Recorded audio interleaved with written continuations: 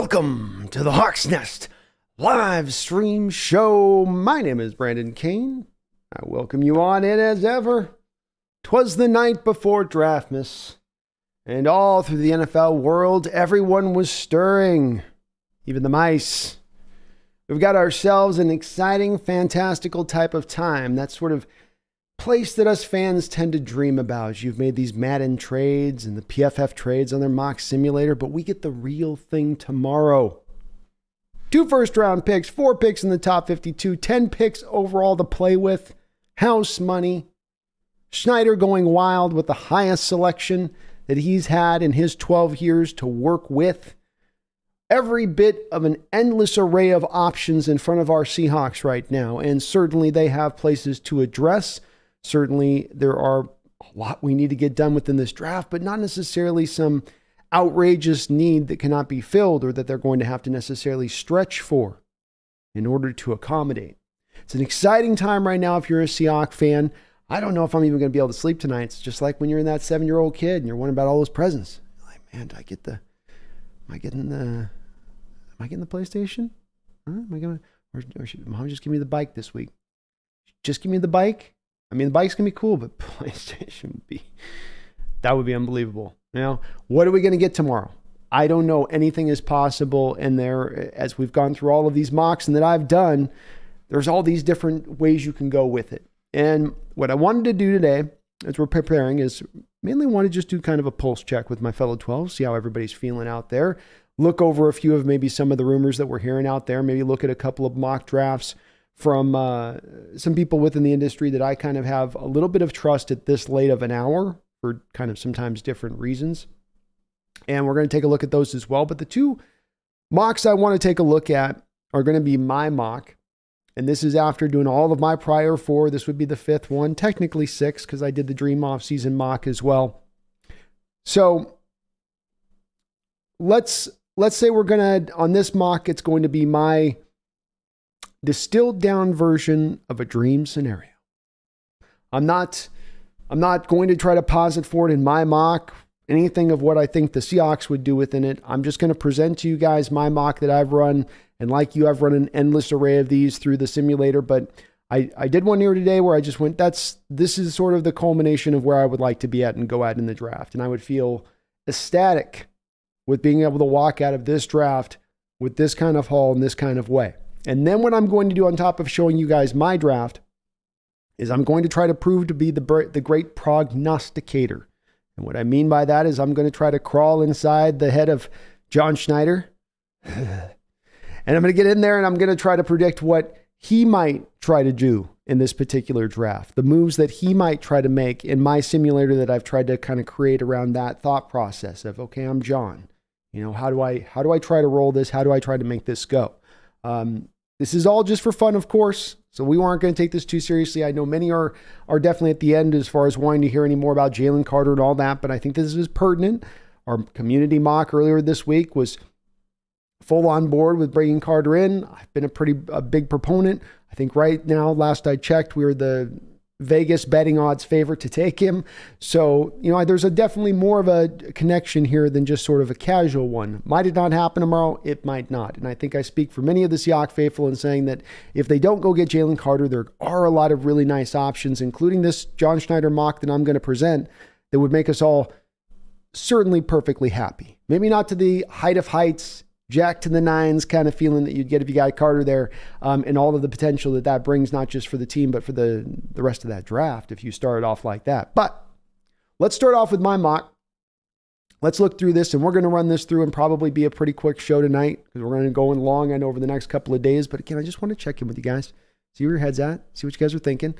And we're going to go through these picks here. Let's go slowly. I'm going to unveil them so you can't just see them all here right out the gate. So I was willing to trade out the gate. I wanted to get a little bit more, a little bit extra. I like our picks at the back end, but as I've talked to you guys about quite a bit, you know, I really want, maybe increase the size of this so you guys can kind of see this. I really wanted to try to get some more 2nd, 3rd round picks. To me, that was a real magical kind of area you could sort of lock into here. And I locked into that. So right out the gate, I took the risk that Carter wasn't going to go. I stayed inside of I did stay inside. I might as well just do this like this. Sorry, folks. It's just too big. It's too small, too big. I did want to stay inside of the Bears and Philadelphia on my trading scenario because I wanted to still have an outside chance that maybe I could still grab Carter then. And sure enough, there at 8, even after trading back, collecting the extra second and third round pick, I flipped back a 4th round pick in addition to the 5 to the Falcons for flipping from 5 to 8. So I did give a little bit back on that, but I got the 2nd and 3rd round. That's the honey rounds for me here in this draft. So the 4th wasn't as important to me as getting back into that area of things. I still come out of it with Jalen Carter off the jump. I feel very good about the start of this draft if this is the way we get to begin things. The next one is one that's actually a guy that's highly connected to the Seahawks that has really grown on me as a player and who I think he's got more of an upside than I think I initially looked at him when I was kind of giving a look through. And you've really got to give him his pluses for the special attributes he has as an edge rusher. It's a guy you think about too with how he's used at Ohio State, where they had him playing a lot of times 5 tech, run stuffing kind of role. This guy should be coming off the edge. He's an outside guy all the way. He's got more potential walking in the door there than anybody you got on the roster at that point in time. And a guy that 34 plus long inch arms, whatever it's at, just incredible length, get off, dip, bend, all of the pure things you want from an edge rusher. This guy has. He's also had some really good production, despite the fact he's had to play in the more of that reduced down role where he's not just simply coming off the edge, wide 9 technique and let him roll, right? And that's the thing that is missing when you look at Christopher Nolan with the Georgia Bulldogs, where he is not giving you that production like this guy's kind of giving you a little bit with that while still having to operate within the same constraints. I like this guy's upside more than Nolan's. I think that he's got some maybe even scratching the surface on the star potential as an edge rusher if he can figure out how to use his hands. But that's going to be the key with him, is figuring his way around, how do I get my hands better used? How do I get this to where I get this in combination? How do I pair and chain moves together? He's got the nice natural stuff you can't find. That's the hard stuff to find. First step quickness, dip, bend. That's the stuff that's incredibly hard to find. He's got a good strong motor to him as well. And I like going right after defense here, right out the gate. Let's keep it going here.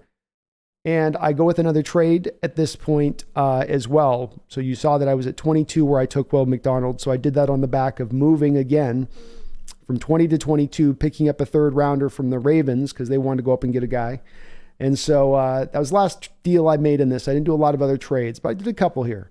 Next up at 37, this is a guy that if Jalen Carter is the most wanted player by the Seahawks community based on what I've heard, my feedback, and seen online, I think maybe Darnell Washington might be number 2. And I don't know what it is this year. I'm not always this way with the Seahawks fandom. I'm not always in line with them as far as what the general consensus is on what people are feeling versus what I'm feeling. But on this one, I'm here with it. And that's Darnell Washington. He is, to me, the number 1 tight end of this draft. I wanted to drive my board towards value as much as anything else to be able to get him at 37 in the 2nd round. Yeah, I know we got a problem here with 4 tight ends now. Yeah, we're going to have to figure something out. Maybe I'll just, maybe we'll just make Noah Fant a slot receiver. Can it be worse than what we've got from Eskridge out there up until this point? But I love this kid's potential. I think he would immediately be the best tight end that you have on your roster if you pulled him in. You establish now at the line of the scrimmage now, rebuilding this in a little bit, because Darnell Washington as a blocker is a de facto 6th offensive lineman in so many different ways. He's going to maul people. He's going to pancake people. You're going to see guys like me being able to put highlight videos together of this guy just putting guys on their back. He's big, he's intimidating, and he's really good as a pass catcher too. Go look at this guy's 10-yard split, which was pretty incredible for a guy his size. And that was the thing that you worried about. This is where the testing numbers are important on certain players, and certain testing numbers are really important on certain players. And you see that he has that burst off the line of scrimmage when it comes to probably receivers and tight ends, maybe even running backs too. That's one of the main first attributes that you really want to see there at play. He's got an incredible catch radius. It's like 2 of my human bodies stacked on top of each other. He's able to go up and make some high point type catches. We saw it at the combine where he did a little Odell Beckham type catch over his shoulder. To me, again, he comes in improves your position. He's your best tight end. You've now got a little bit of a future look towards the position as Parkinson after this year, I think is getting close to getting to be a free agent. Fant's going to be a free agent. Disley, I'm sure they're going to have to probably make a decision on that contract sooner or later with that. So you may help to now start to get a little bit ahead of that, in my opinion. Again, this is just where I was driven, not necessarily for where we are as far as our depth is. My mock, all I want to do on this is go for the guys that I love as the true value on my board and let that kind of carry the day. Next guy up for me is John Michael Schmitz. I thought a lot about waiting and trying to get a center later on in my draft. I know there's some really good options later on that you can still go out there and find. I know there's a Tipman crew out there. I got a Joe Tipman crew in my chat that is that's selling me and in my ear about, he's better than Schmitz, I hear you. And I was drawn to it. I was thinking about it. I really turned it over.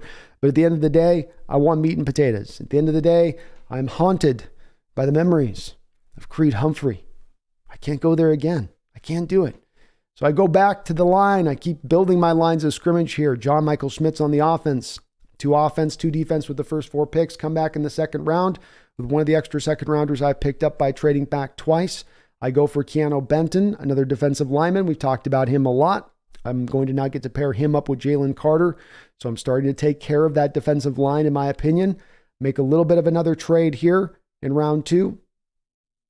A little bit of moving around. Come back still then with Deion Henley. Again, I won't belabor him like Keanu Benton, but like Keanu Benton, like John Michael Schmitz.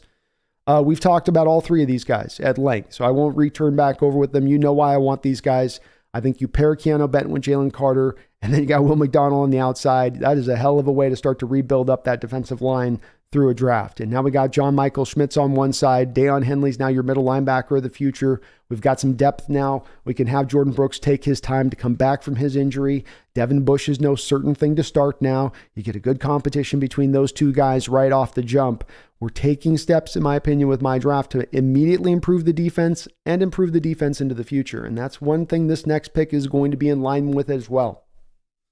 I love Jalen Carter and I love Darnell Washington. Well, Sidney Brown is another one of those guys who's just kind of one of my guys. One of those guys who I know I'm probably beating the drum about as hard as anybody out there on this, because I seem to be a bit on my own island on this. And I might be just floating on my own little iceberg when it's all said and done. But Sidney Brown can play. And Sidney Brown can do a lot of things on the football field. Sidney Brown's got ball skills. Sidney Brown plays the position the way that you want your football players to play it on Sunday. I want you out there with that reckless abandonment. I want you throwing your body around. And it's easy for me to do as I sit on the couch. I'm not suffering the bruises, the broken bones, the torn ligaments. Doesn't stop me from wanting to see it. Doesn't stop me from appreciating it when I see a particular player running around with that kind of just recklessness.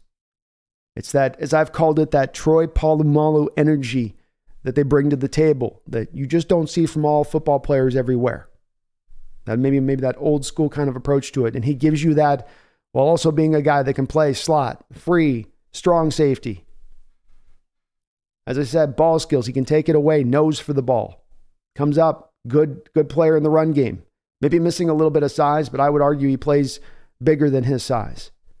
And I think he's going to be a good player at the next level and be able to offer you a lot of versatility if he came there. And I felt like in the 3rd round, at the end of the 3rd round, to be able to get Sidney Brown there was tremendous value at that point. I just couldn't turn away from that. And again, that was what was really pushing my board as much as anything.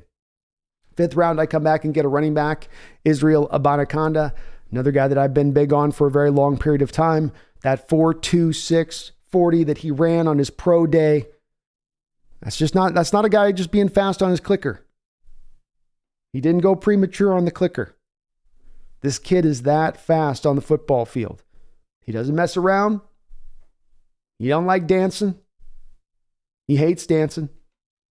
He says, "Coach, what hole you want me to go through?" And when you see the smoke coming off the back of my trails as I go through that hole, don't worry about it. I'm just getting to the other side. He's that kind of guy. I love Israel. To get him here in the 5th round to me would be tremendous value at this point in time in this draft. Address now the running back situation. We're 3 deep down as we go forward. So as we've gone through this draft, we got a defensive sort of end essentially in Carter, who can do a little bit of zero tech, but you really want him on the edge, on end. You got an outside edge in Will McDonald. We've gone tight end, got our center position taken care of. Another defensive alignment who can play some zero tech and play some end, a little bit like Jalen Carter. So offers you a little bit of that versatility between those two guys. Henley, my linebacker of the future. Sidney Brown, my safety of the future and slot guy of the future, anywhere you want to put him. But he'll find snaps in his rookie year. I guarantee you of that.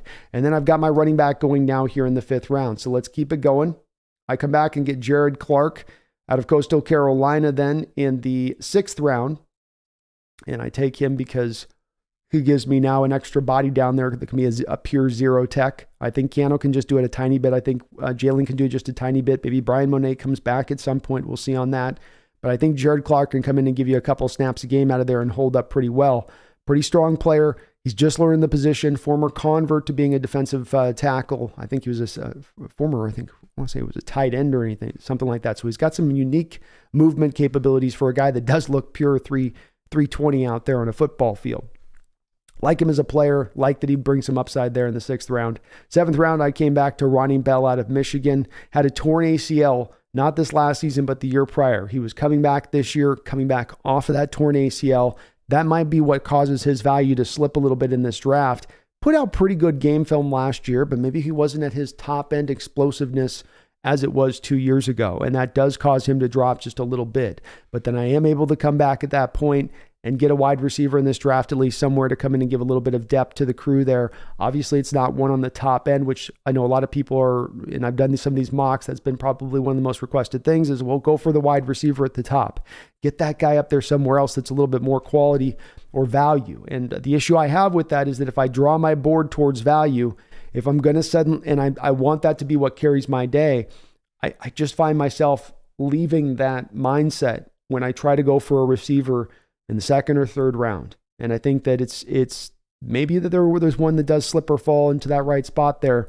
But when I kept coming back to the other picks that were available there, the value that was there at other positions, I couldn't turn away from it. I couldn't turn away from a Deion Henley to move up to grab a Jonathan Mingo. That just doesn't, to me, work in that situation. So this is my dream draft. We walk away from this. You have an Israel Abanikanda, a guy could start for you and be a plus starter, in my opinion. Jared Clark will be a useful rotational guy. I think Ronnie Bell is going to play in the NFL. He can block. He can run the routes. He's got strong hands. He's got real good base aspects where if he can get that explosiveness back coming off that torn ACL, he could become a really good player. Henley, to me, has got a lot of looks of him to a Levante David. That would be my comp to him. I've already told you Sidney Brown's got some Polamalu elements to him. I'm not saying he's going to be Polamalu. I'm just saying he's got a little bit of those, kind of ways to him. John Michael Schmidt's best center in this draft as far as the game tape is concerned. You can talk about measurables and well, this guy ran a 3-cone drill here better than this guy, yes. But when it comes to turning on the tape, I think it's pretty unanimous that John Michael Schmitz is the best center in this draft. And then obviously Darnell Washington is arguably by many, at least if you go by the Seahawks contingent, the best tight end in this draft as far as they're concerned. So I feel pretty good with that, and I don't have to tell you guys about Jalen Carter. And Will McDonald's a guy who was very hard, almost ended up on my John Schneider board here, and I would be very, it would not shock me in the least, for instance, if they made him the pick at 20 tomorrow, because I can see, I can get it. I get it. And, but I when I was sitting there at 20 with the value at that point, I think I had, I believe I had at that point, Cansey was off the board.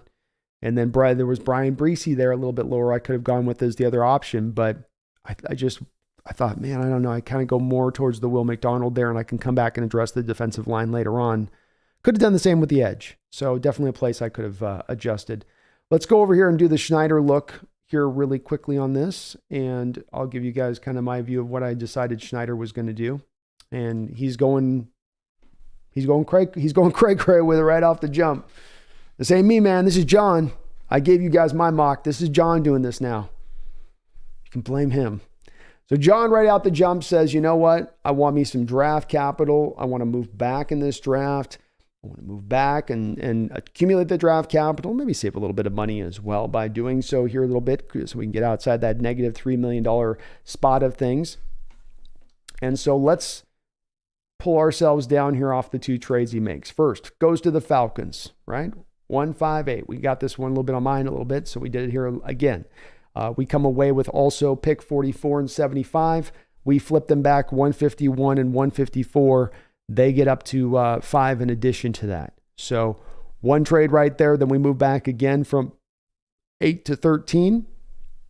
Again, throw in a little bit of a kicker on the trade to make it work with Green Bay. Green Bay then throws us back a second round. So John's like, I'm going to maximize the second round to the utmost. Something about this, if he can pull it off, I think he'll do it. Are those trades available there tomorrow? I don't know. We'll see. But if they're there, I think John would be willing to take advantage of this, especially if he's out on Carter and not in on much on the quarterbacks who would be available there. Because the Falcons at that point are obviously flipping up from 5 to 8 to go get their quarterback. And a Packer type team could target a player at that point, maybe not liking as many of these other guys in this draft. So we get to 13. Seahawks go with a bit of a pick that hasn't been connected to them much, but one I could see them going, love the versatility, feel good about what he's going to be able to offer us. We'll be able to kick him between left guard, right guard, maybe even could round into a center if we had to turn him into that.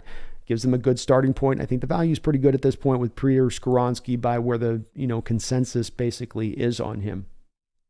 He's a guy, again, maybe not star qualities on this, but this guy is going to probably play a lot of years in this league, might play a multitude of positions, and he has got that mobility that they would look for from the inside. I don't think he's playing left tackle. I don't think he's playing right tackle, but in this sport, I think he could be, especially in a Seahawks type of offensive attack and 49ers offensive attack, of Miami Dolphins type of offensive attack, one that's going to lean on the offensive lineman to be moving more in space, hitting more reach blocks, doing more ceiling kind of stuff where you got to get your feet right to the spot. I think this is a guy that's going to really be able to fit in well to that. And once you kick him into guard, I think some of the issues that he had on the outside now become kind of completely negated. There's still guys with longer arms on the inside, but he's got the closer contact point to be able to not have it be as much of an issue on there. And his arms aren't like teeny tiny. They're just a little bit small for the outside as far as being a tackle is concerned. They work as far as for being in a guard. And I trust this guy's upside, and I think the value there could be there for the Hawks, especially if they give him a little bit of extra points for the fact that he can play legitimately a couple of positions and start in those positions. Now, you saw we did have another trade here with Schneider. Again, I had him going nuts on this one as far as the trade goes. So he trades with the Cowboys 20 to 26, picks up the second rounder. We flip the Cowboys back a fourth rounder. This is all in order to accommodate getting back into that second, third round honeypot area of things in this draft. Just my opinion on it. We'll see how John, values that to be certain. So I took at 26, Kalijah Kancey, who happened to dip on this board for whatever reason, but I think the Hawks at 26 would be absolutely frothing at the mouth to go get him. Another guy I know I don't have to talk to you guys a lot about on this. You all are well acquainted with one Mr. Kalijah Kancey. He has a lot of similarities to Aaron Donald. It's stark. It's, I know, a lazy comparison because you're talking about a Pitt defensive tackle. Aaron Donald was a Pitt defensive tackle. They have the same kind of build.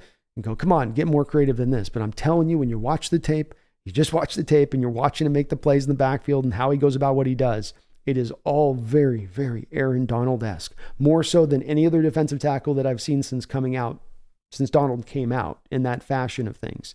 It doesn't mean necessarily he's going to be Aaron Donald. I don't think he's got enough of the strength and quite as much of the length that's allowed Aaron Donald to really flourish. He's missing just a couple of those things that he's not going to ever be able to do really anything about, in my opinion, because Donald had that freakish kind of level of strength with the quickness, but he's still going to be a real good player in this league, and that'd be a helpful addition as Schneider goes to both of the lines of scrimmage in my proverbial scenario right off the rip. Round 237, Maze Smith drops down in there. This is a guy that might go even in the first round on the first day, but if he did drop into the second round, you'd gotten Kancey on the first run. Now you come back, John, you grab Maze Smith. I think he would appeal to the Hawks greatly. They'd love to put Maze right next to Kalijah Kancey. And again, you continue to build up both of the line of scrimmage, which is a thing I think that is in very much in need. You see a little overlap between my board here and the Seahawks board. They have met with John Michael Schmitz. They come back in the second round with 42, one of the selections we picked up via a trade that I did at the top of the draft here with John. John Michael Schmitz is the guy at that point. Again, don't need to belabor it. Talked about him already. Safe selection for the Hawks. So now you're putting John Michael Schmitz next to Peter Skoronski. And now your offensive line may become one of the best all in the NFL within the next couple of years. Very possibly with the way the talent that you've stacked in that way. Come back again now in the second round, pick 44, Adetomiwa Adewale, edge. Now he's listed as an edge. He is actually going to be an inside guy. So you have Kalijah Kancey, Adewale as your 3-4 ends now here. Maze Smith is your zero tech.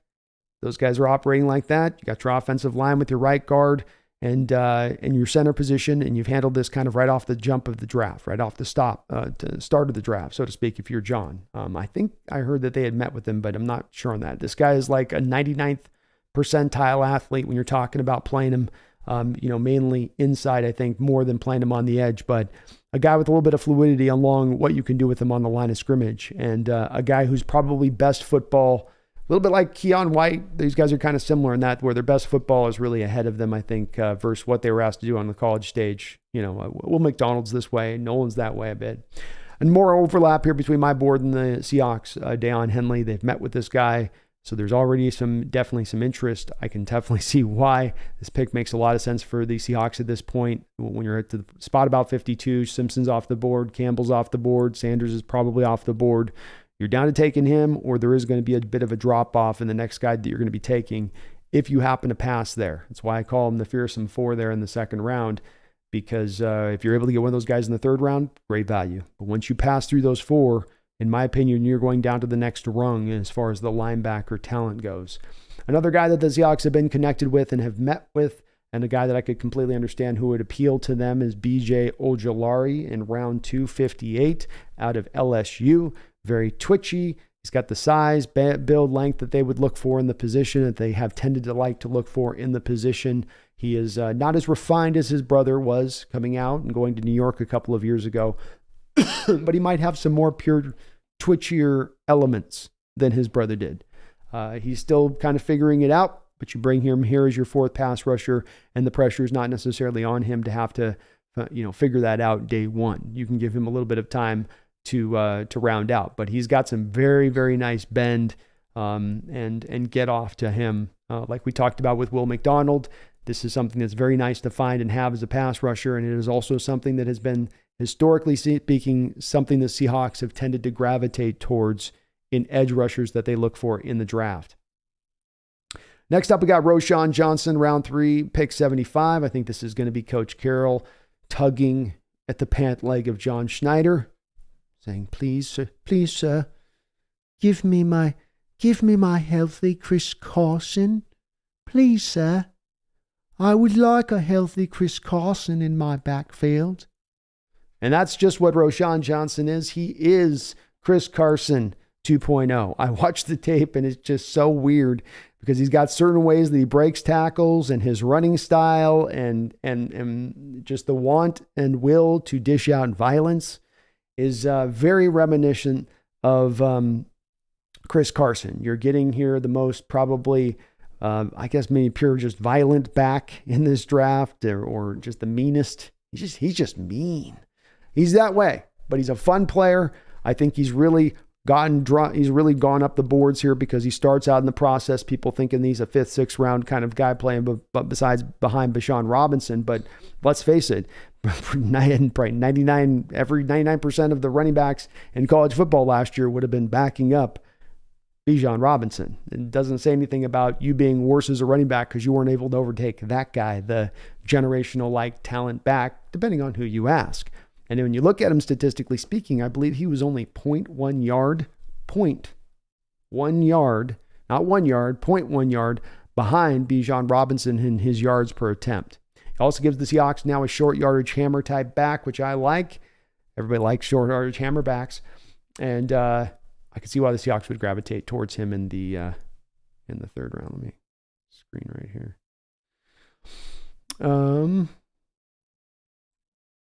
My John Mock here.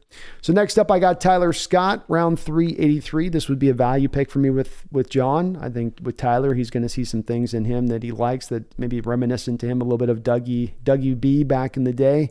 Love this kid's gear. Love his route running. I love how his body control and balance in his route running, his tracking of the ball. He is the subtle skill sets of a receiver on top of being a guy fast enough, quick enough, 4.4. He's got enough juice in the tank to get it done from that standpoint. But it's the receiver skills, for lack of a better word, that he's bringing to play that would make him, I think, very attractive to the Hawks into that third round area there, as he's a guy that I think in a lot of ways might even find his way into the second round of this upcoming draft. Got us finishing off then in the 7th round because we did a lot of trading up to go up into the 2nd, 3rd round territory here in John's proverbial scenario. He wasn't looking for as much the later round guys here and how I ran this. I might be a little bit off on this. He might have at one point in this taken one of those 2nd round picks and traded back to pick up an extra few, 5 and 6. But I then had him taken just for fun here. Hunter Lepke, running back at North Dakota State. North Dakota. You see, I said that with the northern accent. He's up there in North Dakota. He's a good back up there. He runs it hard. He's a hard runner. He's like Paul Bunyan up there on that field. So Hunter Lepke, fun back, legit 230 running the rock. He can catch the ball, body control. I had the Hawks here taking Roschon Johnson. You still have a bit of an opening here to have to go back and get another running back, at least your 4th guy. He could probably add some special teams value, I think, on top of that. So here's the draft for John. You get your center and your right guard established and taken care of. You got your starting zero tech. You've got your starting end in Cansey on one side, Adewari on another, Draymond Jones, and then one of them would back up Draymond initially. This is for long term, of course. So that's really nice where there's not as much pressure on those guys to get in there. You got Henley for your middle linebacker of the future and to push Devin Bush. B.J. Ojulari to give you an edge guy now as you've got Darrell Taylor heading towards free agency here shortly. And, of course, Uchenna Nwosu only on a 1-year deal. Roschon Johnson to get you some more talent and help in that running back room now that you only have Kenneth Walker and DJ Dallas. Tyler Scott to give us a true receiving talent who can not only be better than what Eskridge is, but even push a guy like Derek Young in a major way as far as what he's going to bring to the football field in year 1. So this was where I was kind of leaning towards as far as the kind of draft I thought John might do. I certainly could see him wanting to lean into getting more picks beyond round 3. I probably went a little bit too heavy on that part of it. So if I could redo this a little bit, and I tried to run a couple iterations, but this was the one I was just kind of most happiest with getting, as close as I could get to on, how I think he would run this. But certainly he might lean into more going for the later picks in the draft at that point and trying to accumulate more of those. I just leaned into back to thinking that his outlook on this draft is going to be one that seems pretty universal here.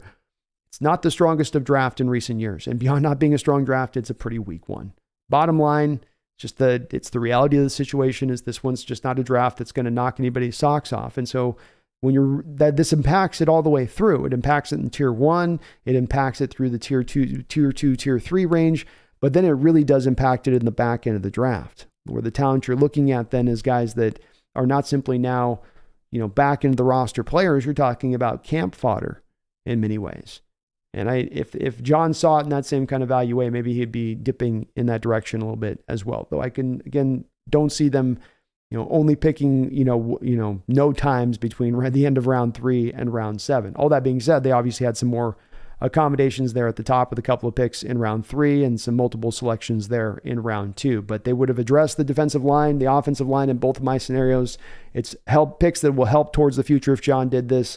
And as I've said, even though I lean towards a Jalen Carter like I did in my first mock, I would be perfectly happy with this kind of scenario if they came out on the other end of this. This is going to make the team better. And in both of the ways. I want moves that make the team better for next year, but then can make the team better in the future too. It's hard to pull it off. It's not easy. You sometimes got to choose one or the other. But I'm certainly advocating for if they can pull that in that way, that'd be great. I think these moves would do so. The offensive line that could round out within a year, if you're able to get Cross and Lucas, one of the two, to a Pro Bowl level, Damian Lewis settles in as he does. John Michael Schmitz is able to hit the ground running. Same thing with Skoronski, maybe even over at right guard. And goodness, you're able to get some damage done. But let's see what you guys think here on draft night. I'd be interested to see where your guys' mind's at and what you're thinking here the night before. If you guys are hearing any rumors, let's get it out. Let's talk about the rumors. We can also go over a little bit of Daniel Jeremiah's and Peter Schrager's draft. Those are two guys that I do give a little bit of an onus bend there too, so to speak, as far as those are guys who are connected in different ways throughout the league. And I think their mocks do tend to show a little bit of better accuracy maybe than most, and certainly at least maybe with certain teams and certain sources that they have as far as connections go. Interesting in Daniel Jeremiah's draft, he had the Seahawks indeed taking Jalen Carter at 5. I think that's interesting because Daniel Jeremiah was breaking news this past week that he was laughing about it, where he had a call with the general manager saying, the Seahawks, with multiple general managers saying Seahawks are absolutely going to be taking Jalen Carter. Multiple people giving him this source saying, no, they're going to take Jalen Carter.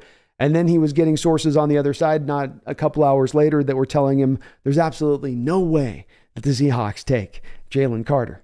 And so I think it is telling that he did at least finally eventually land on, in his mock, having the Hawks indeed take Jalen Carter. What was interesting about his mock as well is that he had Anthony Richardson actually dipping, which I've not heard and I can't really see myself, but he did have Anthony Richardson dipping down to 20 and the Hawks picking up Anthony Richardson there. I can only imagine the excitement from the Seahawks fans if they were to come out of this draft with both Jalen Carter and Anthony Richardson. I don't think that's likely to happen, but these mocks are interesting and these guys are plugged in. He's plugged into the league and kind of knowing, at least with certain teams, where they might be leaning proverbially.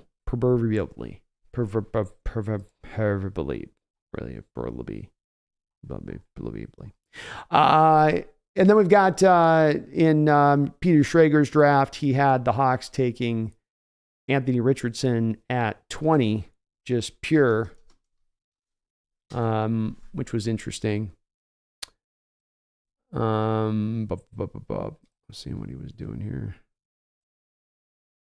Forget who he had. I think he had us taking Will McDonald at 20. So, kind of interesting. Let's see where you guys are at. Let's see what you guys think of the mock. If you like what you're listening to tonight, do please hit the like button. And if you're not subscribed up, we're going to try to get up over 12,000 here during the draft. So we're putting like 11.6, almost 11.6-ish, something or whether, somewhere in there. We're going to try to push up over 12. So if you aren't subscribed, do me a favor too. Please get subscribed. I'd love to push over that mark. It'd be a great way to kind of send us off as we go into the kind of the dark period of the off season, where it gets really quiet and everybody starts watching a lot of baseball and whatnot, getting out in the sunshine, because that's what we got to do in the Pacific Northwest. When the sun comes, we got to get out. I had a great walk today. We actually had a little sun over here. It was amazing. I hope you guys are having a great night. I hope you're hyped up. I appreciate all of you guys watching as you guys have. We've had some great traffic this offseason, despite it being an offseason. So it's great to see the 12s so well connected into this process and so interested in seeing how it's all going to play out, because we are going to learn tomorrow. John Stillwell coming in and starting us off amazingly so with a $50 donation. John, you are awesome, brother. You're always awesome, and I really, really do appreciate it. I hope you're having a good night. He says, nice looking board you have there, Brandon. Well, thank you, man. I feel good about my board. I feel good about my potential if we could go this route. I went value, man. I felt like every pick I was trying to really lean into what's my value on the board there. Who's the guy that's, to me, this kind of almost bar none the most valuable player I'm looking at there, absent as much as I could remove from the process need. Absent looking at, well, what's the depth in this draft of this position to that position, right? Don't do that measurement. I think John Schneider was just talking about this recently with Wyman and Bob. Don't get caught into that trap either, right? It was a very interesting little soundbite that Schneider gave in that respect of things and talking about how you view that. And I think it's kind of a quagmire a little bit at times when you're in that draft. You're going up on a board and you're going, okay, I got this one player here who's tremendous, who's amazing, but I've got a stack of guys at his position deep into this draft that aren't that far off of him, versus this other guy at this other position, which there aren't that much of in this draft. So shouldn't I stretch for it here now? It's a conundrum. It's a conundrum spot as a general manager. I don't think that there's any answer on that. That's certainly 100% better than the other. It's a conundrum. It's hard, enigma. But John, I appreciate it, man. I thought a lot about the board today. I was going through some iterations. I was thinking about how would I want to run this? What's my, what would be my final way of, all my evaluations are done. I'm going to post my big board tonight to you guys here on the, after the stream's up over here. I was going to try to get done before, but I didn't have a chance. We're going to post up the horizontal board, my final horizontal board with all the players routed up. So we've got it all kind of, finalized at this point. Everything's kind of set. Everything's locked in. I'm stoked for this, John. I know you are too, man. And appreciate you as well, John. We had John threw out a few gifted subs on the last stream, and a couple folks were hitting me up on Twitter thanking John for that. So I want to thank you too, John, for all those gifted subs there on that last stream. Folks were really, really happy to pick those up, and that was really nice of you, man. But I appreciate all of your support, brother. Let's go tomorrow. It's going to be fun. Mark Cottigan with the $2 donation says, if we aren't top 5D with this, fire hurt. Amen, Mark. Amen. What else do you want? What do you want? What do you want? Do I need to get you another Hall of Fame talent? Is this on the board now?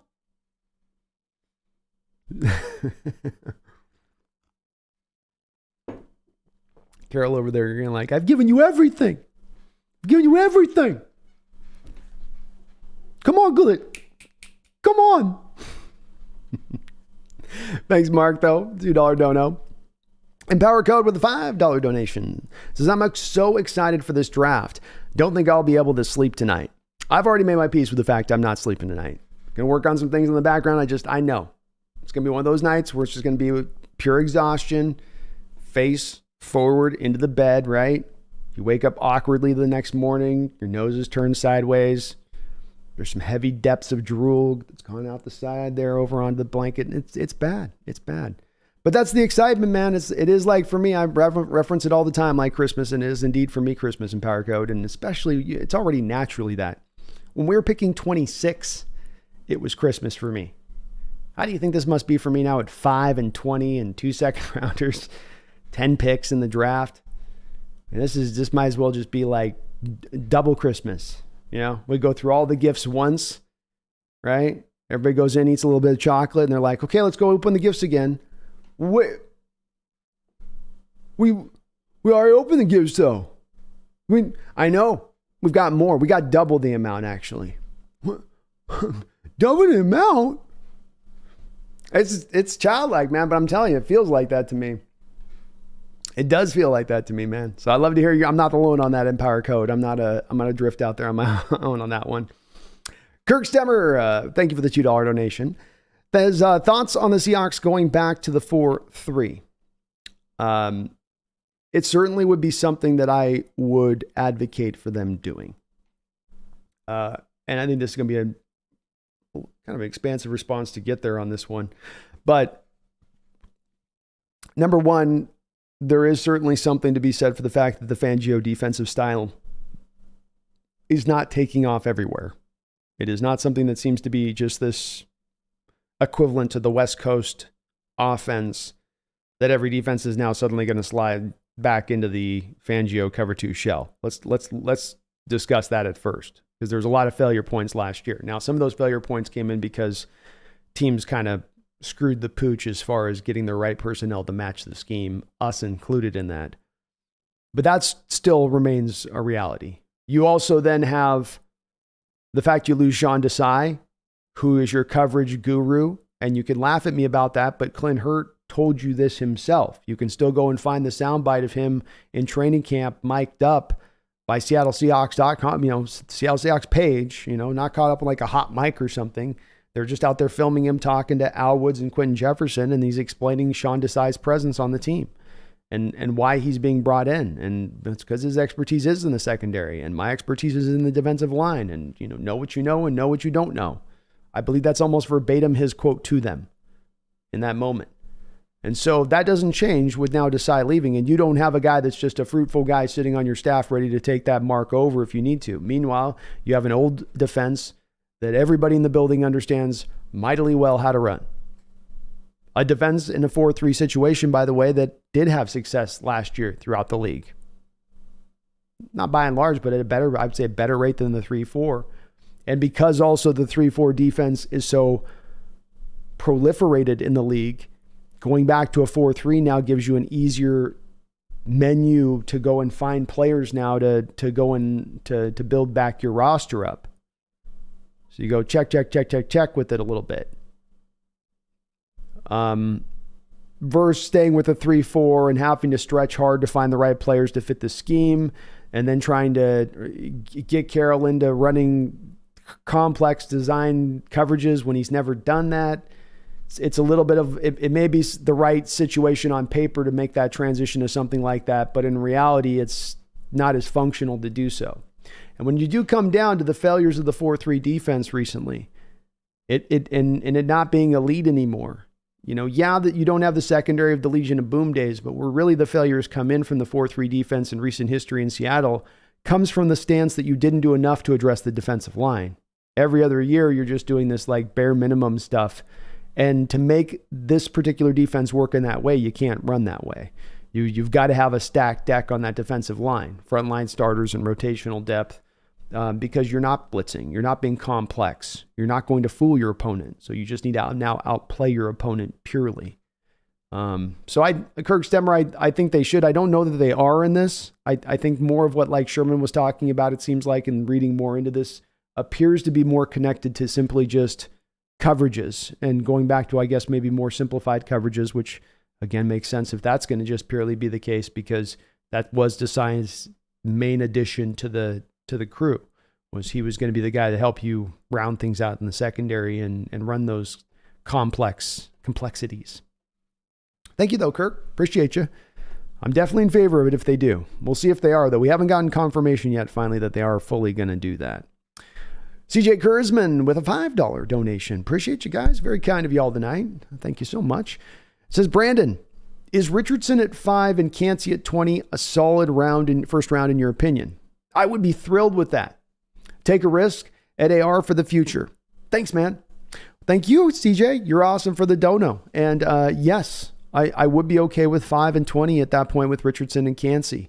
I think both Richardson and CJ Stroud would probably get me in that equally kind of satisfied state of things. I've not said that I've been the guy, CJ, that's wanted to do that. And as you can see with my final mock, I'm not going with Jalen Carter. I didn't go with quarterback there, even though I had the opportunity to do so. But I've always said with this process and long through this process that there's many out there, including you guys in my chat, that have said to me, hey, Brandon, we're not going to be up here at this pick anytime in the future, anytime soon. We're not going to be up at this pick anytime soon in the future with a first round ready quarterback there and available to us in our hands. Not one that we have to trade up for, not one that we have to give up future draft capital to go up and get. They're just right there in our palms. And folks that say that, I go, yeah, I won't argue with that.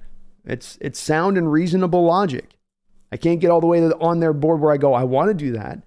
But I do come away going, yeah, but it does make sense. Quarterback is a very valuable position, and you're not going to be back here up anytime soon. And Geno is 33 years old. And, that's something that we do have to think about here, beyond in the future. It'd be great if Geno can do as he wants, as he said he wants to play through his whole career and be to 40 years old. That'd be great. But we got 1 year of data on him, which is not assured. So, yeah, I'd be okay with it, CJ. I'd be okay with it. I'd be excited by it. Let me say that, CJ. I wouldn't just be like, man, I guess it's fine. I'll be like, I go, sweet. We got the freak show at quarterback. We got the super freak. We got the Rick James. Enjoy yourself. Appreciate you, CJ, though. Thank you so much, man. Randall McDaniel with the $20 donation. Thank you, Randall. You're awesome as ever, too, brother. Hope you're doing well. He says, what would a potential trade for Chase Young look like? My guess is year 4 of a rookie deal is $8 to $10 million.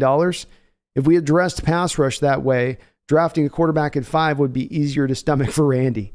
Understandable on that. Let's take a peek here real quick, Randall, because I just saw that news was kind of breaking today. And so let's just kind of go through some ancillary data on this in regards to Chase Young.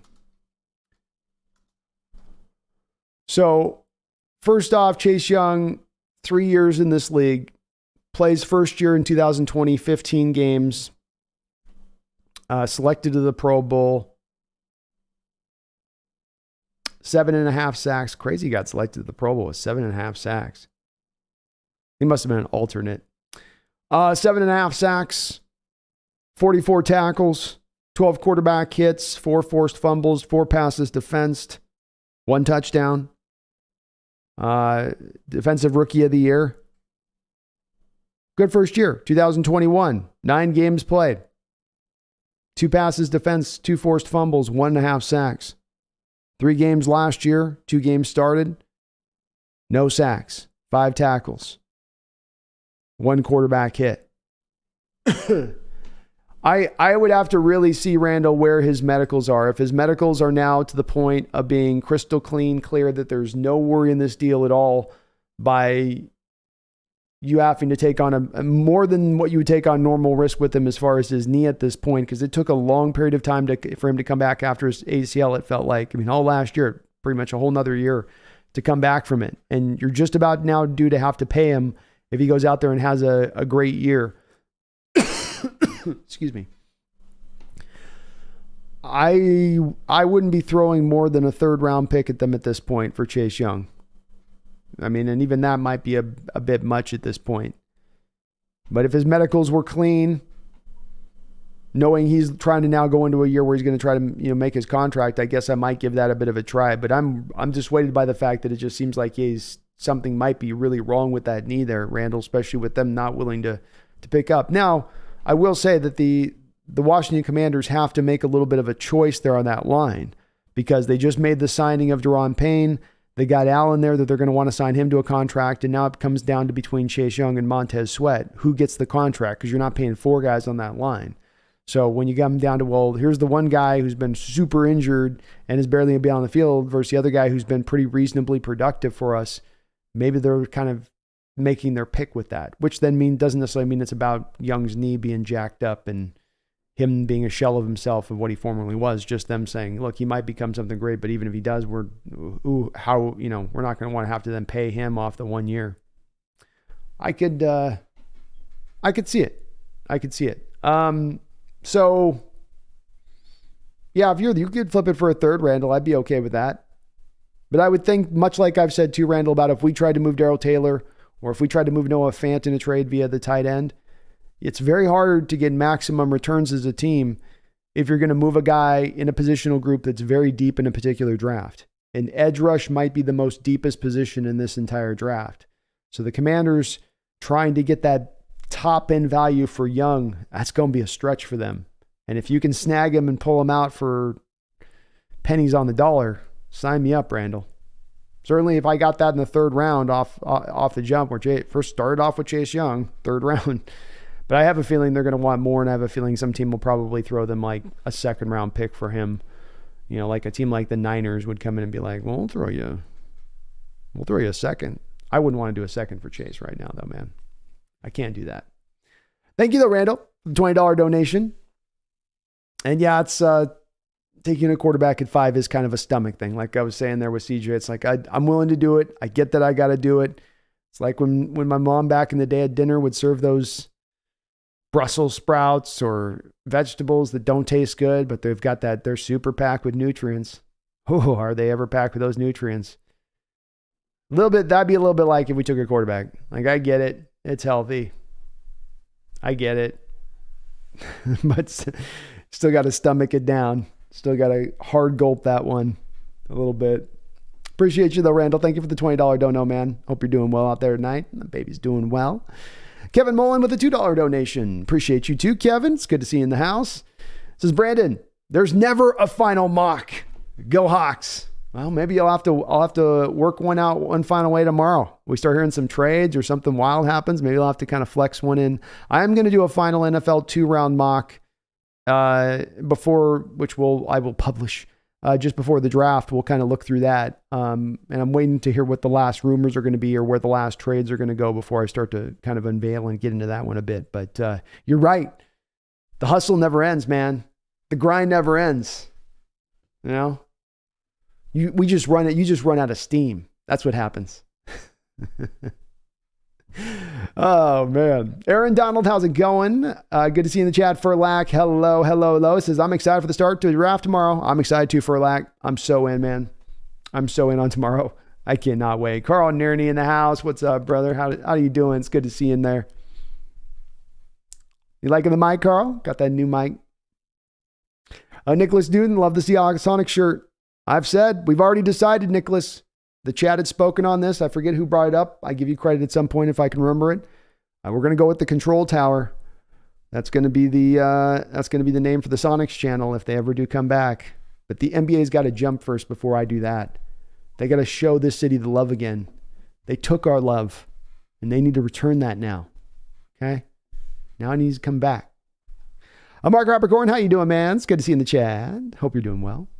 Doug Squiddard, a bit anxious for tomorrow, but can't wait. Let's go Will Anderson or Jalen Carter. One of the two. Surf or ski. I'm going to have a fun day either way. Drunk Squiddard, I heard rumors that Bijan's going to either the Falcons or the Eagles. Wow, the Falcons pulling that move would be interesting with Patterson already still there. But Patterson's not getting any younger, right? So it makes some sense for him to be connected there. Eagles are the one that I thought Drunk would be the ones that makes the most sense as we've gone through this process so far. They've got that freebie pick at 10 there that they picked up from the Saints. They still have another first rounder later on in this draft. Maybe they don't feel too stretched there to have to go for just raw, pure another position, especially if they want to just go pure best value on the board at that point if Bijan is there at 10. Hard to say that there's another player. If you're just taking out the positional value, if we just take that away for just a second and go raw, pure best player for the Eagles at 10, and you're an organization accommodated that ability because you went to the championship, the NFC, you went to the Super Bowl last year. I think that pick would turn out pretty well for them. It's one of the reasons too. I would hasten to say, Howie Roseman is pretty good at what he does. Mark says, need 2 HB though. Man, the chat's been cutting off now. When I try to cut back up to read the top chat, like it cuts off on me. So if I missed your chat or comment question, please just repost it. Sometimes it's when at the start, I go in my big long spiels, I get it cut off because you guys say stuff and thing just doesn't like it.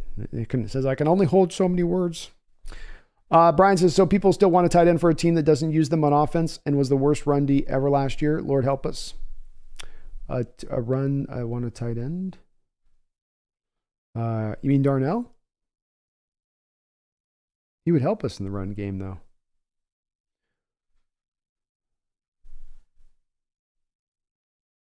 Herbicide says, "Do you guys get on to Stan's podcast at all? You get hated on if you draft Carter."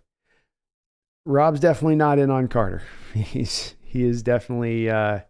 It's kind of rare too. I'll give him credit on this. I haven't seen him as out necessarily on a particular prospect as far as he has been out, and he's going to be proven either mightily right tomorrow, in that respect, or the other side. We shall see. Give him props if he's right. Henry, Darnell can help convert those. Yeah, I mean, Darnell, that's the thing with it there. Brian, is Darnell Washington, you're getting a guy that is the best run blocking tight end you now have on the roster. He even surpasses Will Disley in this respect. So he's certainly going to help you in the run blocking element of the game, especially if you want to start getting to those edge runs, which has been a problem for us, especially in the run game. We've been able to always pretty much consistently hammer the A-gap runs, but it's the get to the edge runs that we have a hard time with. What if now, Brian, I can have a tight end that can seal that edge on a defensive end pure or on an outside linebacker pure? Because if I do that battle, if I put Noah Fant out on an outside edge like that on a TJ Watt type, TJ Watt's going to hand him his lunch. But if I put a Darnell Washington out on TJ Watt in the run game, he's very likely to take TJ Watt on a little bit of a ride. And I think that's where a guy like Darnell could be pretty helpful. Oh, Mark, you're saying need 2 running backs. We do need 2 running backs in this draft. I don't think I got it in mind. I only got one, I think. Yeah, I only got Israel in mind. I wanted another one. I just didn't get around to it. But I did in John Schneider's one, Mark. I had him taken too. Jess says, how many picks do we have? We don't need to trade back. Yeah, it was more in my proverbial trade back scenarios, pick up the extra second rounders. And it wasn't really at that point, JC, about accumulating extra picks. It's about taking some of those extra accumulations on the back end and then putting the trade back and putting them combined together to get more into that second, third round range. Nick says, this is exactly what I hope we do, Brandon. Hell yeah, man. A Bearded Aries says, will we draft a wide receiver this year? We'll draft one in this draft somewhere, Bearded Aries. But I think that there's a very wide variance of that being anywhere from late second round all the way to the 7th round. What's up, Megan? How you doing? It's good to see you in the chat. Kraken holding it down. It's good to hear.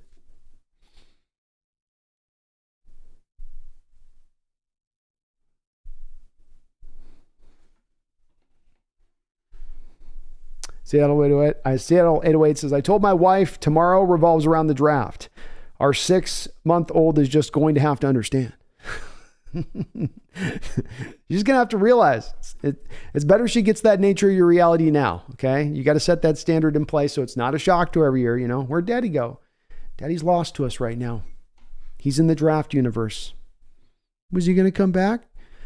After 3 days, dear. 3 days? Yes. I can't talk to him? No.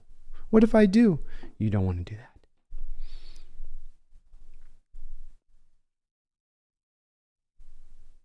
Wavy, Seahawks did meet with Ottawari. Okay, good. I got that one right. I was thinking I was correct on that one, but I was like, makes sense, man. There's a lot of folks out there that like Ottawari even a little bit more than Kalijah Cansey. Doesn't have the arm length issues, tested amazingly across the board, especially his pro day just lit it up. Lit it up. Andrew Shute says Skoronski wore 77. His grandpa wore 76 for the Packers. That's cool. Kind of a nod to grandpa. I dig it. Henry Mars, how many rushers do we have on the roster? Tyreek, Mafe, Nwosu, and Taylor. Well, technically, I think with Tyreek Smith out of Ohio State that you took last year, and then Alton Robinson still on the roster, Henry. But I don't think either of those two guys are guaranteed to be either on the roster or be productive. And so if you talk about can you upgrade those two positions, do you need to bring in a guy that can give you Bruce Irvin-like snaps? Especially understanding that if something happens with Boye Mafe, you don't really want to call upon Darrell Taylor to bring him out there as an early rundown defender. You want to keep Darrell Taylor as a pass rush specialist.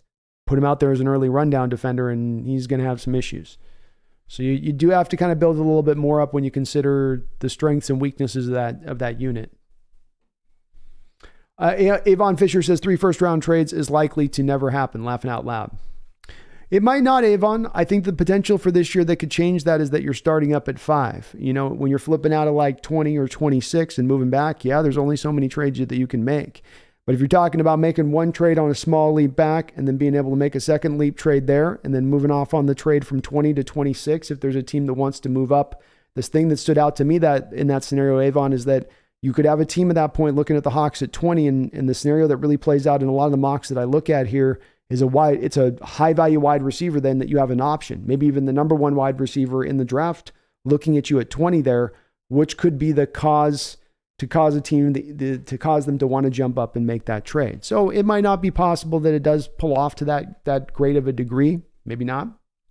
But I think it's a little more possible in this particular draft, Avon, because you have the 2 first-round picks and you have one of those first-round picks up at that top 5 range, which now just gives you more of that room to move back while still picking within the first round. Spencer Smith, how could you have any pudding when you can't have your meat? Oh, looks again. I've heard that freaking noise. I've heard that sound so often, Spencer.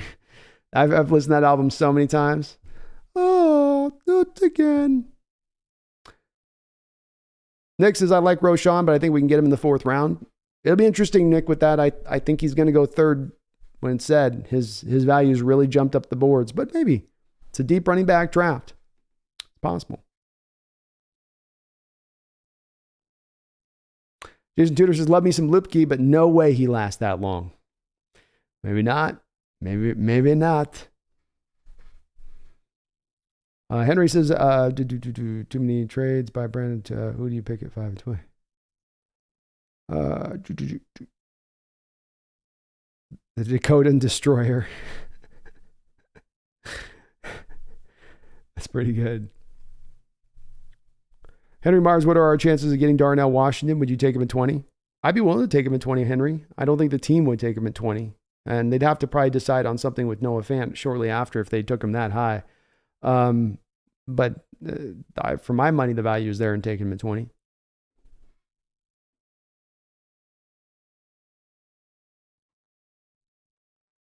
James Watson, I think this draft is a better draft than class than 21 and 22. Maybe. I don't know. I'm not certain on that. I might give you 21. I'd be hard to give you the pressed on 22. I don't know. That's not been my outlook on it in evaluating these guys. There's been some pretty brutal tape I've had to watch. Digzox, so Skoronski, Brandon's first draft pick. All right, yeah. So I know new people are just jumping into the chat. So let me kind of put this back up here really quickly. So one of these is my mock. One of these is what I would do if I was John Schneider. So on my right here with the Jalen Carter, that's my mock. On the left here is John Schneider moving back and trying to trade a bunch.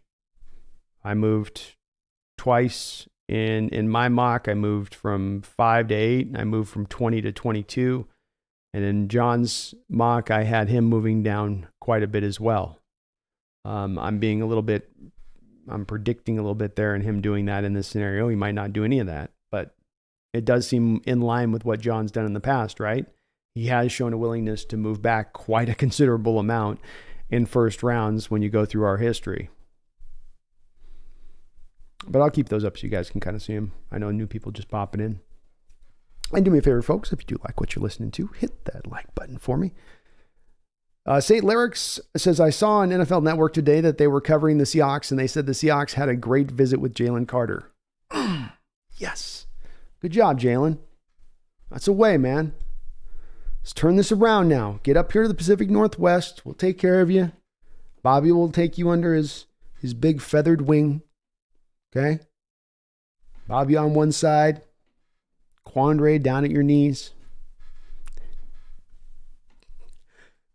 A lot of support in a lot of areas on this team for him. But that's great, man. That's a great drop by you there, St. Lennox. I hope it's right. AI says, I think Anderson and Carter go 2 and 3. Oh, man, would that be not devastating? You guys got to watch my heart break.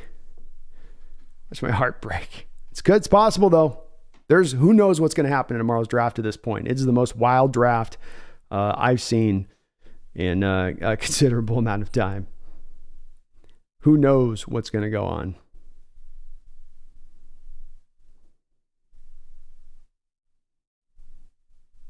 What's up, Donnie? How you doing, man? It's good to see you. Good to see you. Bales, thank you for subscribing to the channel. I do appreciate it. Hung Woo Lee with a $5 donation. Hung Woo, hope you're doing well out there tonight, man, and it's good to see you in the chat. He says, I bet with my older son who will be our top pick. My kid said Anderson, so I went with Carter. If I win the money, I will super chat tomorrow. Hey, bet, Hung Woo. Hey, bet. I like your side of that bet, man. I like the odds on your side of this, man. I give you 5 to 1 on that. I give you a solid 5 to 1 odds on that with that pullback on that. I mean, Anderson could dip, but I don't know. It's so weird to be inside 24 hours and we really don't even fully, truly know who the first pick's going to be yet. We think it's going to be Bryce Young. That's the talk. But we don't know it all. But I love that bet, Hung Woo. I love that bet. Gotta keep that son from getting too cocky. You know what I mean? They start getting older. They start going, oh man, you lost your touch. I know what's going on. I got the pulse going on. I know what time it is. Okay, son. Let me show you what wisdom does. Let's go, Hung Woo. Let's go. Kevin Mullen with the $2 donation. Thank you, Kevin. Thoughts on the Aaron Rodgers to the New York Jets versus the Russ trade last year? It's a great question, Kevin. Thank you. I love it first off the gate for the fact that we have one more quarterback who could be potentially dangerous if he were to remain in the NFC now gone next year. So this does open up the gates on the NFC just a little bit wider for our Seahawks to barrel on through, break that chain, snap it, super dramatic like they do in the movies. When the 4x4 hits that gate, and goes boosh, and you watch the padlock go flying. That's what we get. That's kind of what we got right now for the NFC as far as this opportunity this next upcoming year. Rodgers is definitely at the end of the line. And statistically, there was stuff last year that showed that he was starting to, probably dip a little bit in his performance level. Now, the Packers set the stage for that. I would almost argue just about purposefully so in many ways. the reduction down of the receiving crew, the lack of aggressiveness to really get him a multitude of playmakers on the outside that are dangerous that he could work with. It really swung to them saying, we just kind of want to get him out of here, but the fans really still love him. He's winning MVPs, so it's kind of a bad look of us forcing this guy out right now like that, especially on the heels of sort of forcing out Brett at the end too a little bit, whether it was valid or not, So from that standpoint of things, I think that it's a good trade for the Packers. I think it's pretty good trade for the Jets. They gave up probably more of a haul than you'd want to give up if you're the Jets, but they had some conditional bases set into the trade that it doesn't become a first round pick unless he starts so many games. They gave themselves some protections in the trade, whereas with Russ's trade, of course, there were no protections. If his performance level fell in the hole, tough luck. We got your pick, sucker. Deal with it. But from the Jets standpoint on this, Kevin, I can't be mad at them for making this kind of swing of a move. I know they're going back down the road of the Favre, what they did with Favre for the Packers, but that move worked initially before injuries cropped up and became the problem there. And maybe they will be so with Rodgers as well with his advanced age. But the Jets last year had a really good roster and they were held back by their quarterback position. Whether Rodgers is going to excel and be an MVP-like player again, especially playing that AFC, brutal AFC, probably not. But is he going to be a significantly better player than what they had from the position recently? Yeah. And he gives them a real, I think, argument or at least shouting challenge there if they can get their offensive line held up or those guys stop being so injured to give them a fighting chance in that AFC with him if he can play really well. And now he's actually got some receivers to work with that I don't think he's necessarily, absolutely didn't have last year. Packers were really weird with Aaron on those with the receiving core sometimes and how they did that. But I think it's good for all points. I don't think there's going to be necessarily some huge winner in that deal. I think everybody's set themselves up to come out on the other end of this where it looks pretty good. Everybody feels good. It's one of those win-win trades. Whereas the Russ trade last year, Kevin, was Seattle wins. That's as lopsided as they get, But we were on the other end of that with the Jamal Adams one too, so we had to taste that sting as well. We're just passing it along. It's like that movie, It Comes or whatever, the characters have to keep passing on the bad spirit. Jonathan, thank you for the $2 donation. I appreciate you, Jonathan. He says, shout out and let's go Kraken. Well, how about that Kraken with a little bit of a playoff win here tonight? Let's go Kraken. Young fledgling franchise making some noise out there. How do you not like that? How do you not like that plucky little crew? Are they going to shock the world? Are they going to shock the NHL world? Boy, I keep thinking about how sad the Toronto Maple Leaf fans are going to be if they had to watch the Seattle Kraken go out and win a Stanley Cup. Poor folks.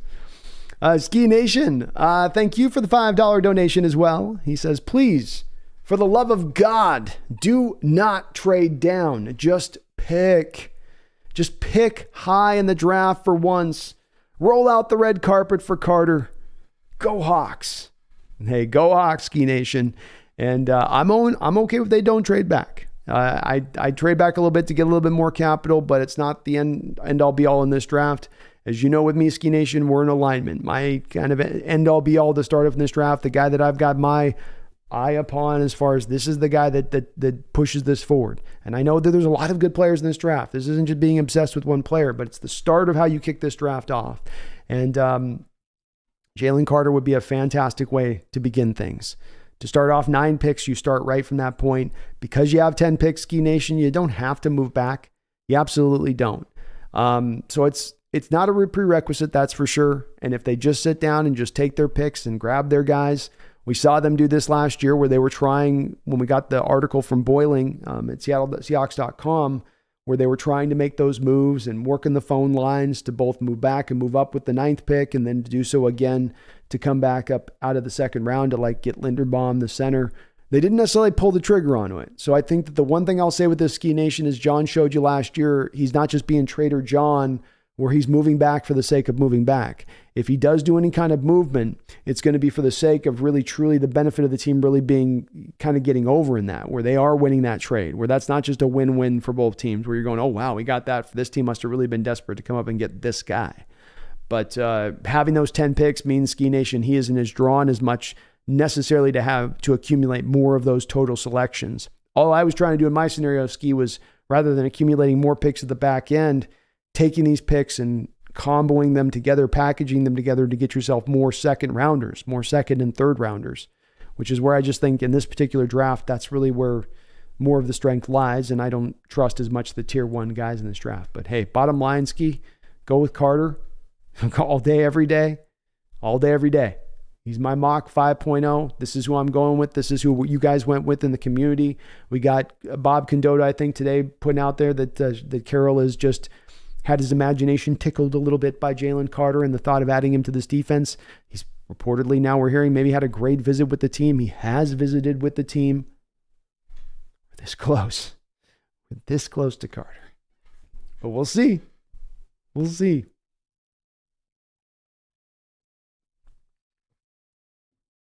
Spencer says, Brando, my theory is all coming together. Carter at 5 and trade up to 12 with Houston to secure AR-15. We will unite this divided fan base. Bring both sides together from Team 12. I love it, man. I love it. Indeed, it would do that. So I hope you're right. I'd love it. I'd love to see it, man. You come out of that with these two guys. I mean, that's a hell of a beginning to a draft. I'll say that. Tommy, I am out on wanting specific players. I'm just wanting specific positions now. Defensive line, offensive line, safety, tight end, etc. I'll let John figure out the players. Much less stress now. Exactly. I have very little stress in this draft actually compared to a lot of other drafts. I really do, because I think it's going to be a little easier for John operating more kind of going downhill with a little bit of the wind at his back. Whereas I feel like sometimes when you're picking up at that 26 level, you're really running a little bit uphill, and it's not always as easy to get into the guys you want to find. But having this many picks just gives you that freedom. CR says both reasonable for me. For me, it's basically either get Anderson, Carter, yes, trade down and try to get Skoronski, Gonzalez, Wilson, Bijan at 20. Cansey, Breeze, Branch, Smith, Murphy. Nothing else for me round 1. I love all those guys, and all those names are in line with the way I see it as well, CR. So we are right parallel on this one. I would like to do the same kind of thing. You get Carter at 5, you don't move down. Now you maybe drop just a little bit then at 20, a couple spots. Maybe pick up the third, still be picking in the first round at that point. Get your combo deal on a guy that slid, pick for value, and then let it roll on down. AI 68 and finally sunny in North Oregon. Oh man, it was so nice today. I went on like a 4-mile walk. My legs started hurting because I'm not in walking shape. I'm playing a lot of basketball, but not a lot of walking shape. But oh man, the sun felt so good. Oh, it was so good. James Watson says, going to be at the Jets draft party, rocking my Seahawks Jamal jersey. Also, my boy lost a bet, so he's rocking a Bobby Wagner jersey. Go Hawks. Get him, James. That's got to be brutal for the Giants fan. And props to you going into Jets territory with a Jamal Adams jersey, because you know they're going to let you know about it. You're gonna have to hear about, how's that trade working out for you, huh? Huh? Hall of Fame safety, huh? Eh? Yeah. Look at all of our picks, huh? Look at all of our picks. Is this your pick here? This could have been your draft pick, but you got Jamal Adams instead. Beautiful. Spencer says, I don't think I'm far off in my thinking either, with DJ stating AR may fall as far as somewhere into the teens. Not going to argue quarterback or defensive line anymore. We can have both, damn it. Yes, we can. Yes, we can. Why not? Why we got to limit ourselves? All this draft capital, we don't have to limit ourselves. Don't limit our imagination. Dabney Offermine says, very successful draft. Thank you, Dabney. AI says, I like number 2 better than 1. You're in on the Schneider one, it sounds like. AI, I get it. He's a professional. James Watson says, give me Jalen Carter, can't see back-to-back. That'd be a dream scenario for me. And it was there, I was thinking in my draft, but he had been taken off the board with my Carter pick. So, but if you come out with Carter and Cansey, our defensive line is going to be dangerous in the future. Dangerous. Demi says, amazing draft. Thank you, Demi. Dean Reeve, Carter at 5, Richardson at 20 will satisfy 2/3 of the 12's wants. Sorry, Anderson fans. Yeah, that's true. Can't get them all, Dean. Can't get them all. 2/3 is pretty good. 2/3 is pretty good. That's definitely a big majority. Daphne, I can't wait for the draft tomorrow either. I'm so stoked. So stoked.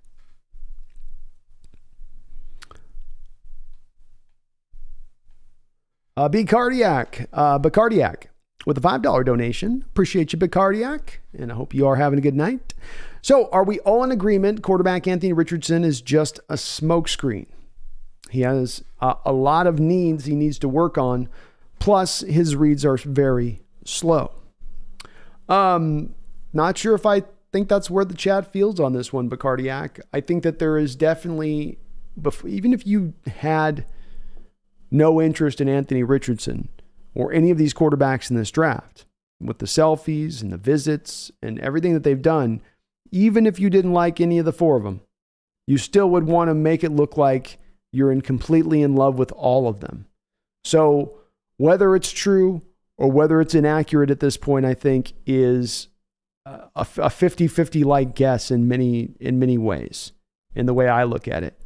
And so is it a smokescreen at that point purely, and that there is no interest? I don't know about that necessarily in that respect of things, Bacardiac. He is a really toolsy type of quarterback. He's got the prerequisite size. Listen to Pete Carroll talk about Carson Palmer and how he wants this kind of size guy with the arm and the ability to move. Schneider, in his recent history, looking at his Patrick Mahomes types, the Josh Allen types that he's gone to the pro days for, this definitely does seem to be kind of a type that they would gravitate towards at the position as far as the physical tools are concerned.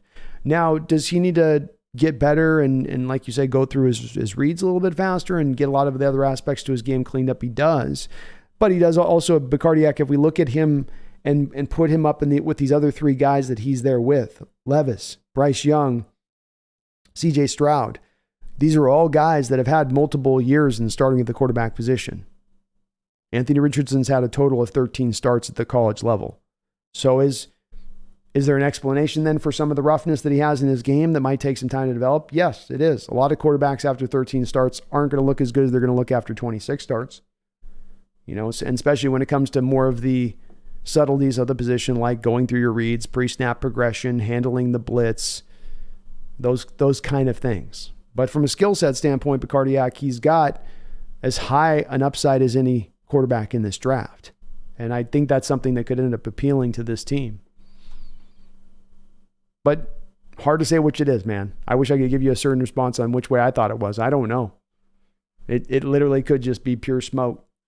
Or it could be legit like, hey, no, this guy's got the goods we're looking for in the position. Thank you, though, man, for the dono. Corey Olson with a $2 donation. Appreciate you, Corey. It's going to be Richardson at 5 if he's there. Well, there you go, Bacardiac. So you asked, are we sure that it's a smokescreen? And I think as Corey puts into his chat right there, there's many that are in alignment with Cordy and believing that there is very much pure interest in Anthony Richardson. Daniel Jeremiah mocks us to him at 20. I think with Jeremiah connected in the league, I think that's him acknowledging a little bit of that there is some real, true, legitimate interest in there in Anthony. It could all be pure to be smokescreen. This is the season of disinformation campaigns, but they definitely have at least indicated at least some subtle interest, a little bit more than just slight interest, I guess we would say. We'll see on that, Corey. We'll see. We will find out tomorrow, folks. Within inside of 24 hours, we're going to learn the answer on this one. Won't be no more guessing game. We'll just know. We'll just know. Kevin Mullen, thank you for the $2 donation. Says there's a rumor Cam Robinson, the left tackle for the Jacksonville Jaguars, is going to have a 4-game PED suspension. Boy, Trevor Lawrence is not gonna dig that, man. He wants to stay upright. But 4 games, it's probably unlikely, Kevin, to impact the draft too much for the Jaguars in that respect of things. But NFL's catching some of these guys here every once in a while in that respect of things. So it seems like some of these people are still trying to kind of push the rules a little bit, right? Go down and do some of that Mexican treatment in the off season, you know? So those doctors with a little bit less of the restrictions we have here stateside. Then you get your random test and it's like, oh my God. But because it's 4 games, it won't probably, cause them to now be looking like first, second round taking a left tackle. Maybe though. Maybe if they're out on cam. I think they just signed him to a new deal, I thought. Thanks, though, Kevin. Thanks for the update. Hongwoo Lee, thank you for the $2 donation. Says, there's new rumors of Will Levis as the number 1 pick. I would cry laughing. It would be pretty amazing if Levis ends up through this whole process when it's all said and done, that ends up being the guy that it becomes and grinds out to. I would love it because it would help it make my prediction look beautiful, because I was like, oh, he's gonna be a top 5 pick, and that would definitely suit me well if he ends up being that. From the prediction standpoint, that'd be another win for me. But that'd be pretty incredible if the Panthers end up landing on Levis above all else on any of these other quarterbacks with the year that he had last year. Hey, Frank's probably just like, I can fix him. I can fix him, man. Coaches I can understand coaches loving Levis. Seems like a pretty smart guy. He's got physically everything you want from the position, and the stuff that he fails at, you go as a coach, I can get that handled. I can get around that. Decision making. I have it I teach that all day. We're the greatest decision makers here. Maybe it happens. That's what I'm talking about, though, Hongwoo. Who knows what's going on tomorrow? Might be 2 quarterbacks taken in the first 4 picks. Might be 4 quarterbacks taken in the first 4 picks. Right? It's going to be I'm going to put a mock together of a 2-round mock, but it is not going to be accurate. I might get last year I got 26 picks right out of 31, I think. 32 teams. I'll get probably about 12 this year. And that's trying hard. Because these teams they're not showing their hand at all. Everybody's at the poker table and they're just doing that move where you lean the card down and you're looking over the shoulder because you're sure somebody's got a cam. So you're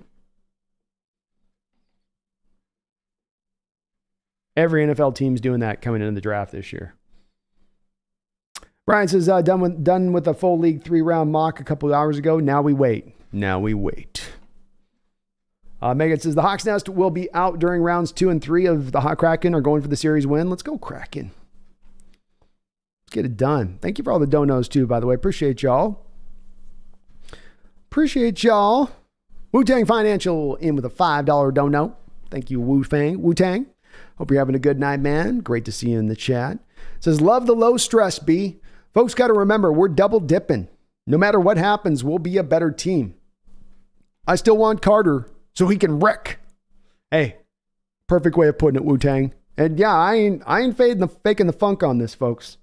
I'm a happy man right now. I'm a happy man. My team's got house money. My team made one of the great trades of the modern era, maybe the trade of the century. How can I not be happy about that? How can I not be sitting back with a big old Cheshire smile on my face? Going, how are they going to please me tomorrow? How's my team going to make me happy tomorrow? And I'm telling you, it's going to be real hard for them.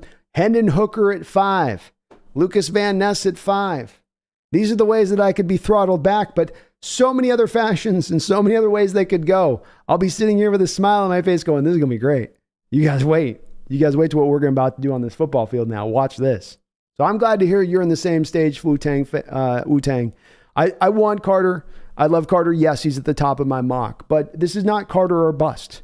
This is not the livelihood of this channel has been attached to Carter. And I don't think it's that way from really a multitude of Seahawks fans. I think there's going to be a lot of support for who they grab. And if it's a quarterback, there'll be some bristling from folks saying, hey, you should have been going for it more to get a player who can help immediately now in other positions of need and all that. And they might very well be right on that. But for the most part, any other players that are out there, I think are going to get universally praised by both the local folks here with the fan base and nationally with it. Tends to be the case when you're a team that has this many selections. You're able to just sit more comfortably in the pocket in your picks. You're not looking at like, we only got this many. We've got to get this done now. If we don't get this guy now, we're not going to be able to get him. And you're like, you just sit back and like, we'll get around to it. Just take the best value. Saw this last year a little bit with having such a rich, deep draft as we did last year with all the picks that we had. So I'm still on Team Carter 2 Wu-Tang. That was my last guy on it. I hope he killed it in the interview. I hope the team's on board. I hope they trust in their way to get this kid's head on straight when it comes to the off-field stuff. And what a beginning to the draft it would be if at pick 5, the Seahawks take Jalen Carter, and now you got 9 more selections. Now you got 3 more picks in the next 52. Woo! How can I not be unstressed and nothing but happy? Appreciate you though, Wu-Tang. Thank you so much, man. Corey Olson with a $2 donation. It says, hot take, Richardson goes number 1 overall. You heard it here first. Well, Corey, I'm expecting you to come back into the chat tomorrow and be taking credit for that. You posted a dono now for it, so it's not only on the record, it's on the record. It's on the record hot. So if you get this one right, you need to come in here and definitely bang your drum on that one, because I'm not seeing any connection right now with Richardson going number 1. We're not seeing any. We're seeing Bryce Young, Lil Levis. Maybe the Colts come back around to C.J. Stroud when it's all said and done, but I haven't heard quite the Richardson going there yet. So I will remember that you said it, though. It was Corey Olson who prophetically said he would go. Kevin Mullen with the $2 donation. Thank you, Kevin, for all the donos tonight. Says, definitely defense first 4 picks. Which guys will F plays up? I think it's Jalen Carter. It's Kalijah Cansey. It's Maze Smith if you could get him with the first pick in the second round. It's Deion Henley. You come back with a linebacker. I mean, some combination like that. If you wanted to go hard first 4 picks, Kevin, you went like that. You got your zero tech. You got your 2 edges. You got Draymond Jones working in on the flux. And then you've got Jaron Reed coming in as your rotational guy to fill in along the line. You got depth. You got strength. You want guys that can F plays up. Carter's going to destroy things, demand double teams. Cansey's going to be shooting gaps every which way too quick for any guard in this league. And then you have the immovable force, the human wall, the great wall of Michigan, Maze Smith, right in the center of your defense. Now, if you want to create yourself an unstoppable force there up front at that point, that's the road to getting there. Now, is Maze going to last that long in that second round pick? I don't know. But those be 4 guys right off the rip to me that if you're talking about in the positions we picked that you want to take that could get that done, those are the guys that are in that spot. Maybe to a slight lesser degree, Kevin, the Keanu Benton. Or I think a couple of the other linebackers are stacking right up with Henley in that. Campbell and Trenton Simpson certainly are kind of the like there with it as well. You could maybe bring in Brian Breezy or Adetomiwa Adewari, Keon White. These guys being real kind of like, they can have a play up. They can mess it up almost all on their own. But those would be the guys that I would lock into in that first couple rounds. Thank you, though, Kevin. Appreciate the donos, man. Spencer Smith says, to be clear, though, this mock draft here is real nice. Only hang up I have is where's my Sidney Brown, Brando? And my Darnell Washington. All those second rounders, we got to come away with freaks. Well, I did two mocks, and so I probably should reestablish because I know I get going long talking here, and so I forget that folks join late on this. So I did 2 mocks. First mock is the mock that's going to be over my right shoulder. And this is going to be the mock that is my mock, what I would do, what I'd like to see done, just my preference for this upcoming draft if we could pull it off. These are the guys that I would grab. So indeed, Spencer, I took Sidney Brown. You mentioned I took Sidney Brown, right there. Right. Oh my God, I can't point right. He's there. Take my word for it. So I got him in there. I did have, though, a John Schneider mock where I tried to do more of a predictive game of how I thought Schneider might move in this draft. And I tried to go, okay, based on what he's done over this 12-year period and how he's tended to move in drafts and the players that he's looked to lock in on, who do I see them taking there? But the 2 guys you mentioned, Darnell Washington and Sidney Brown, funny enough, Spencer, I don't know if you saw my first mock, but they're both there in my mock, man. So I should have you pretty mightily happy at this point because I checked both those boxes. I'm with you on it.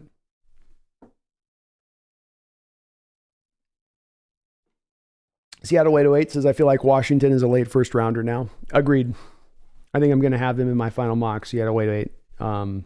But he was available in my draft here, so I took him. But I think you're right. I do believe you are correct. CR says, just hope we go out in the first 2 rounds with 1 defensive tackle, defensive end, and 1 nose tackle at least.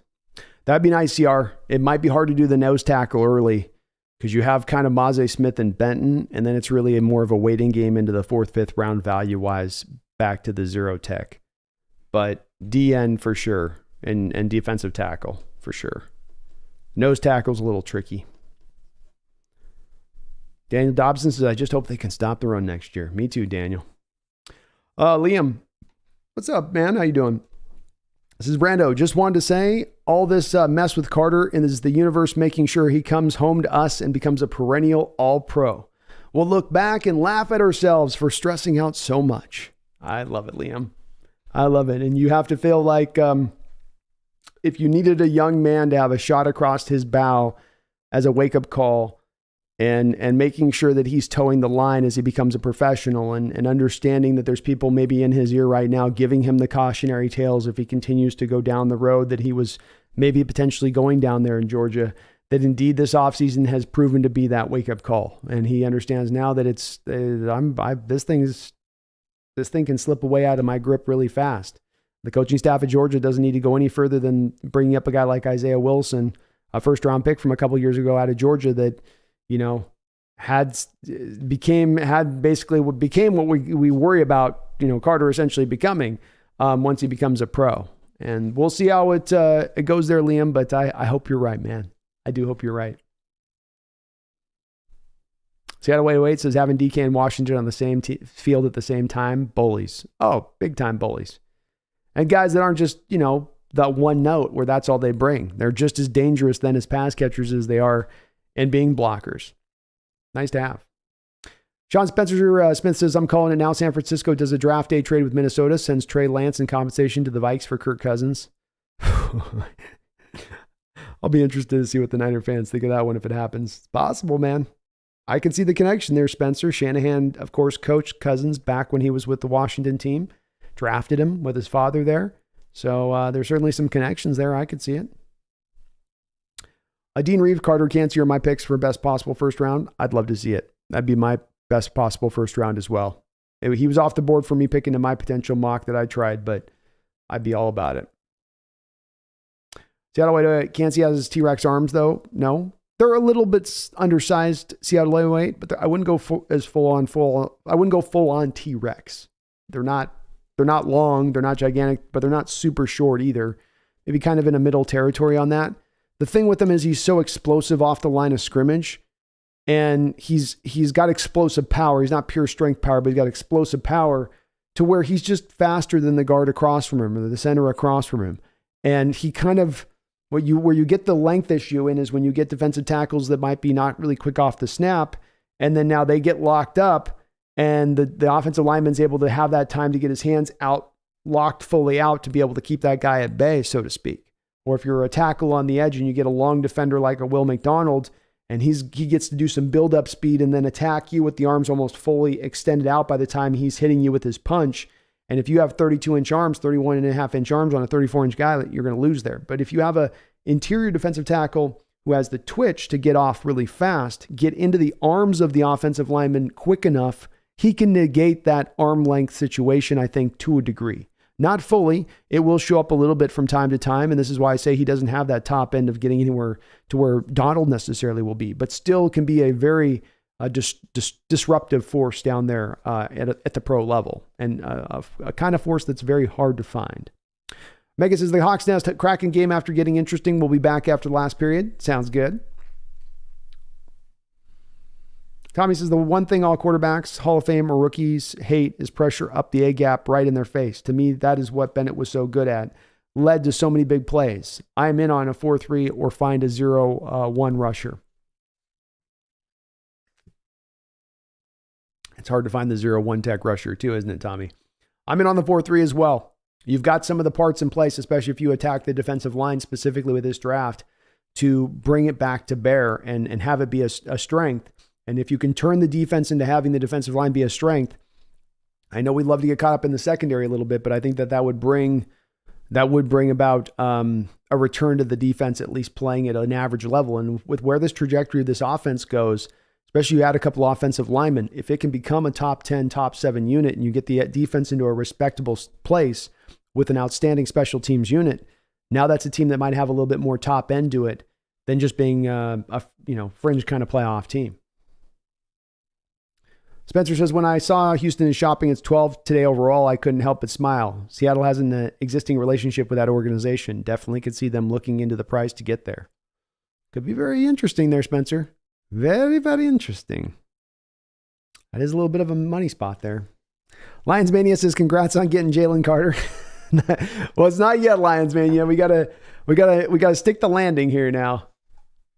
We gotta stick the landing. And there's still many in my, there's many out there and prognosticating out there, Seahawks content creators who are adamant that it's not going to happen. Drunk wants Chase Young. So we got some Chase Young line. Tommy Eden says, I'm Rick James. Oh, wait, Dave Chappelle. TP says, hello all. Can't wait for tomorrow. Go Hawks. Go Hawks, TP. Please either get quarterback, linebacker, edge with the first 2 picks. I'm anti-cornerback. We'll get a baller in the 3rd or 4th with PC's game. Yeah, you can wait on a cornerback, TP. You can notice in both of my 2 mock scenarios, the one on my right shoulder and then the John Schneider one on my left, that neither had me taking really a cornerback in this draft. I don't buy into it being as much of a need at this point. I think you've got depth. I think you've got talent. And there's other places for us to kind of go after. But you can wait too later in this draft. Pete gets those guys going.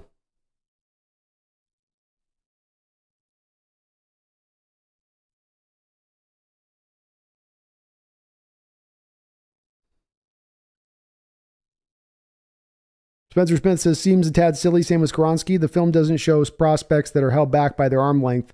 Not at all. Same thing was said about Slater, and he's a right tackle now. Some guys can get through with it. There is some startling data in the NFL. If you look at, like, for instance, tackles, Spencer, guys starting on the outside who have less than 33-inch long arms. There's very, very few in the league that are doing so. And Skoronski might be a guy good enough to be able to operate on the outside. There are some snaps you can go find just from the game he had against Iowa against Lucas Van Ness, where, Van Ness was kind of showing you what happens a little bit there, where you get a guy who's strong and has longer arms than him, and he got put on skates a couple times in that game. But it may not be a problem for him. Tape is pretty good. It's hard with him too because he's a little bit of a smaller school guy and making a bit of that determination, but it is possible. Seattle, wait. Donald's a bad comp, though. It's tough because he's possibly the best player ever to play in the NFL. It is. It's really one where I would not want to do it. Seattle, I wouldn't want to go to this Donald comp. He's not going to become Donald. It's why I say it's like thinking of it like, if Kalijah Cansey is going to be 84% of what Aaron Donald's been in his entire career, would we be happy to get that late in the first round? And I think that's the best way to maybe put it.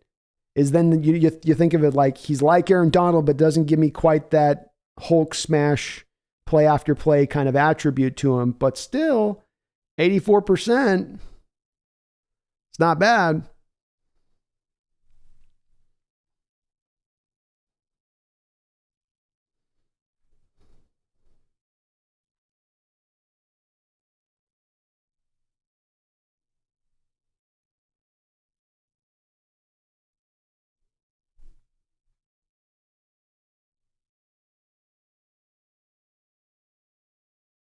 Sports fan says the Sonics will 100% return within the next 4 years. I agree.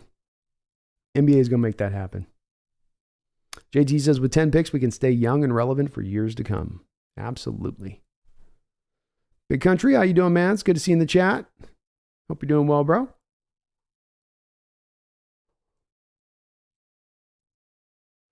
Corey Olson with the $2 donation. Thank you, Corey. Hope you're having a good night, too, and thank you for that dono. He asks, does the pro day trip you up at all with Jalen Carter? It's a great question, Corey, and one that I have given quite a bit of thought to, so I don't answer this just kind of flippantly, but one that, I think has got to be within a lot of consideration. Here's where I stand with this right now as far as the pro day thing with Jalen Carter. And I understand that there's many people that are mightily in disagreement with me, particularly on this point, Corey. So I will completely own the fact that not everybody, or that maybe many people, are out on my thought process on this. But I think that there are a select group of players in a given draft, tier 1 players, that are players that I don't necessarily need the testing numbers to know who they are as a player and what they are as a player. It's not a whole first round of guys. It's not 15 guys. It's about 10 guys, give or take. And in this particular draft, in my estimation, Will Anderson's one of those guys. Jalen Carter's one of those guys. Bijan Robinson's one of those guys. Brian Branch is one of those guys where I just don't, I know what I'm getting as this player. I don't need those testing numbers necessarily to tell me that. Is it nice for a guy to have a pro day where he's having his job interview of his future and he's showing out and it looks like he's been working his tail off and you're getting the best out of him? It would be really nice. I do believe that there's maybe some explanations as to why he wasn't in the best of shape, Corey, that are explanations that aren't simply making excuses for the kid or covering things up. He had 2 major injuries throughout the course of the year. And in both of the cases of both of those 2 major injuries, Corey, a sprained ankle and a torn PCL, he never at any point in time that he was able to sit and really rest those injuries and get them better. He also played really late into the season, having had that national title game as late as you can possibly play in the college year versus the turnaround that then happens to the pre-draft evaluation process.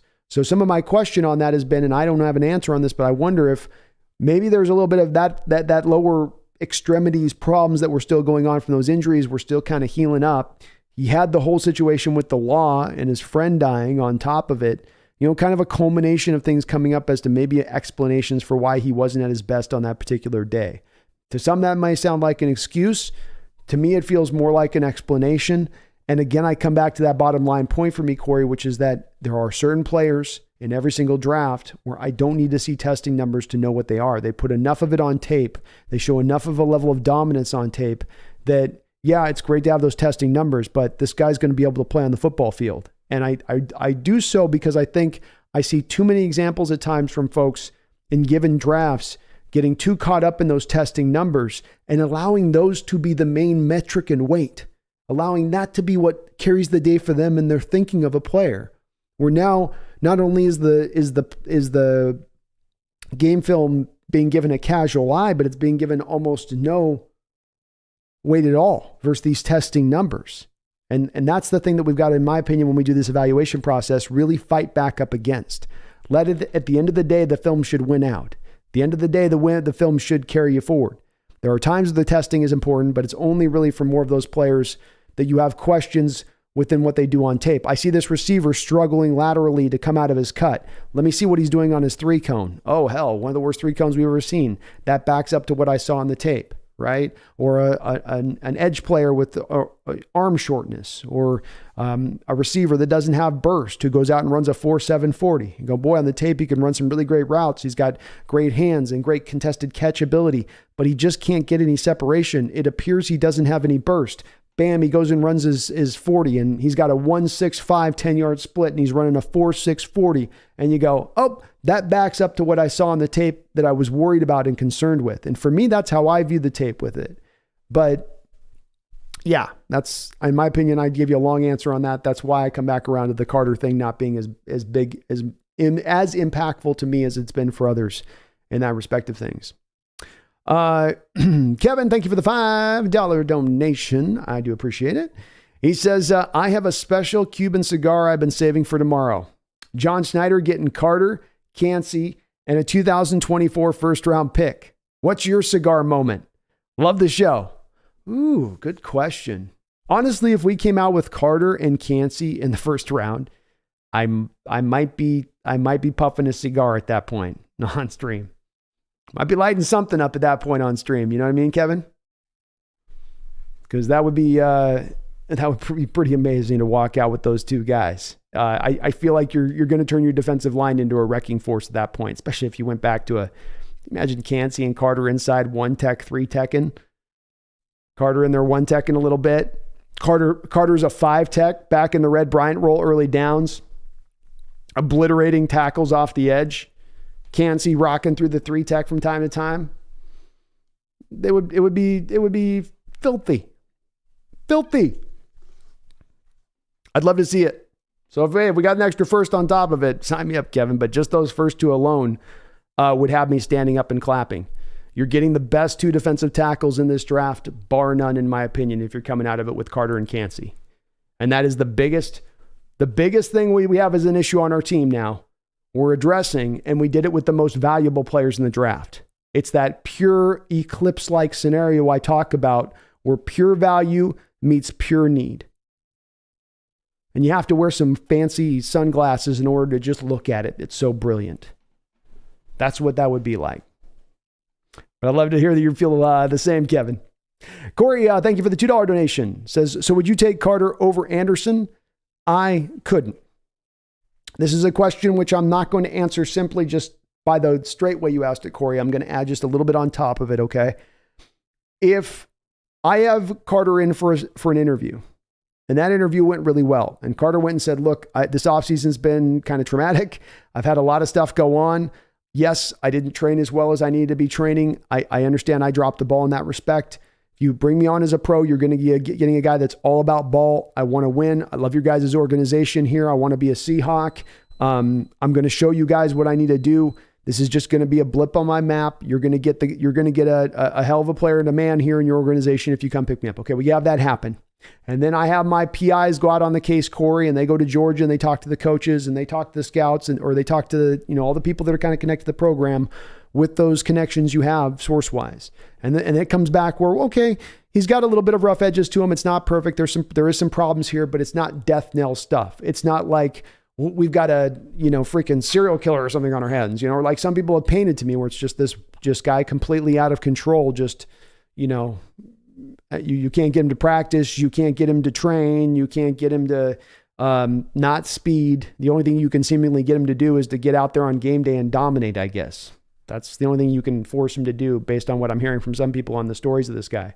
So if that stuff, Corey, passes the mustard enough to where that's clean enough, I'll take some risk on that. I'll admonish that there's no way that I'm going to be reading that report if I'm Schneider and it's perfectly, beautifully clean, where it's like, the racing thing was overstated and he's been actually a model citizen and he's just, it was this and I'm not a fool. I understand that there's going to be a little bit of that risk in there, but yes, I believe that Carter is very close, maybe not quite into that spot, but he is very close to being as generational talent at the defensive tackle position as his coach, Kirby Smart, said at that Georgia Pro Day.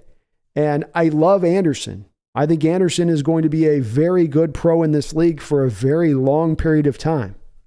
I think he's going to be a guy right around 10 sacks a year, and he's going to play great run defense for you. A guy you can count on being like a leader of your defense type of player. But I don't think that he's close to being a generational talent. And I also don't think edge is as big of the need as the defensive tackle is. And to me, it just goes, well, in all of your decision-making of what could drive you to take Carter in that situation, to me, it's the need, better talent. There's the safety of Anderson. He is safe. But from my standpoint, you got to risk. You got to sometimes take the big chance, the big swing to get the big returns. And if you only lean into trying to play it safe, you're going to get the safe results. But I will say that with this, Corey, I love Will Anderson. So if we end up getting Will Anderson, if it's him instead of Carter, I'm not sad. I'm not mad. I'm not, incorrigible at that point. I'm going to be happy. I'm going to celebrate it. I'm going to trust that this guy's going to get to he's going to get to that level of production like instantaneously fast, Corey. So there's no waiting. So it's really good for as far as our ability to compete into next year, which is a little bit of what my eye is on into this particular draft. So I would certainly love that pick if they made it. And I am actually really, Corey, at the end of the day, I'll tell you where we're at in this late hour. When you hear the Sims of the world have Anderson at 5 on their edge board and other people out there that are like, oh, Tyree Wilson's definitely way better, man. Like, he's way better. I'm actually finding myself higher on Anderson than what I'm hearing from a lot of people out there, which is catching me a little bit off guard. So we go Anderson. I'm going to be completely fine with it. Completely fine with it. Kobe Jack with a $20 donation.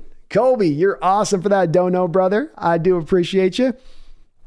Man, you guys are very nice tonight on all the donos. Thank you so much. He says, as Christopher Walken looks Schneider in the eyes, camera, and intimidate him to see the picture away. I got you, brother. And thank you for the $20 donation, Colby. You're awesome.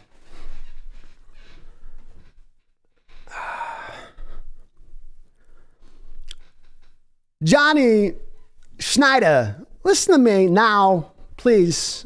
I'm begging you, just hear me out. You're worried, scared. I get it. I know it happens to everyone, NFL all the time. You see a player who's good, you want him. You say, get him now. But you can't because you're scared. He's got the character concerns. I know it's hard to see that, but I'm telling you, John, here, now, take him tomorrow. Don't think about it. Get your generational talent, John, in the building. It's a great pick. Why wouldn't you want it? I don't know. It's just going to be weird if you don't do it. Everybody wants it. You know you want to do it. Come on, John Schneider. Let's try something here today. Please. Johnny. Second round? Who do I want the second round? Are you going to get Carter in the first? Yes. Schneider. Okay. Good. Good. Great. Walking sucks tonight. Second round. I want an offensive lineman now who can block all the way around, pass, run, do it all. That's John Michael. 3 names. You'll love him. He's good. Minnesota. Bunyan Paul. Love it. Center your stack. Get your leader down low all day. Gotta have it. John Michael.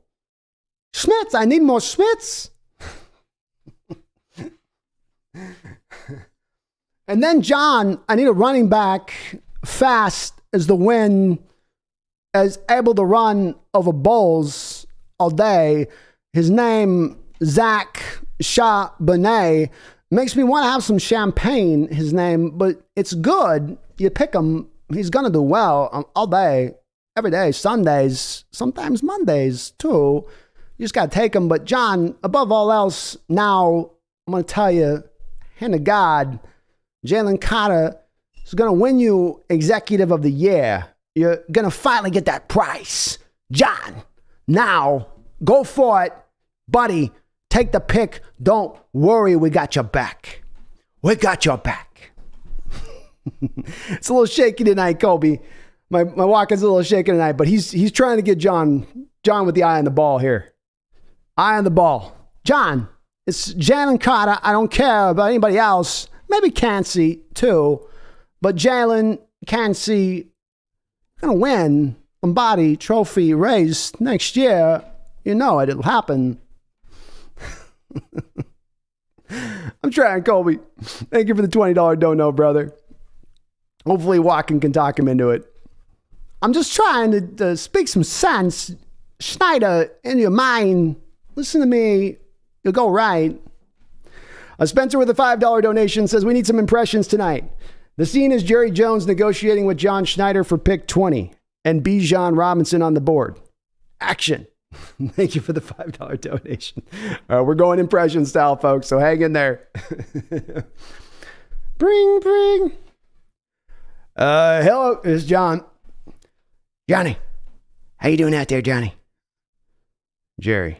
Yeah, Jerry Jones. Just calling you out of draft now, seeing how you're doing. I know you're a little bit worried right now, aren't you, Johnny? No, not really, Jerry. I'm feeling pretty good right now. We got 10 picks in this draft, 4 in the first 52. I couldn't ask for more, really. But begs the question, why you calling me here, Jerry? I'm calling you because we got to get some deals made for your team out there now, right? You're Trader Johnny, right? You don't go through first rounds just sitting pat. They don't call you Pat Johnny, right? It's Trader John. You don't get, I'm a Texan out here now. I'm going to tell you, we don't hand out them kind of, nicknames out there unless you earn them. But you got to keep them up. It's like when you tend that fence out here in Texas on them ranches, all right? You get up in there, you got to get them nails driven in deep. Last year you weren't Trader John, were you? Well, we called you up to make a trade. You weren't too interested in it, Jerry. I'm sorry to hear you didn't want to take it. You're trying to rake me now there, Johnny. You're trying to rake me on that deal last year. You know you were. Don't play now, boy. I know what you're doing. Now I'm going to tell you this year, we're going to do something a little bit different now. Rather than you raking me over coals, Johnny, don't Trader Johnny coal raker me now, okay? I'm a Dallas Cowboys. And remember, I told you, you're going to be general manager here someday if you play your cards right. I'm telling you, you're a future Cowboy general manager once you get your head out your, you know what, about that Seattle situation, okay? Just keep it in front of your mind here on this trade now. Keep that up with I just want you to think about that Cowboys situation there at the front of your trade now. You're sitting there about 20, right? We do have pick 20, yes, Jerry. All right, now, you're pick 20. We're pick like 26, all right? I know where your pick is. All right. We're going to come up now, and the Dallas Cowboys are going to give John Schneider and the Seattle Seahawks to go get me now my Bijan Robinson. I know you guys need your little Canseys and your Breezies and all your defensive linemen. We got our defensive line. I ain't going to take your player. I'm going to get your guy, okay? What I want is I just need to get my Texan here, okay? Texan players come to Texas, right? There's a Husky out there. I ain't going to jump up and take your Husky. I'm going to give me your Husky. I'm going to give you your Cougar, okay? I know that's what you want up there in Pacific Northwest. I ain't talking about that. What I'm talking about here now is Bijan Robinson, Mr. Texas. There ain't a more Texas running back in this world. There ain't a more Dallas Cowboy running back in this world than Bijan Robinson. Even sounds like Dallas Cowboy when you say his name, don't it? I guess so, Jerry. Can you get your offer, please? What do you want here? What? I'm gonna get the offer. I'm trying to get you to understand this, the dream here. Don't forget the general manager job, okay? A couple years in the future. I know that team's selling. You ain't gonna be sitting there that long. My job's secure. I just signed an extension. Just give me the offer, please, Jerry. I'm just saying, think about your future, Jerry. Think about your future, John. Okay? World turns quick. Not in your Dallas. Dallas, we move a little slow out here, you know? We're a little more stable out here. Not like you fast-moving Pacific Northwest cities. Always moving out there. We're going to give you, John, 26. You stay in that first round, okay? First round. Dallas Cowboys. You trade Dallas Cowboys. You get that behind your name this draft. And then we're going to give you a 4th round pick. No, you're getting, no. I want a 2nd rounder. 2nd rounder! You still get the guy you want there at 20. Moving back, going to 26. We ain't taking a defensive tackle. I know that's what you're taking. Give us Bijan. You can't rob us of Bijan. I'm not robbing you. I'm just asking you for the right value, Jerry. Just give me what I'm asking. Give me the market rate. I know market rate. I created the market rate with the draft value chart.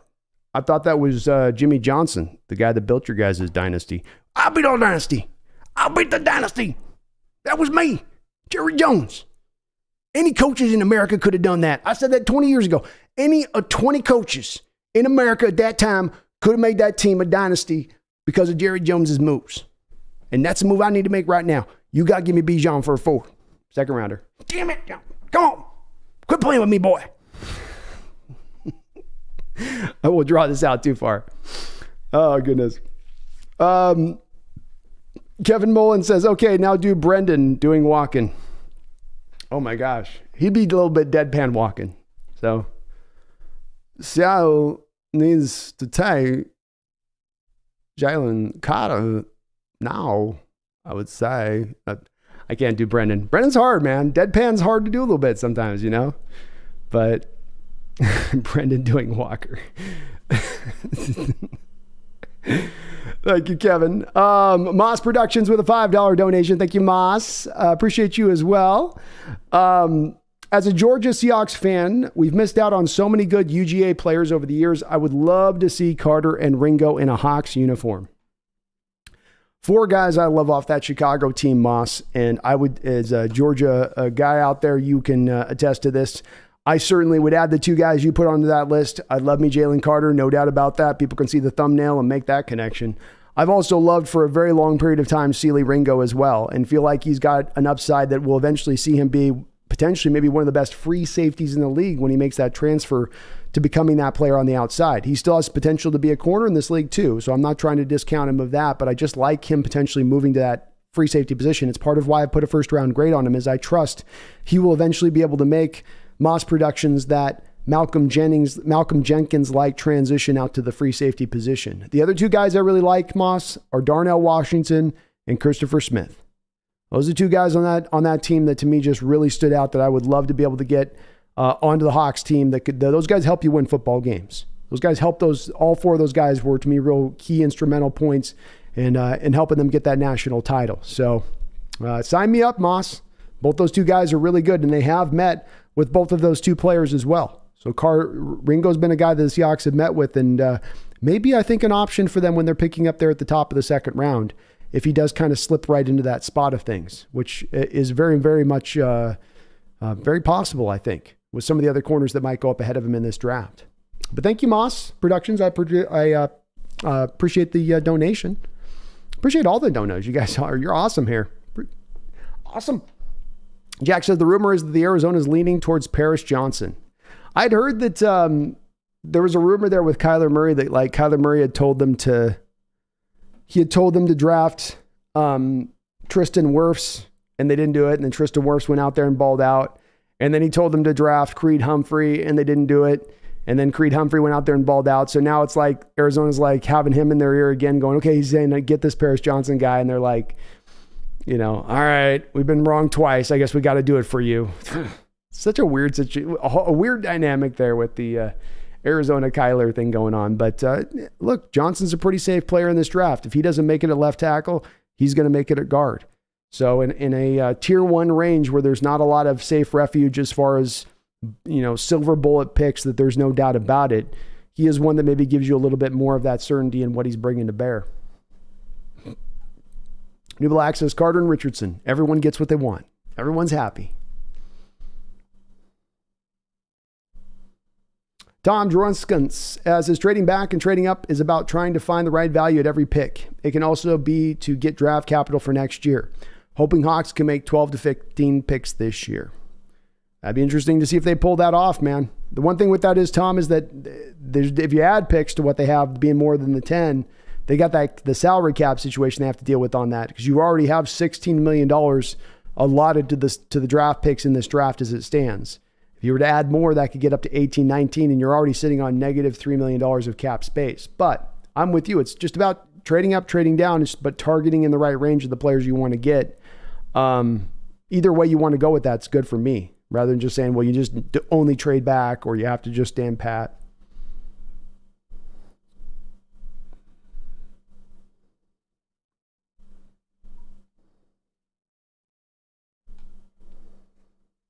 Delakey, what station will carry the draft? I'm not sure, man. Probably find out there. There've been a lot of places doing it. Moss Productions, who do you think we pick if Carter's off the table?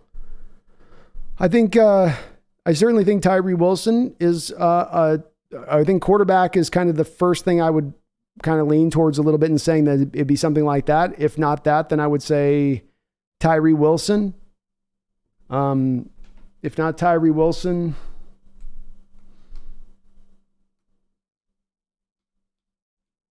Cansey. Not Cansey, then maybe Skoronski. They want to just go super high for a guy that would be, a spot in at that point. Something like that as a pecking order. Moss Productions.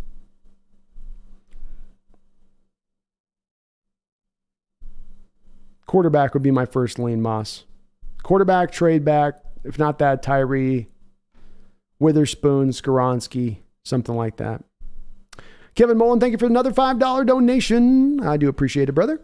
All the donos. Anyone asked what the percentage of Washington gets if a sale of a team before May 2024, where that money goes? Can't imagine Paul not think of it in the philanthropist point of view. It's 10%, Kevin. So 10% of the sale proceeds go, I thought it was I guess that they have to float the bond from a state perspective. So technically the funds go back to the state, I believe. I want to say when I read the story a year ago, it was that the city gets 10% of the proceeds of the sale at that point.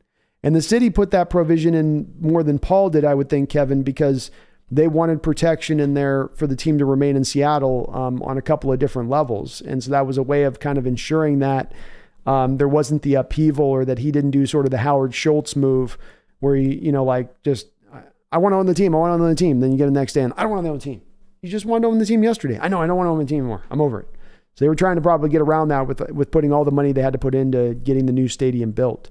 But yeah, it's 10% of the proceeds before May 2024, Kevin, is the amount, which makes it absolutely impossible that the team would look to sell inside of that point. Just no way, shape, or how on that. But I don't think Paul was looking to give 10% back to him, Kevin, either, the city or anything. Like, I don't think he was just looking to give them 10% back. I think that was a provision the city was probably insisting upon. It's part of the deal.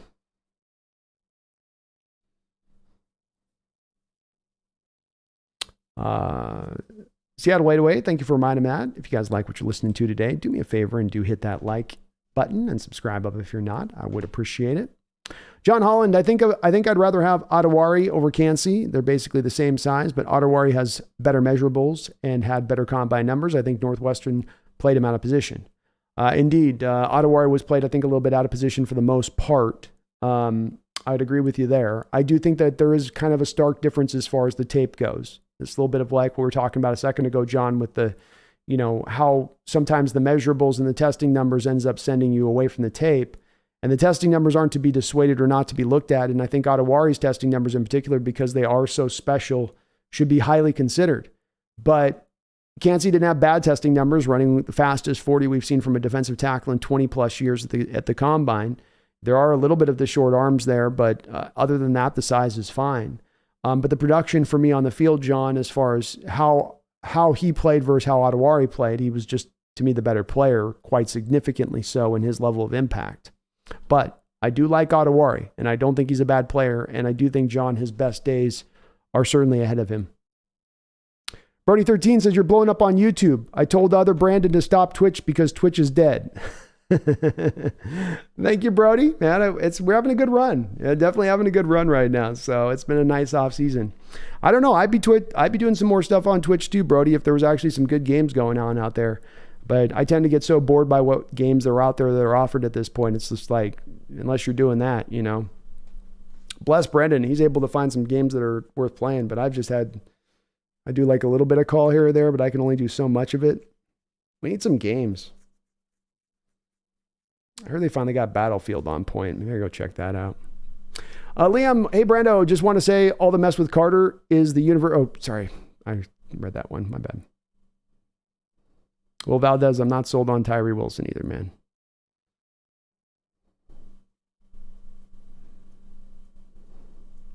Megan says less than 2 minutes to go. Kraken up 3-2 Hawks Nest. Hold on, Kraken.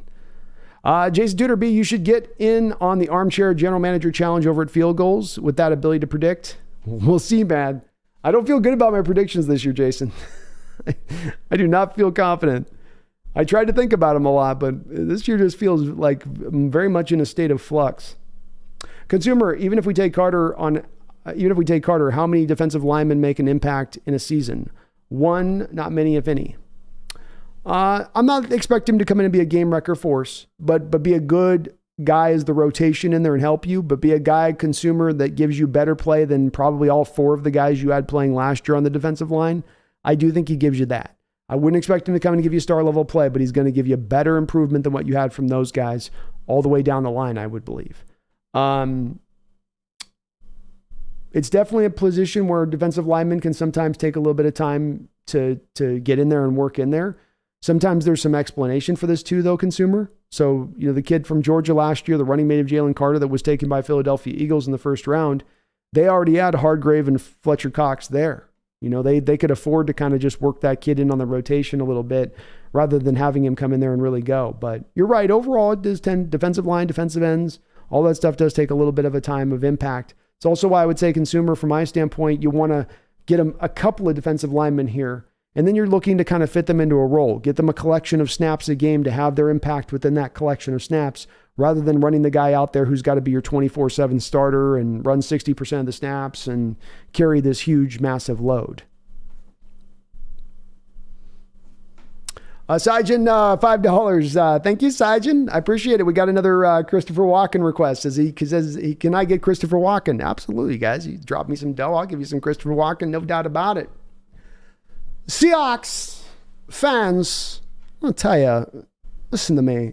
Christopher Walken got something to say. This draft is It's going to be one you never had in your life.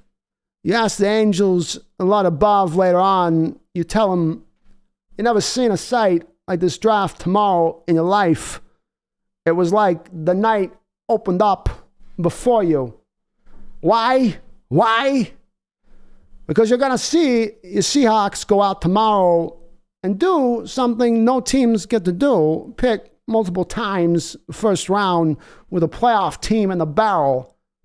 You don't get that every day. Enjoy it. Savor the flavor, please. Because you're not going to have it again in your life. So enjoy what you got now because it's going to be amazing.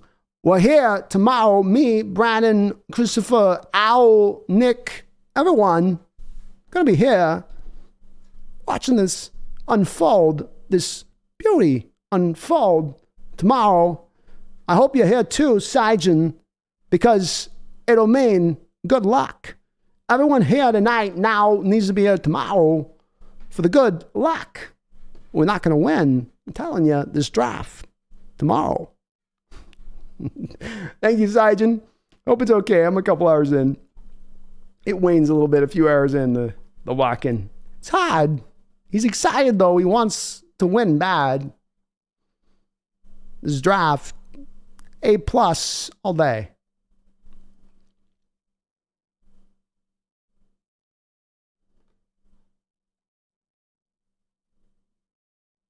Megan says the Hawks Nest, Kraken win 3-2, head back to Seattle on Friday with the lead.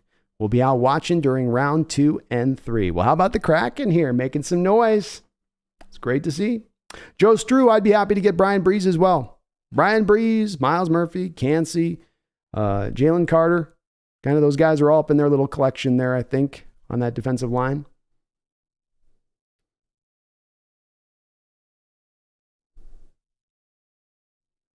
Todd Nilsson says Carter, Breezy, Mozzie Smith, Trenton Simpson. I love it, Todd. That'd be a hell of a first 4 picks. Hell of a first 4 picks. Is it Bryce Young is going to the Panthers? Is that what we're hearing now?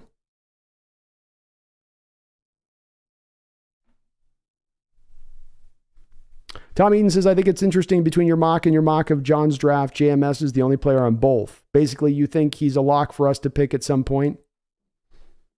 I kind of do because I don't think he's going to get overdriven to be drafted like Linderbaum last year. I think they look at him and saw a lot of the same way they would have looked at Linderbaum, and they were trying to move up back into the first round to get Linderbaum, but the value was there for the Ravens because Linderbaum at least tested pretty relatively well, or he tested better than Schmitz did. So Schmitz falls a little bit into a realm where it's more feasible for Seattle to not have to trade up to get him, and that they're just able to purely land him because of that. But he does feel like a player that I would put. You know, I would say this would be a pecking order here of just guys that feel connected to me that I would say is the most likely 3 guys. There's 3 guys that I would say that I just for some reason kind of connect these guys to the Seahawks, and I could see us coming away with 1 or 2 of these 3 guys in some fashion or another. First is going to be Will McDonald. He just feels Seahawks-like. There's a connection with that. I can't explain it. Just kind of feel it gut instinct-wise. John Michael Schmitz, another guy, absolutely could see just being a guy that they gravitate towards grabbing. They pick him even a little bit higher than other teams will just to get it done in the second round. And then the third guy is Deion Henley. I think Henley's going to appeal to them greatly as well with his speed and what he brings to play, his coverage abilities as a former safety convert. Just something about those 3 guys feels like a connection point for me, Tommy. But above all else, I think John Michael Schmitz I would put as the most likely, even over Will McDonald, because of the need and the fact I think he'll drop enough to where the value will be there for the Hawks to get him. Herbicide, not a big fan of my Will McDonald pick. I understand, man. There was some draw there to maybe go with a Breezy, but I went that route. Big Country, JMS, Henley feel like locks. There we go, man. Exactly what I'm saying.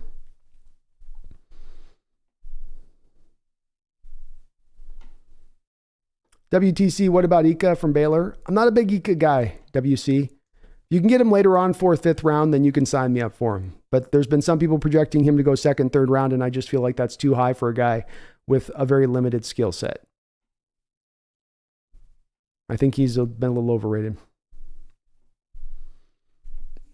Lions Mania, we'll see on Jalen Carter, man. It's still up in the air. You're hearing different things right now. It's hard to know what to believe.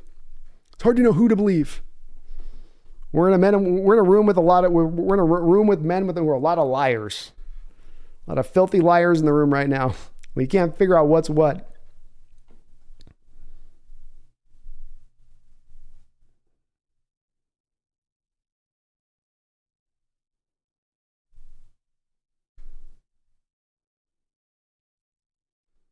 Iotan Barbacar. Hey, man, have you gone back at previous years and looked at what you got wrong and what you got right? And have you tried to use it as an improvement scale?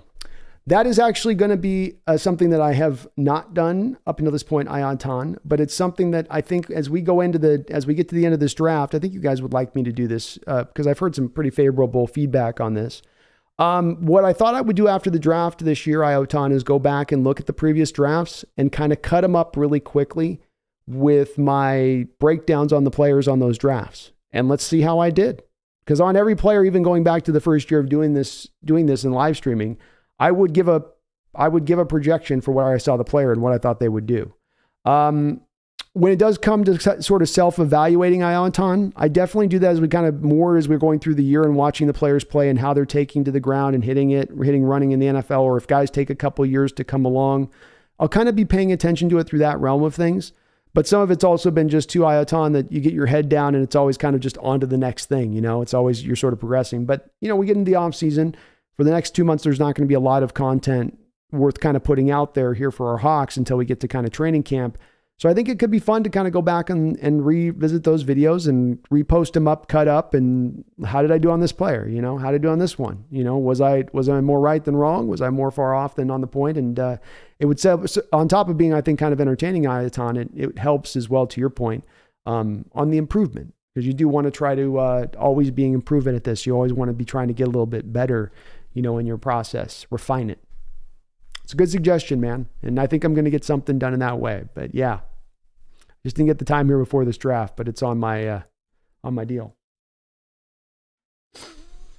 Hung Lee says Trey Lance was third picked because he had upside. What happened there? Well, yeah. I mean, the where you go as a quarterback also matters, and the situation you go into matters. And the thing with where Trey Lance went there with the Niners is, I don't know if Shanahan just wasn't fully on board with him or not, but it kind of seemed like a little bit not from Shanahan's element of things. And he was going to be a guy that you drafted knowing you were going to need to sit for a little while. And you could already feel with that 49er fan base within even that first year, there was this heavy draw to get him out onto the football field. But it's like what I've said with Anthony Richardson. You've got to give the guy a couple years for him to be ready to go. And if you can wait that couple of years, you're going to probably get the returns on it. But if you can't wait the couple of years, you're not going to see it. The thing that happened last year, Hung-Woo, that really cost him a year of development was him being asked to run a power quarterback run up the middle, which got his foot broken. I would argue that Shanahan really did a disservice to Lance having him run that kind of play. And that was the second time in the game he had run it, by the way. Probably would have run it throughout the year and got him injured at some point along the way by having him run it. And I just don't know why you would do that on a guy that you're trying to develop. I know you want to take advantage of his legs, but it just seemed kind of silly. And so, yeah, Lance hasn't been a success story there, but is he a success story because he's just a pure bust? Or is he a success story because of some of how the 49ers have managed that situation?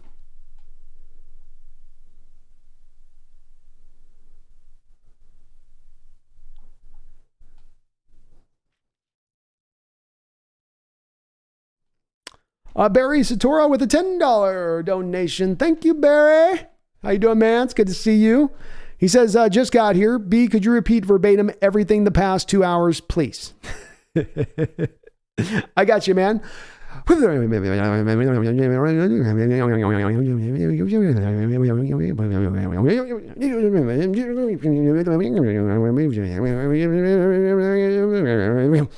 you go. Done. Got it. Actually, I can kind of do that a little bit for you, all jokes aside. So, Barry, we ran our 2 final mocks. Okay. Mock right here with my hand waving up and down here on my right side. That's me waving off the heat from this mock. That's what that is. See? I'm having to wave off the heat or I'll burn down this place by the fire. So we got my mock here on the right, and we've got what I call the John Schneider mock on the left, Barry. So my mock on the right, You can see what I did with some trade backs. Got some guys that I favored throughout this evaluation process that you've heard me mention a couple times before, no doubt. I feel great about my draft, driven by value.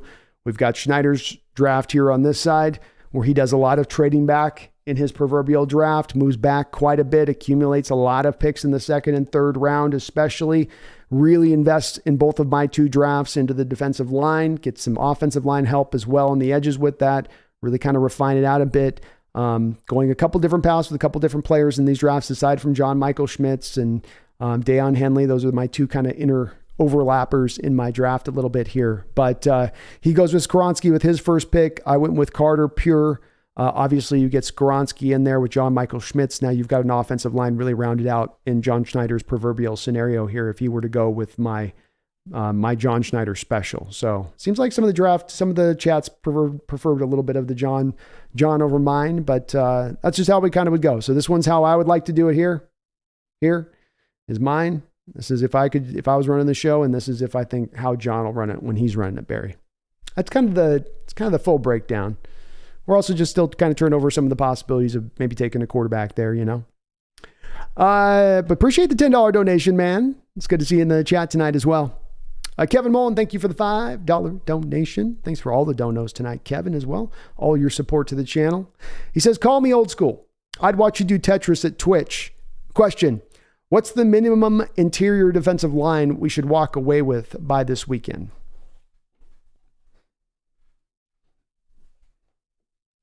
Good question. I have thought of that too, this question a bit, Kevin.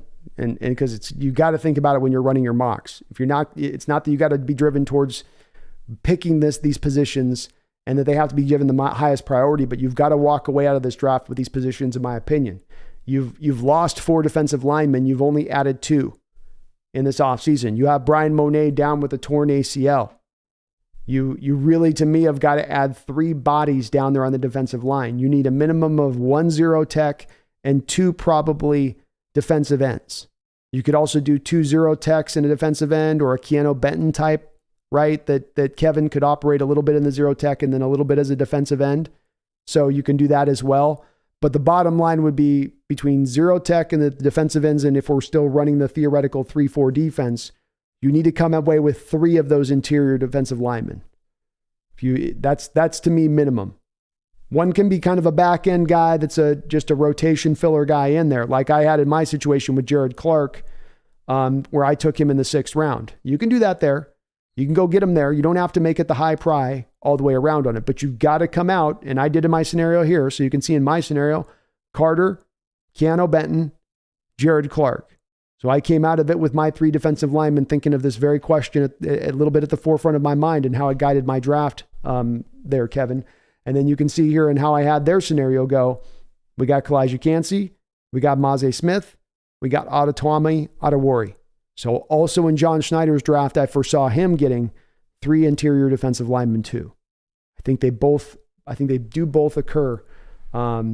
Either my mock or his mock, it's going to happen that way one way or another. I think they're just so light there at the position.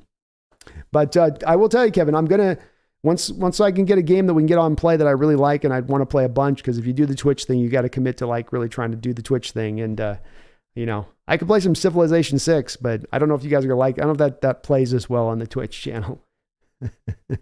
Especially the way I do it, because I'm like, the whole screen is just flipping around the whole time while I'm doing it because I played it so damn much. Kind of ridiculous. It's ridiculous. But thank you, Kevin, for the donation. Appreciate you. We'll get that Twitch going some point here. Daniel Bailey, thank you for the $5 donation. Thank you, Daniel. You are awesome, brother. It's good to see you in the chat. I got some great, some of the old school names in the chat tonight. It's awesome to see. It says getting Bijan at 20 and Washington at 37 would be crazy. I think Waldron has a field day in utilizing them fully. Could have a top 5 offense. Oh, definitely you would have the makings of putting that together. Certainly the only hole that you're looking at then going forward in the rest of the draft to that point, Daniel, is, okay, do we have enough? How do we get the picks addressed to getting the interior of the offensive line, going? But I would think within your given scenario, if the first pick has been Jalen Carter or Cansey, something like that there on the defensive line to jump on that at the first, that maybe you feel as a team that you have more openness to then go the Bijan Darnell Washington route, because you've already taken a step to that's one of the good parts about getting Carter there out the gate, is that you've gotten your biggest need and you've started to address it right from the start of the draft. You still got to get more on top of that, but you feel like you're now working a little bit ahead of the deck, right? You're not behind the 8 ball a little bit in the draft from that need standpoint, because you've addressed it just from the jump of the draft. But I love Bijan Robinson, Daniel. With me, I'm a guy that's not into this camp really of these folks that say, well, it's all running back value and you need to just take them in the 4th round or 5th round and all running backs are the same and all of their value is only determined by how good your offensive line is. And you've heard this argument. You've heard this new debate that's been presented now by the analytic crew in this respect of things. It doesn't fully add up to me. I think there's still difference makers at the position. And I look at my evaluation of Bijan and I trust it. I think anybody on this chat is free to correct me on this. I know I have a lot of folks in here who have been here through all 4 years of my time period here in running this channel. I don't think anybody in this draft, I think any of you guys have heard me say that I've seen any generational defensive tackles. Any generational tackles in the last 4 years in covering the draft? I don't think you guys have heard me mention that once. Please correct me in the chat if I'm wrong on this, because I don't want to speak out of turn. I also know for a fact I've not spoken about any one running back in any of these last 4 classes that I would have put and said that this is a generational running back. So when I put these 2 labels to Bijan and I put that label to Jalen Carter as guys that are right at maybe they're not fully into that generational spot, but they're scratching the surface. They're scratching the ceiling on getting right into there. And I don't throw around those terms lightly. They are difference makers. They're special talents. They're unique in what they bring to the stage, Daniel. And if you're getting Bijan at 20, to me, you're getting a top 5 talent in this draft at 20. You can get all caught up into the positional value stuff as much as you want, but that would be the bottom line. And a guy in Bijan that can give you snaps out there as a slot. He can go out there and look like a receiver at times and running routes out there. I truly believe it. So he adds you some extra value beyond just being a pure running back at that point. Now you have a guy that can maybe be the fly sweep guy. A little bit more of the, bubble screen. Get him in the ball in space and let him go work kind of guy. So I'm with it. And you know what I think about Darnell, Daniel? Darnell Washington's my tight end number 1 in this draft and has been so for a very long period of time. He was tight end number 1 for me before he went out there and kind of didn't blow up the combine, but just performed very, very well. So you get those 2 guys, like you say, you're making your offense mighty dangerous. If you can just get back around to the guard in the center, then through the rest of the draft, you're talking about an offense that could be very, very, very feasibly in the top 5, because those guys, I think, both give you immediate production, immediate returns. I love where your mind's at, Daniel. We are in agreement 100%. John Stillwell with another $20 donation. You dropped a $50 tonight and another $20 on top of that. I salute you, sir. You're awesome for that, brother. He says, looks like things are going pretty well. Things are going great tonight, man. I'm loving where my fellow 12s are at tonight, John. People's heads are in the right place. People are positive, optimistic. I'm not seeing a lot of hand wringing. I'm not seeing a lot of nervousness here in the chat. I'm seeing people with the level of confidence that they should have. When you're walking in with this, when you're walking up to the betting table and you got this big, thick roll and everybody else around you is counting through their dollar bills, and they're looking at you with your roll and they're like, Jesus, look at the roll on that guy. Jesus. Well, somebody's a high roller. We're the high roller walking to the table tonight. We're the one walking up to the draft room table and the waitress coming over, giving us our cocktail, I got people just kind of gravitating towards us in the room, and we all feel that. It feels great. It feels great to be in this position. And if we come out of it with the best player in the draft, in my opinion, with Jalen Carter, which we're hearing more and more rumors of that maybe connection being in place, that's your beginning. That's your start of a draft with 10 picks, 4 picks in the first 52. Grabbing the first best player in the draft at 5 as all of the others ahead of you reached for their need and their quarterbacks and all of that in between and their fearfulness nature. You get that to begin things. That's your start. And yeah, that would be a hell of a start if they did. But yeah, John, I love the energy tonight, man. Everybody is in a really great state, and they should be. This is a place that I've said we're not going to be again, and people are savoring it, enjoying it. And these next 3 days, guys, are going to be me just having nothing but fun. I'm going to tell you. You guys might be looking for me to be a little bit more at times, more in my role of being a little bit more critical at times with things, but I have a feeling I'm going to be more in the hype man mode, you know? I'm going to be that hype man. You got the rappers get out on stage and they're rapping, and then they always got the guy behind him. And then he's not really rapping, but like when they hit the certain verse, he comes in and adds in the verse. And that's why I told him, we got to be the rappers. And I'm down there dancing and just like trying to hype the crowd up and like, oh, you know, just talking in the background. Like Puffy used to be for Notorious. You know? I used to do it with Notorious B.I.G. Tell him big. Tell him big. I'm going to be like that with John tomorrow. Tell him, John. Tell him, John. No, there's going to be a lot of criticalness in my nature the next few days, I have a feeling. Keon Foucault says, really like Roshan Johnson, mid-rounds, has great balance, fights through contact, quite agile for 6'2", 220. Very much, Keon, my comp for him is Chris Carson, which adds up very much to your breakdown of him. I would love to be able to get him in the mid-rounds, Keon, if you can pull it off. I don't know if he's going to slide that far. The rumors that I've read about him is that he is moving up boards, and the last that I've really checked in on him, it seems like he's going to go into the third round at this point. Could be wrong on that, but that's just what I'm reading. Hungwood, let's waste all the cap space on duty. Can't be back of court. Hungwood was out on the backup QB.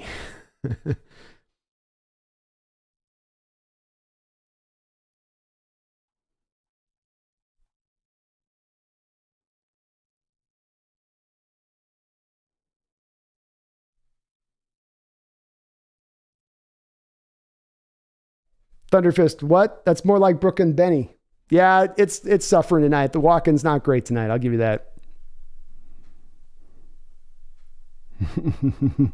So I'm liking the walk-in. All right, it's not totally horrible tonight.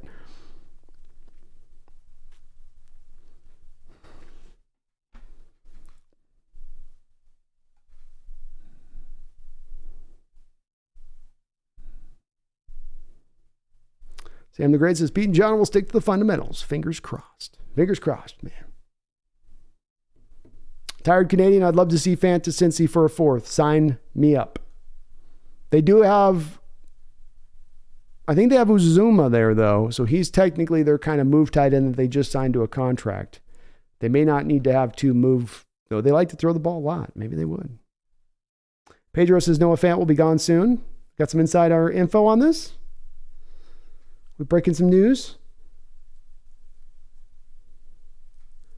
Sean says, Oxnest, what are the chances both Houston and Arizona grab Anderson and Carter?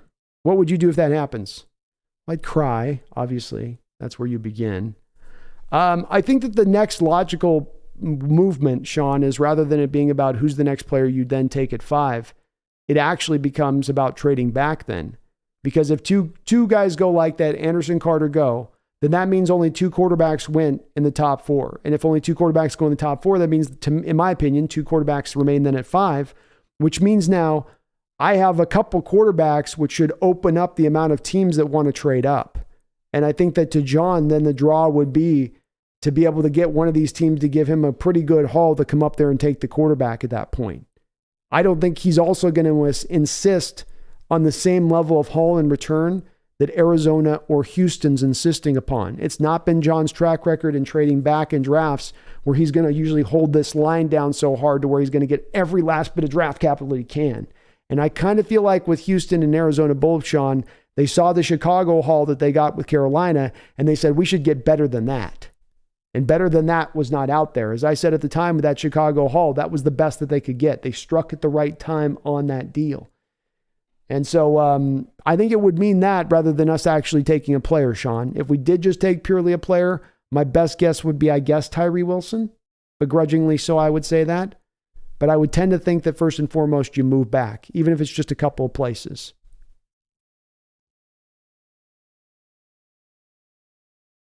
Tony Wright, if quarterback CJ Stroud slips to 5, would you guys take him, or would you guys listen to phone calls to trade down? For example, the Tennessee Titans called you at pick 11 wanting to give up the farm.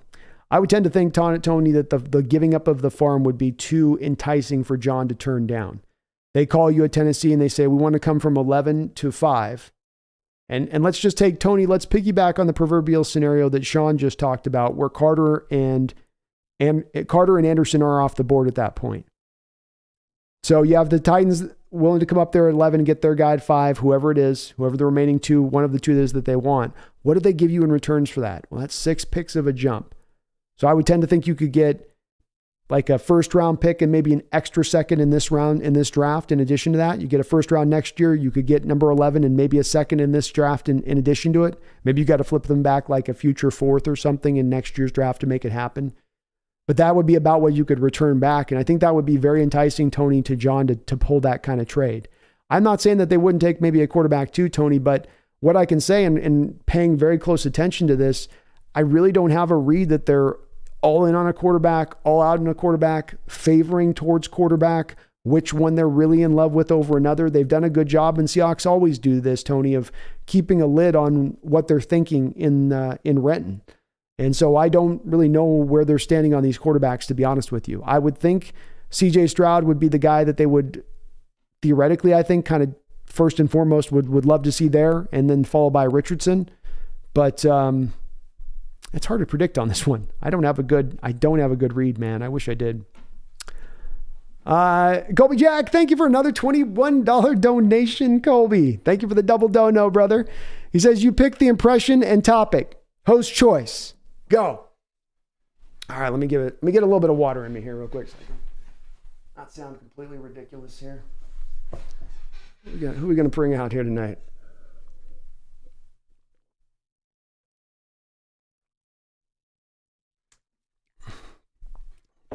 We'll do, since you gave me the double donos on the 20, Colby, we'll do a little bit of a conversation between Al Pacino and Howard Cosell discussing what the Seattle Seahawks should do. Ladies and gentlemen, my name is Howard Cosell, and I am here today with one of the most honored and highly respected thespians in the modern era, Al Pacino. Pacino. Oh, you're not going to get my name right. I'll get it right, Al, if you let me say what I have to say. Now, Mr. Pacino, who would you take in this upcoming draft if you were the Seattle Seahawks, knowing what you have on the line from a franchise future standpoint? I'll tell you, you make a pick like this, you make it all in. All day. You don't sit back and play it safe. Wussies play it safe. Little baby boys play it safe. Men come out in this sport. They take a chance. They let it ride. That's what they do. They don't sit back, Howard. They go. That doesn't seem to be an answer to my question, Al. Who would you take at that pick, understanding if it were to reverse course and erode on you in a horrific fashion?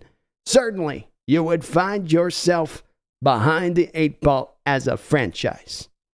No 8-ball ever. I said that after 1972, no more 8-balls. That's not what I'm talking about, Al. I'm talking about being behind a rock in a hard place.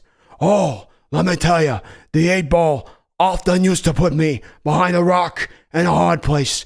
We're not going to talk about that. No, the pick. Who do I want? Who do I want? I'm going to tell you who I want, and you're not going to tell me I'm in order, and I don't care if I'm in order.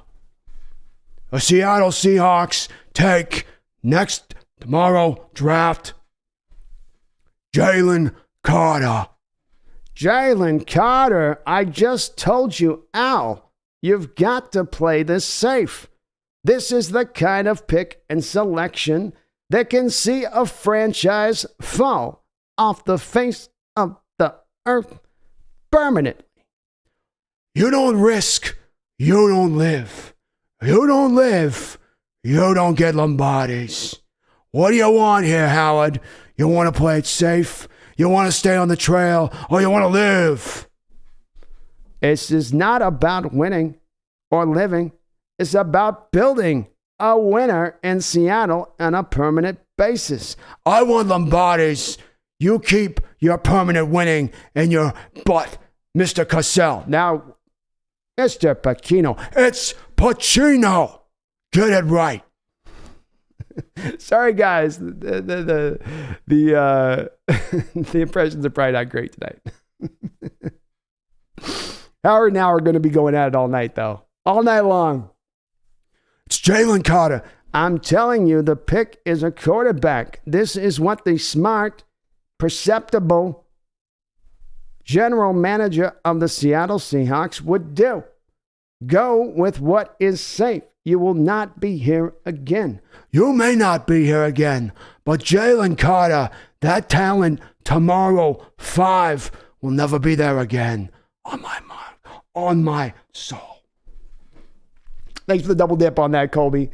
John Stillwell, thank you for the $20 donation, John. Appreciate you as well. He says, I think we need to give a shout out to the Denver organization for helping us rebuild the team so quickly.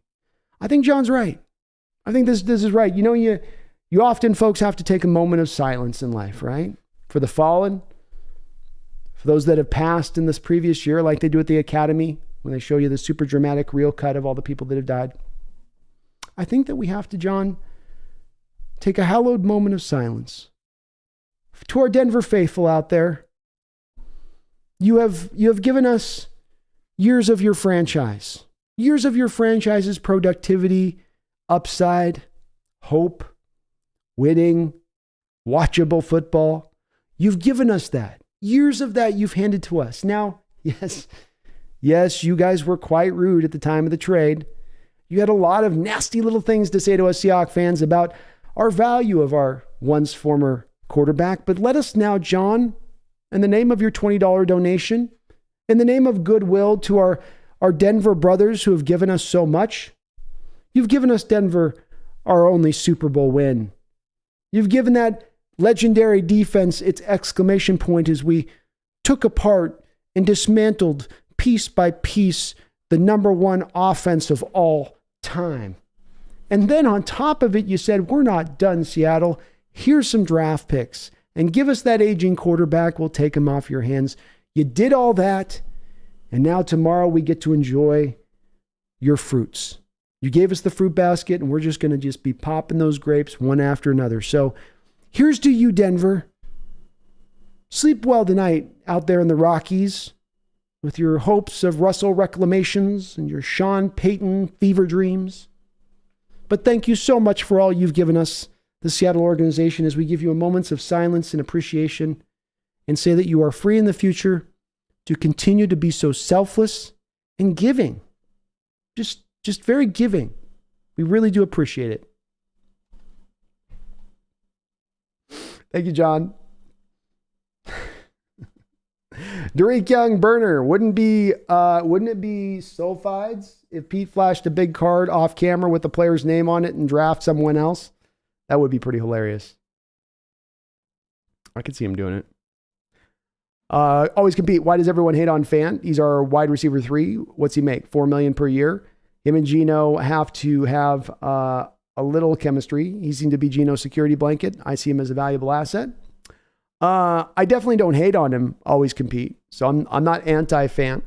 I think with all decisions, you got to kind of have the decisions come up to a couple different items as to why you come to your conclusion.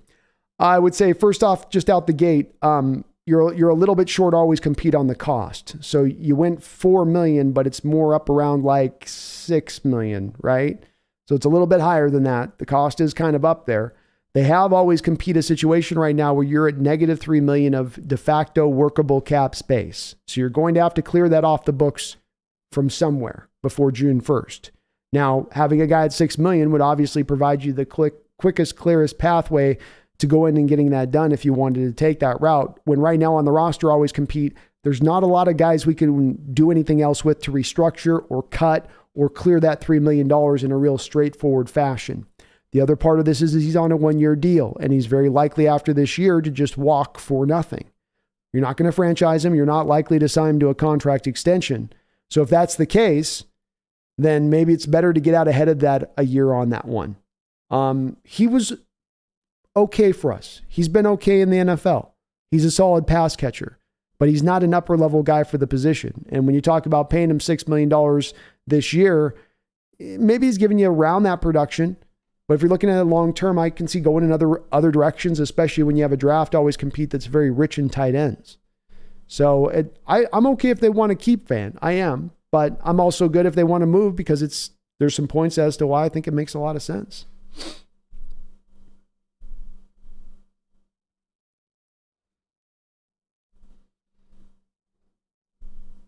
Thunderfist is Jalen Carter. No, please.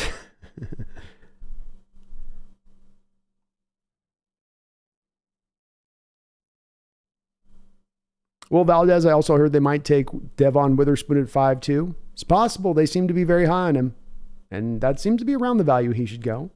John says, I think everyone who doesn't like Carter is going to have to hold their nose and hope he grows up. I think it's going to maybe be where it goes with this one, John. Potentially. But it's definitely going to cause, there'll be a lot of the fan base that likes him, but the ones that don't like the pick are really not going to like the pick.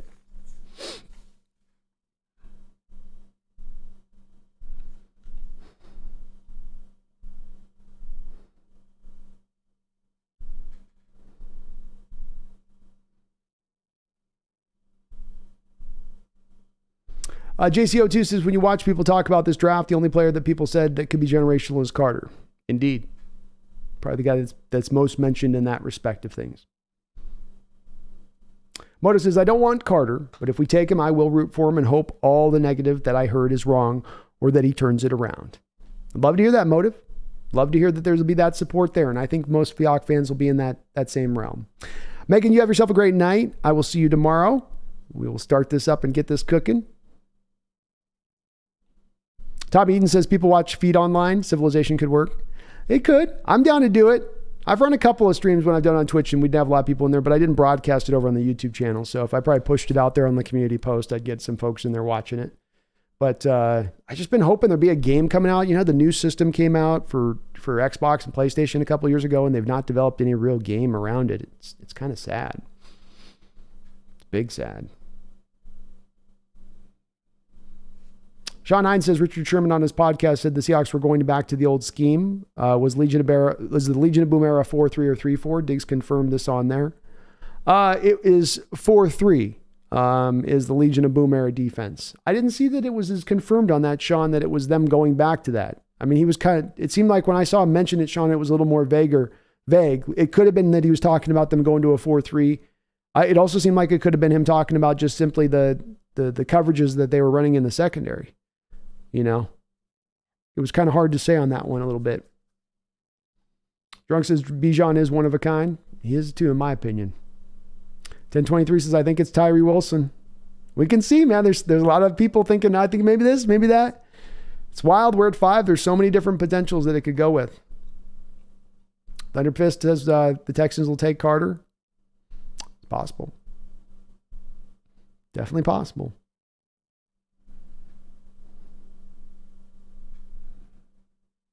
Tariq Young, Brenner Benton's a generational talent. I like me Keanu Benton, man. I don't know if I go generational, but I like him. He's a good player. Benton, Mozzie, Carter, that'd be nasty. Absolutely just nasty. I love it, Seattle 808. Addison Shelby says if Houston takes Carter and Arizona takes Anderson, then we have to trade out of 5, I'd say. I say the same. And because there's 2 quarterbacks, I think the likelihood of finding a trade partner becomes that much more increased.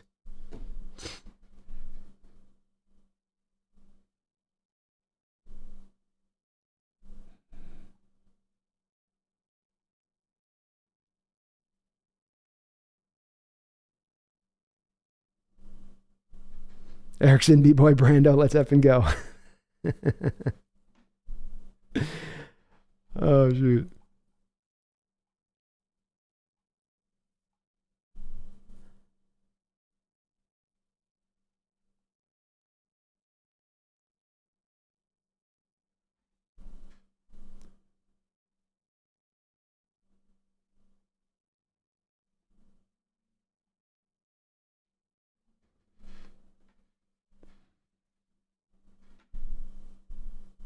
Tired Canadian says, unless the corner is the next Deion Sanders, there's no point in taking one in the first round.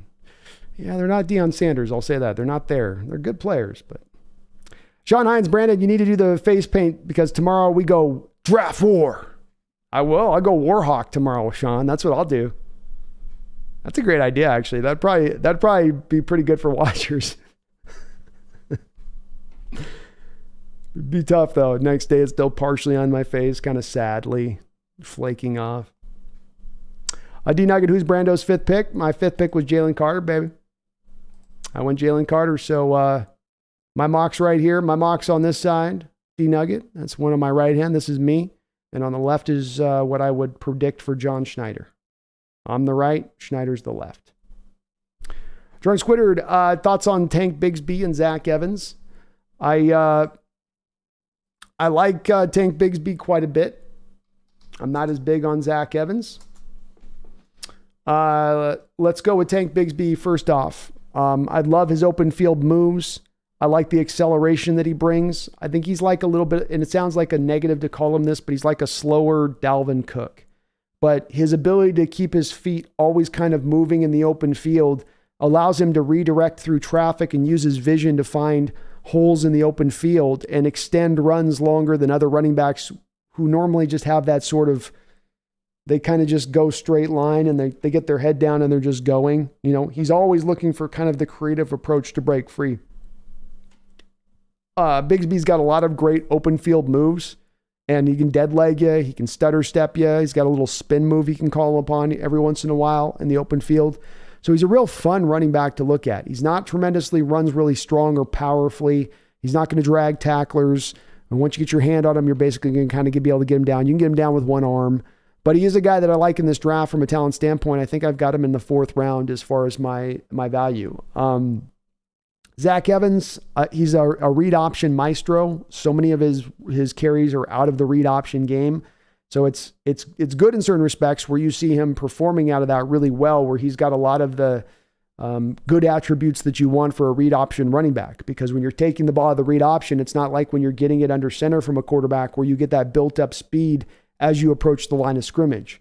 So he's got the quick get up and go, the burst to get up to full speed very fast. He's very reactive, and he can go find a hole very quick off of those reactions, which is something you need with reoption guy.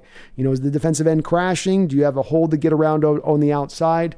I like that. I just didn't feel at the end of the day he was all that exciting of a player. I didn't think he was fast. I didn't think he broke tackles. I didn't think he had very many moves. I mean, I didn't think he was a very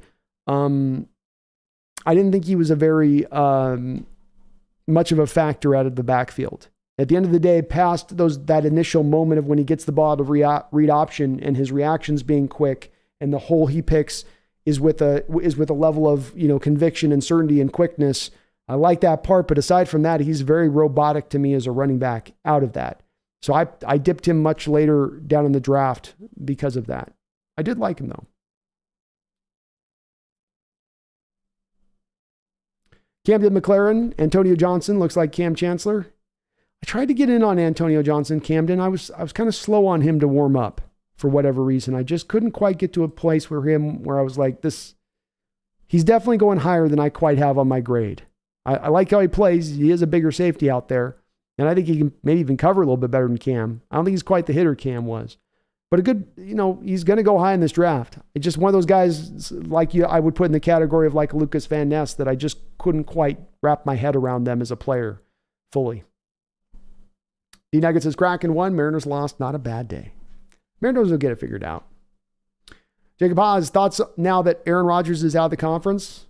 I think that everything this offseason has been something that's lent itself in a place that if the Seahawks were halfway, Jacob, considering whether or not they should be trying to go for it this next year, whether they should be all in this next season and try to truly compete, not simply just trust in a slow roll plan and eventually we'll get to our top Super Bowl window will be opening within a couple of years. They should be looking at it to me with Tom Brady retiring, with Aaron Rodgers moving out of the division, with there being a lack of really upper end type teams that will really scare you across the NFC. Now is a great time to strike, in my opinion, because of that. And if anything, I hope it does embolden Jacob, the Hawks, to push even harder, even stronger this year in whatever way they're able to do it. Maybe it's a trade deadline deal that they might not have made otherwise. Maybe it's making another deal there in training camp. But I hope that they're looking at this next coming season. They're saying, let's really try to go for this. This is an open NFC. This is a weakened NFC. And beyond the NFC in general, Jacob, it's also a weakened division. The NFC West is going to be as weak or weaker than it's been in probably 10 years this next year. You have the combination of both those two factors, which tells me go for it now, man. Drake Young, over-under on 1.5 running backs being taken by the Hawks. I go over Drake. I think they walk out of this draft with 2 running backs. 2 running backs, 3 defensive linemen, 1 middle linebacker, maybe 1 receiver.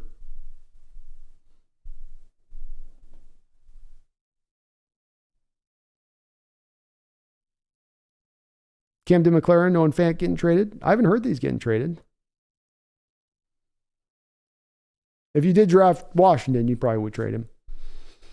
Daniel Bailey says Brandon's nightmare first 3 picks. Bryce Young at 5. Trade up with 20 and 37 to get Van Ness at 9. Oh, Lord. Yeah, that would hurt, Daniel. That would sting me right around the short and curlies.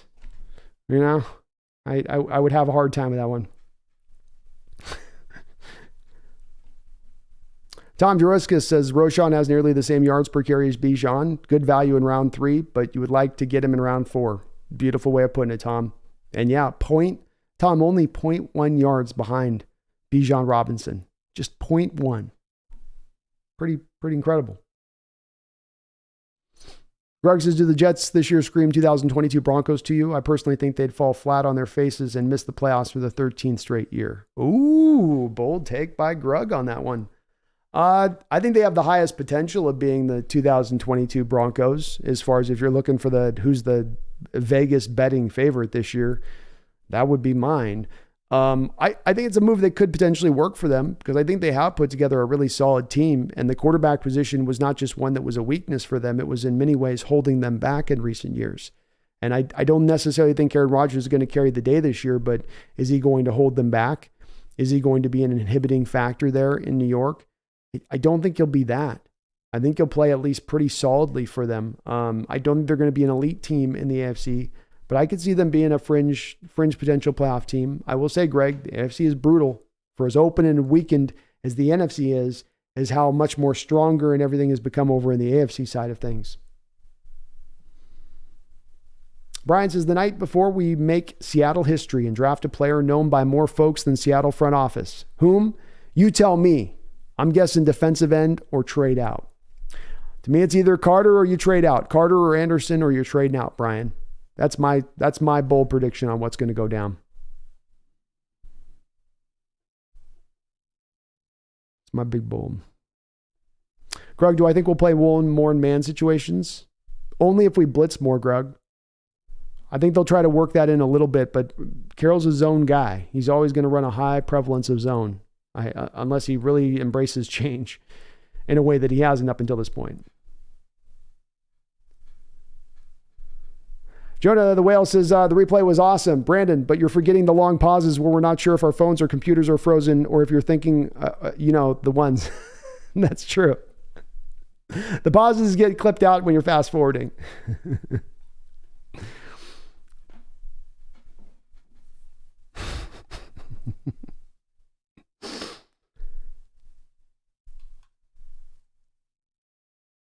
Spencer says the young Jets team needs leadership, something that homeopathic, esoteric Aaron clearly lacks. The homeopathic, esoteric Aaron.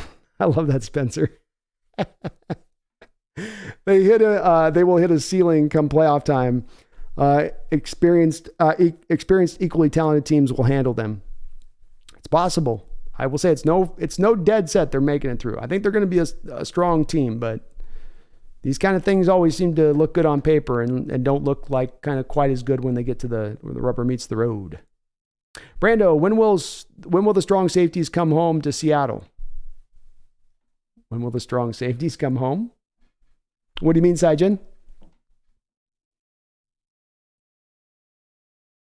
In the draft? So in my opinion, if you're meeting in the draft, Saijin, I think Sidney Brown goes in the second round. So if you're looking safety second round, there's that. If you're going third round, Jamie Robinson. If you're going fourth round, you got Jordan Houghton and maybe J.L. Skinner if they're going to go back to their old scheme. And then if you got fifth round, Saijin, then you're talking Hickman at that point out of Ohio State. Something like that. Is that supposed to be a Hulk Hogan? That's not a great Al Pacino right now. The impressions aren't great late into the thing. James says, I'm a Richardson quarterback guy, but loved both drafts, other than the Carter disaster. Laughing out loud. You're not alone, James. There's been plenty of folks I've seen through the chat, just even on this stream, that are very pro going quarterback. And it seems to be pretty universally that Richardson's the guy that most gravitate towards in that respect of things. And it makes sense to me. But I'm glad you're at least okay with the drafts for the most part on that. Addison says, I still have nightmares about the Carolina game from last season. We need to stop the run this year. In my opinion, that starts with Carter and B-Wags. Well said, man. I'm the same way. The Carolina game, the Raiders game. I mean, even at times the Falcons game. Like, we've got to stop the run this year. We've got to stop the run. John Stillwell, very nice, Brandon. Just what I had in mind. Thanks, man. Appreciate you. Got to give them that moment of silence, man. When they give you, when somebody's giving you so much like Denver has, you know, you got to show your appreciation. Sam the Great says, can't wait for the big bear tomorrow from Georgia. Let's go. Cougar fan for real. Denver is about to give us a second Super Bowl win. That's real talk right there from Cougar fan. We're going to owe them. We're going to have lots of moments of silences if this gets us a second Super Bowl in the back of these picks by Denver. Oh, they're going to hate us for so long. They're going to want to just bring us back to the AFC West just so we can have a war every year, twice. You know, it's true. Or maybe they're just scared of us at this point. Maybe they're just like, just go away. Just go away. We don't even want to look at you. We'll see you in 3 years. Big high five to Brandon Perna out there, man, for sure.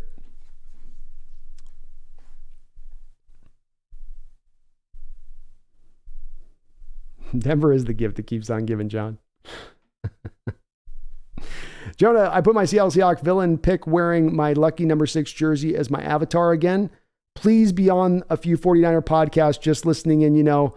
Plus, for good luck tomorrow. Oh, it'll be good to hear them lamenting if we get Carter. You know they're going to freak out if we did. They got Carter. They got Carter. Will Valdez says, Peyton Manning, I tried to throw in the towel, but they intercepted that too. Did he say that? That'd be hilarious if he actually said that. John says, I've got a couple of creative cap solutions, but I think better keep them off the channel. No, that's all good, John. Put them out there, man. Because you probably have a couple ideas that I don't. I've been looking at the situation. I've been thinking it's a tiny bit limited unless they can do some base to bonus stuff as just a kind of a base thing, but we don't have to clear a lot. I think we're just at the negative 3 million mark, so we just got to clear a little bit. Just a little bit. Jacob Haas, how poetic would it be if we met the Ponies in the Super Bowl and beat them? Oh, chef's kiss. 2 cherries on top of the sundae. That's what that would be. Lions Garcia, Will Anderson, and Jalen Carter, please. Yes, sir. Yes, sir.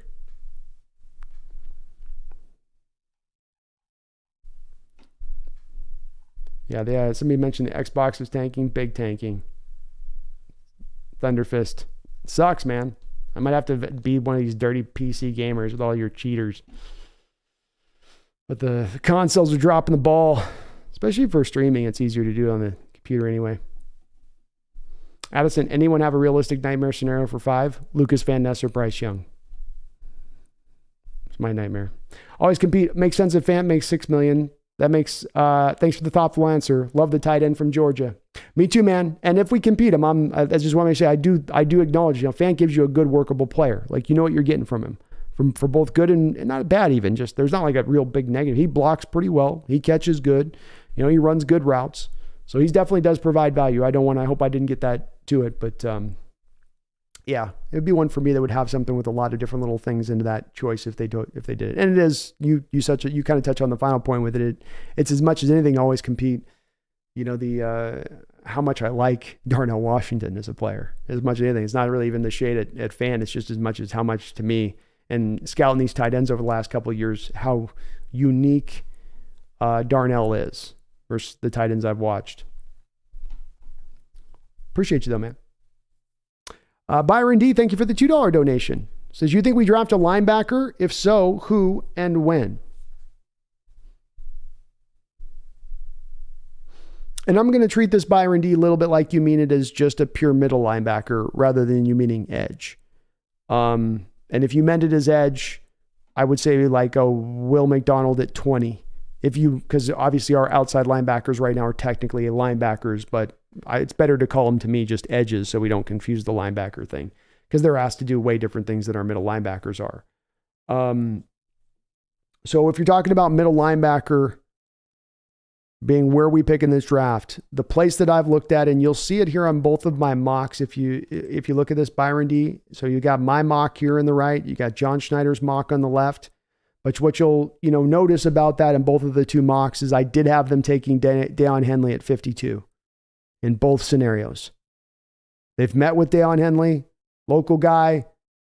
I think they're going to love his skill set, matches to what they've gravitated towards in the past. He came in with some really nice length on his build, which was nice from a testing metric standpoint. He's a safety convert. His upside is still to come. I think 52 there, or if not Deion Henley there. It doesn't have to be Henley too, Byron. It could be who of the four, because it's really a magical four guys. It's like you got the fearsome foursome quarterbacks in the first round. You got the fearsome middle linebackers in the second round. Jack Campbell, Drew Sanders, Deion Henley, Trenton Simpson. Which of those four guys is going to be there at 52 for the Seahawks to potentially pick at that point? To me, Henley's the guy that probably lasts through, and there may be even two guys that they have to pick from Byron at that point in time. But Henley, 52, or linebacker, 52, that seems to me like the place where they could definitely jump and strike on. Tired Canadian, if both Anderson and Carter are there at 5, how about a trade with Detroit to get 6? And Seahawks take both. I've said, Tired Canadian, if you did walk out this draft with Anderson and Carter, that would be insane. That's you're going to have an insane defensive line, and we can't discount that part of it. That is undeniable. The downside on that comes into it a couple places, though, because if you're paying both Anderson and Carter that big money, now, okay, maybe you can offset the cost of the increase of having to pay both Anderson and Carter because you're going to give them both $30 million contracts at that point. They're both going to make a lot of money for rookies. And so you're giving up some picks, which would offset that and not make that as bad. The only thing that I think that would make me not believe that it's possible to happen, Tired Canadian, is that Detroit's already sitting on so many picks in this draft already. They already have multiple first-round picks. I think they have multiple second-round picks. Are they in a position where they feel like they want more picks at this point, or do they want to get more elite talent? And with where Detroit is at, where they're at in their progression standpoint, no longer a team that's in tatters and building themselves up in the groundwork and lifting themselves up by the bootstraps. Now they're starting to get to that team that's on its ascent. I think they're going to lean a little bit more into saying, lean a little bit more into, no, we'll just take the player there, but I'm open to that possibility too, Tired. I trust in both of these two men's talents, and that's my 1 and 2 best players in this draft. So if you walk out of the first round with the 2 best players in this draft by my board, I ain't poo-pooing that. I ain't getting mad at that. John says, if you get a real monster inside and the quarterback position becomes more difficult on the other side. It absolutely does. Interior pressure is the kind of pressure that messes with quarterbacks more than any other. They can step up around the edge stuff. You can have a guy flying off that edge and he's beating that tackle every time. And if you have a quarterback that's a bit of a dancer in the pocket and they understand how to use the movement in the pocket and the angles and the momentum against those edge rushers, they can get around that. It's very hard to get around the interior stuff because very often the interior pressure is now just flushing the quarterback to the edge guys. So now rather than running, you can run from the edge guys, get around it in other places, step up, step around, peer out of the pocket. But then now you're getting kind of ran into the problem points of the pocket there when you get the interior pass rush. Agreed. It's one of the reasons it is so important on the inside, John. Drunk says, let's say if the Titans trade up, all 4 quarterbacks are gone. Who do you think the Seahawks pick, Will Anderson or Jalen Carter, based on insider knowledge and overall feel around the Seahawks? Great question. I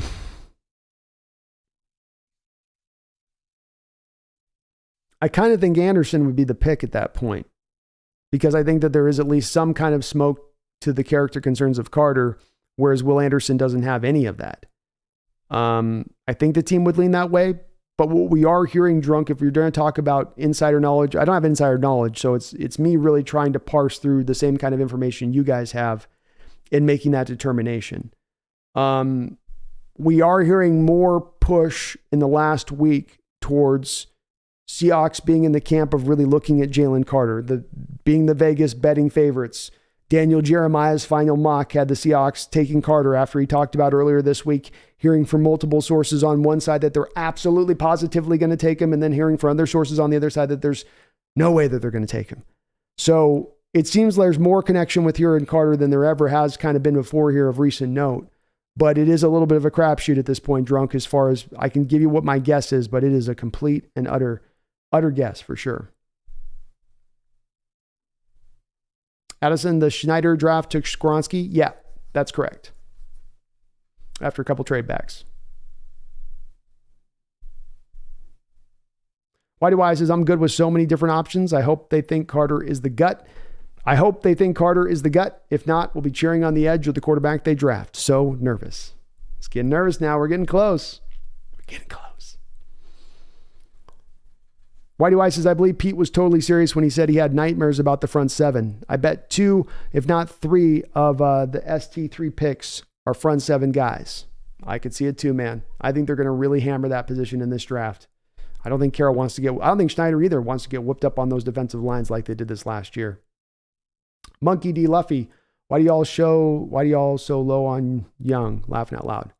My reasoning goes Monkey is I feel like he's been a little bit elevated further than what I saw from a talent standpoint on the football field. I'm one of, I guess, the few on this. I'll own it, Monkey. I could completely be wrong on this. So there's certain prospects every year that I just don't get. And I've watched the tape. I'm not going to lie to you guys. I don't quite see it to the same realm that everybody else is. I see a guy that's got good talent. I don't see if he was 2 inches taller, he'd be Patrick Mahomes, or 3 inches taller, he'd be Patrick Mahomes, like some of the pundits out there are saying about him. I just don't land on that. The bottom line, though, really for me, Monkeys, I just don't trust his ability to hold up at that build, at that size, long term. I think he's going to get crushed at the next level, and I think he's going to have a hard time staying healthy. And I think you got to have a little bit of more of a prerequisite size for the position at this point to make it happen. I think he played about 180 pounds out there at Alabama. I think that's his functional playing weight, and he's not mobile enough to get away from defenders to where he's going to be able to avoid those hits consistently, in my opinion.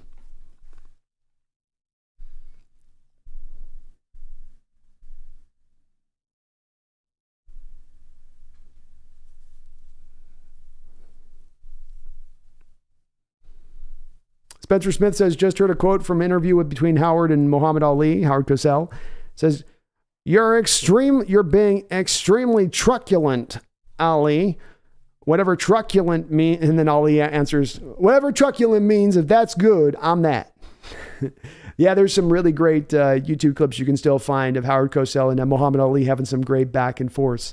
Those guys, Cosell got it with Muhammad. He understood what Muhammad was doing, and he, certainly being a guy that loved to bloviate, leaned into it for sure. Some great clips.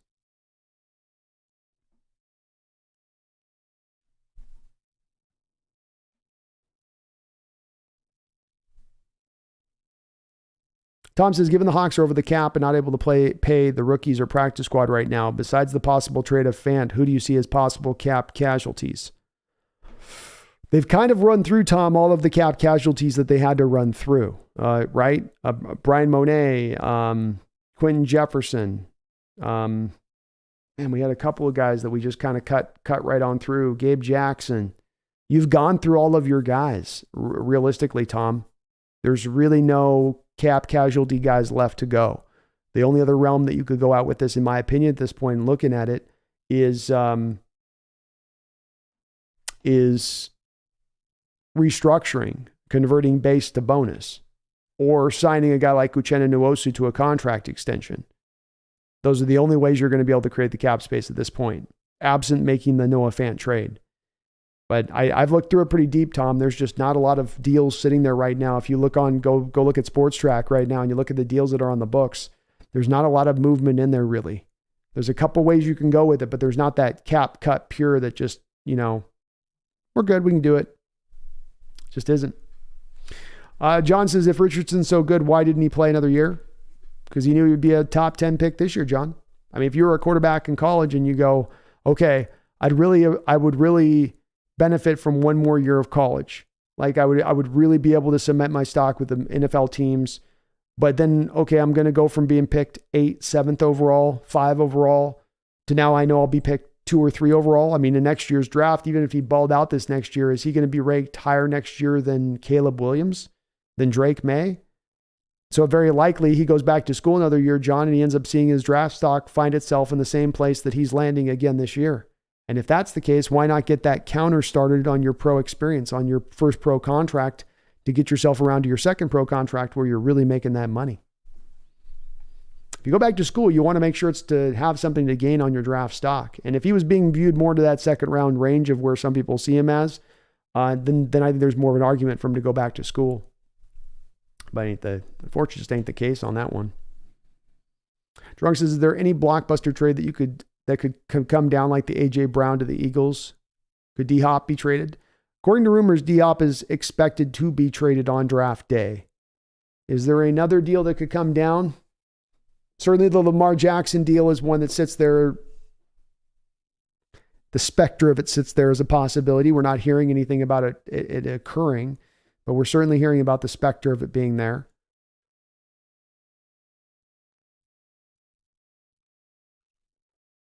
Maybe Derrick Henry. Does Derrick Henry stay with the Titans? Tannehill? Does he get moved? Does Kirk Cousins get moved from the Vikings? The Vikings to be kind of in a more of a sell mode? I don't know if those would be on point with the blockbuster deals you talked about with Brown, but I don't think there's a blockbuster trade that's going to happen for player absent Lamar. So there's really not a guy out there like in the A.J. Brown situation where it's a guy wanting to get paid, due to be paid, but the team has some kind of weird hesitancies as to why they don't want to pay him. I can't think of a situation that exists out there that's quite like that. I'm probably spacing on it, but everything's in basically a state of like, Chase Young is another guy that could be moved. Why do I says, glad to see my boy McDonald on my list. He might be the best pass rusher in the draft. In fact, your mock is the same as mine. I want to argue with you, but I can't. Sigh. That's the key at this point. Why do I? Is you get it so good. You get that mock so clean and juicy that even the most hardened, like I can find something and this goes, oh, okay. I mean, I can do it. Have a good one, John. Appreciate you, man. I'll see you tomorrow. Thanks for all the donos.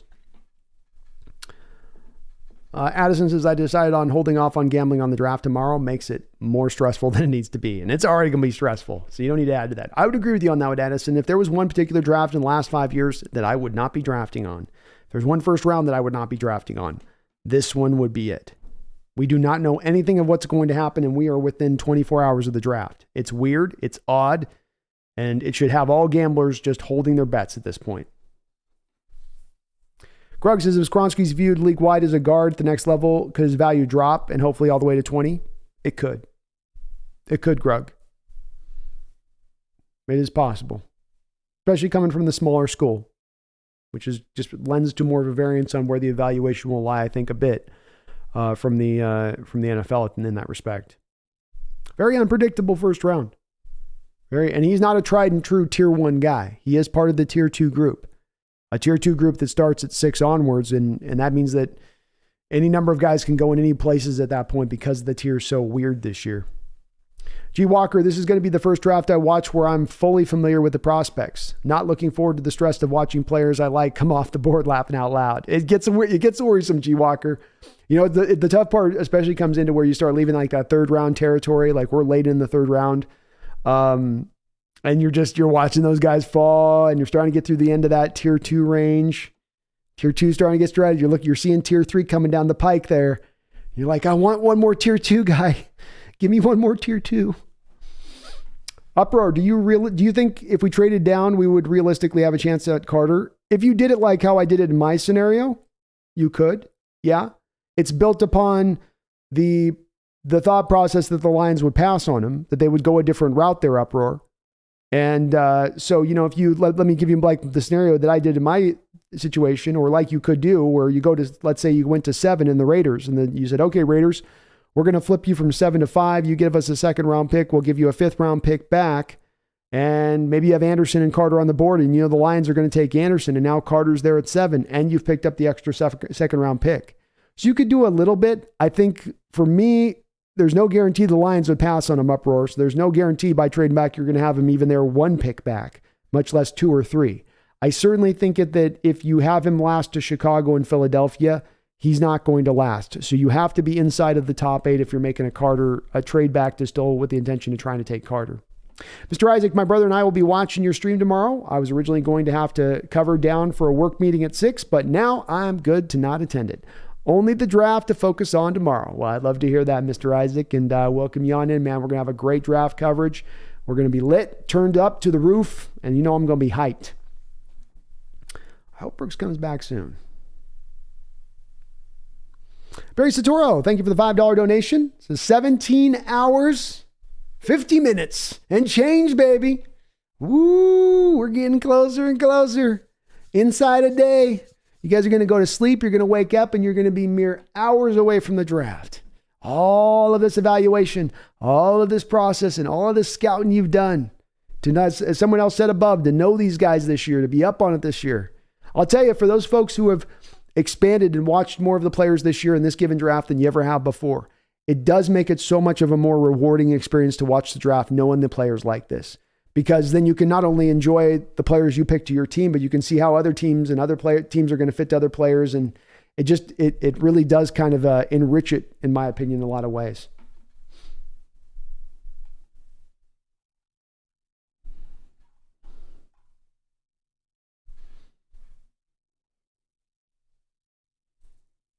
Mr. Isaac, you're mentioning Deadly, sorry.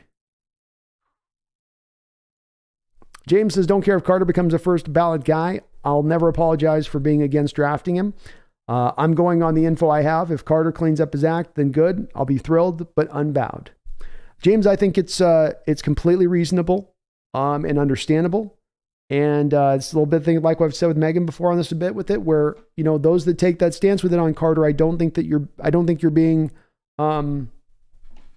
unfair. I think it is fair. I think for folks to say, when I pick at 5, when I'm selecting this high in the draft, I want the clean prospect. I don't want the questions. I don't want those worries that come with it, and that is a very understandable approach to things. And it's not coming from nowhere, James. You know what I mean? It is based in something. So it's not a place I find myself at necessarily, but I completely get those that have arrived at that stage with Carter with this offseason. It hasn't been a great evaluation process for JC.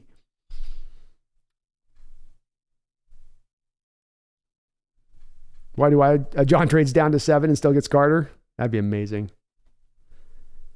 4D chess. Justin R., if the Seahawks traded 20th pick to the Bills for 27th, what would be the composition? Justin, the Bills would then have a late second round pick, I believe, at that point there. So it would probably be purely the late second round pick at that point back to the Hawks. Not much else. It may be 27 to 20, the second round pick, and maybe the Hawks give back a 6th to kind of balance the wheels a little bit. But in general value terms, it would be about that. Yeah, there's no doubt about, I see some talk about Nolan Smith. Nolan Smith has some questions as a pass rusher, but he's an absolute manimal when it comes to playing against the run. I mean, he is a straight just monster in that respect of things. Spencer says, I don't think many people disagree with me. In fact, most are on my side with this. Does Tyree have the upside to become the better run defender in time? Sure, but he isn't right now. No, Tyree Wilson's not a better run defender than Nolan, or I would say even Will Anderson right now. He might have the frame to do it, like you say. He might have the upside to do it, but he ain't tapped into that quite yet.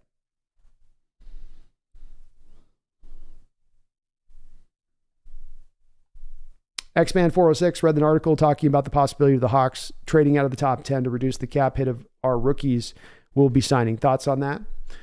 It's a place that you'd like to ideally not to be having your team considering in any way, shape, or form. And it's very disappointing if we're making these trades because that's a driving force, because that doesn't mean that that's a driving force that you're making that decision because you know your board's right in this way, you know the value's right in this way. You're not making decisions based on financial reasons, and that doesn't have anything to do with football. And you just can't help but think that the more decisions that you make as a football team that have to do with financial reasons, and the less moves that you're making that have to do with purely upgrading the talent on the football reasons, not the good direction that decision will go. So it is something that I would not like to see X-Men if that's what's driving their decision to do that. But I have to acknowledge that it is possible. We're walking into this draft with a de facto negative $3 million of cap space. These rookies are going to accumulate right now as it stands for $16 million of next year's cap. They may want to try to find a way to reduce that down, and a quick way to do it would be to move back. And when you're talking about just needing to save a couple million, moving back from a 5 to a 13 could get you that couple $1 million of savings right there, and you're done. And you've picked up theoretically maybe an extra pick down the road at that. 1023, do I think Brian Breeze will be there at 20? I do. Yes. I think he probably lasts about to 24, 25-ish.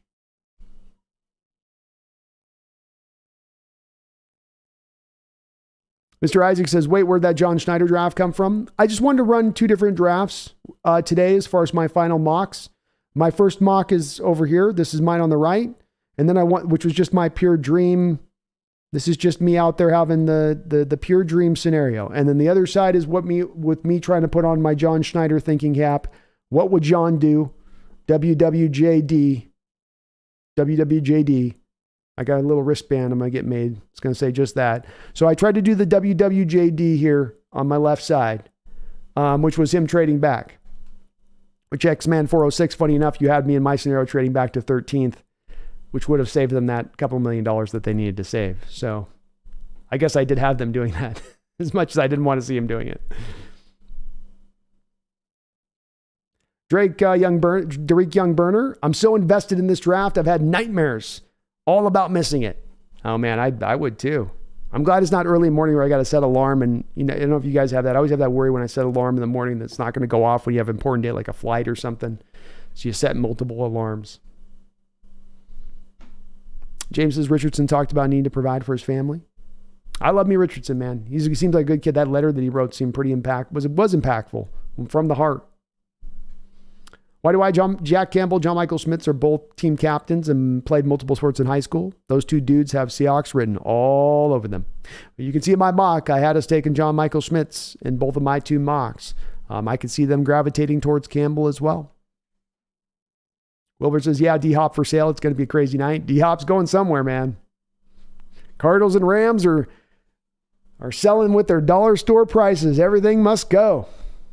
We're in full rebuild mode out here in Arizona. No. We're in full rebuild mode out here in LA. No. We're trying to suck this year. Hey, no, shut up. We're trying to suck this year. Hey, go back to LA, you highfalutin bastards. We're trying to suck this year. I love it. Let them all suck, as far as I'm concerned. Let them all suck.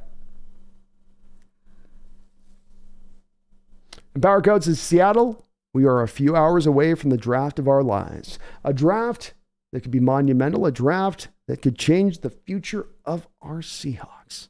Indeed. A Monkey D. Luffy, if Stroud's there at 5, do you take him? I wouldn't take him over Carter, but I would certainly be open to, if the team takes him, I'd celebrate the pick. And I'd love the value of being able to land him there. I think he is the number 1 quarterback in this draft, in my opinion, Monkey. Good player. But a good player.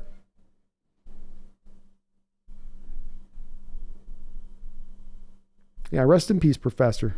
Gotta say that every year around the draft.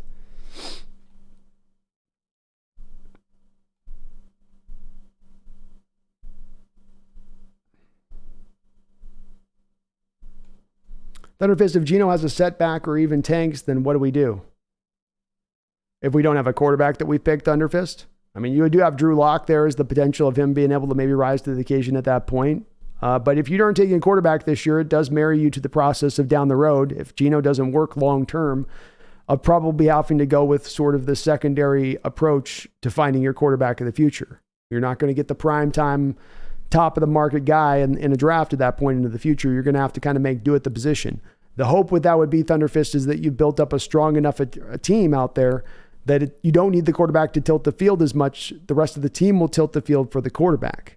A little bit like what you have with Russell when he first walked into the door.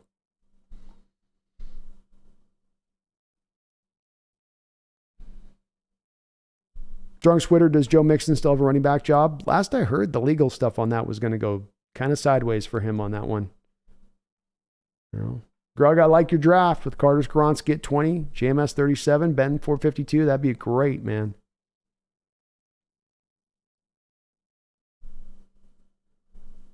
My device says my job starter are new contracts a week later than scheduled while I am having the draft week of. I know I would have to arrange to go to the draft.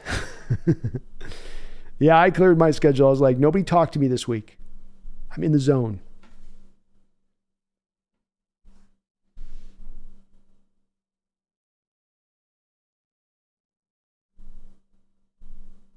Spencer says, well, apparently I don't watch any tape, so probably want to stay solo, bro. You don't have to watch tape on it. It's all good. Power says, Brando, your voice is going to be spent on Saturday. My goodness, it's going to be nuts. I'm going to be toasted. I'm going to be super toasted. And we will, by the way, folks, we're 3.5 hours in. I'm not going to go for super long tonight because I want to keep it to where we can kind of wrap this up a little bit and keep my voice a little bit fresh because I will be streaming Thursday draft night, Friday, Saturday. We've got a double show on both Thursday and Friday with Brendan. So, and then I'm going to be trying to go on Sunday with a double show too. So we'll be kind of probably wrapping this up pretty soon on this one. Drunk Squiddard, where does JSN land? Man, I don't have a read on where he's going at this point. I'm hearing rumors right now at the latest point, Drunk, that Zay Flowers is going to potentially be the only first round receiver taken. I would think that he doesn't get past the Chiefs if he's going to drop that far in the first round. I think the Chiefs would jump on Jackson Smith and Jigba all day. But that's what we're hearing, you know. Trent says at 20, Seahawks select Darnell Washington or AR-15. Who do you take? If either of those two guys are there, Trent, I'm jumping on them. In my mock draft that I ran earlier today, I took Will McDonald, traded back to 22 from 20. Picked up a little bit of extra draft capital and took Will McDonald. But in my draft scenario, Trent, I just didn't, I was able to get Darnell Washington later at 37, so I didn't have to take him there at 20. But the value will be fine on either of those two guys, grabbing them at 20.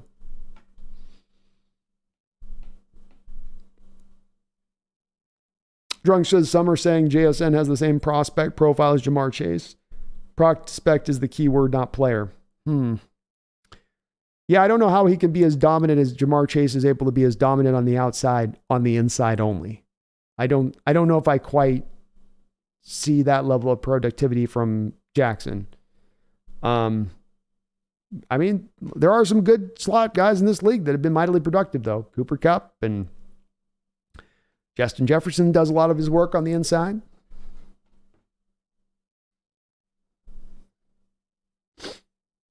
Why in the house? That's right.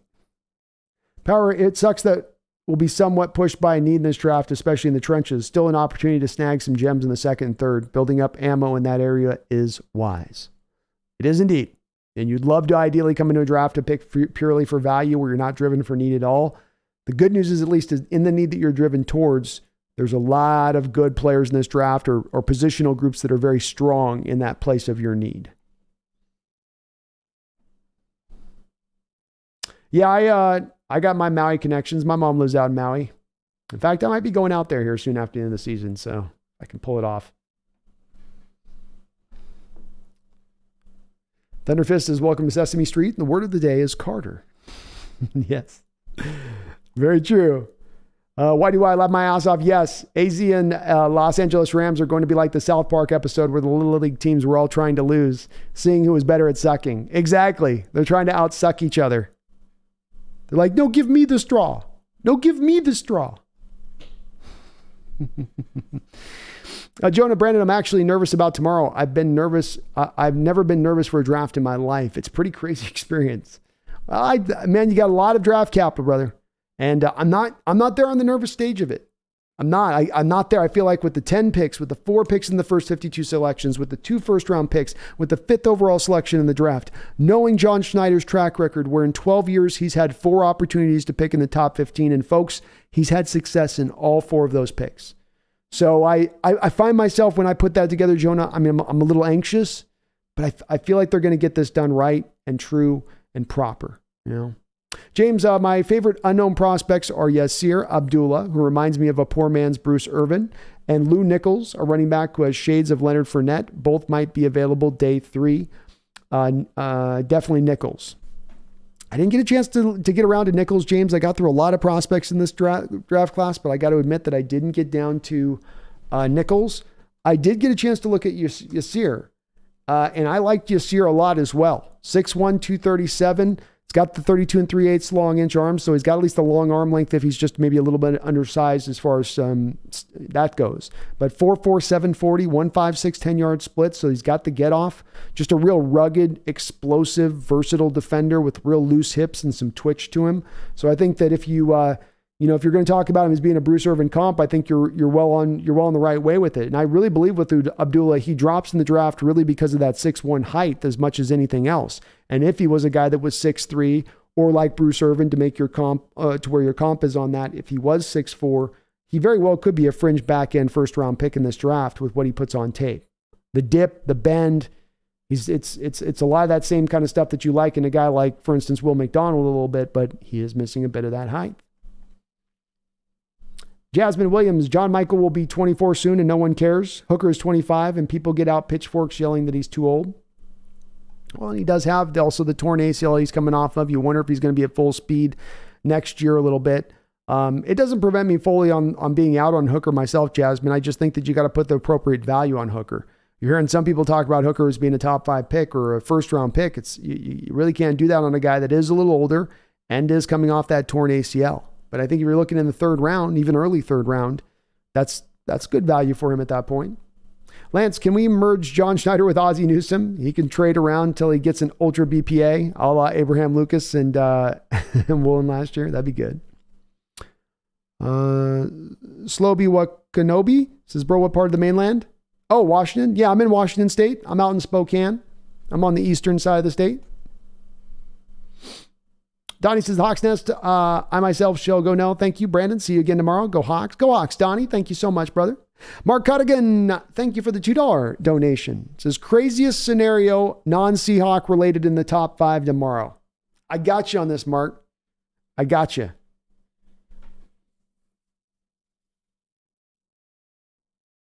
My craziest scenario for you, top 5.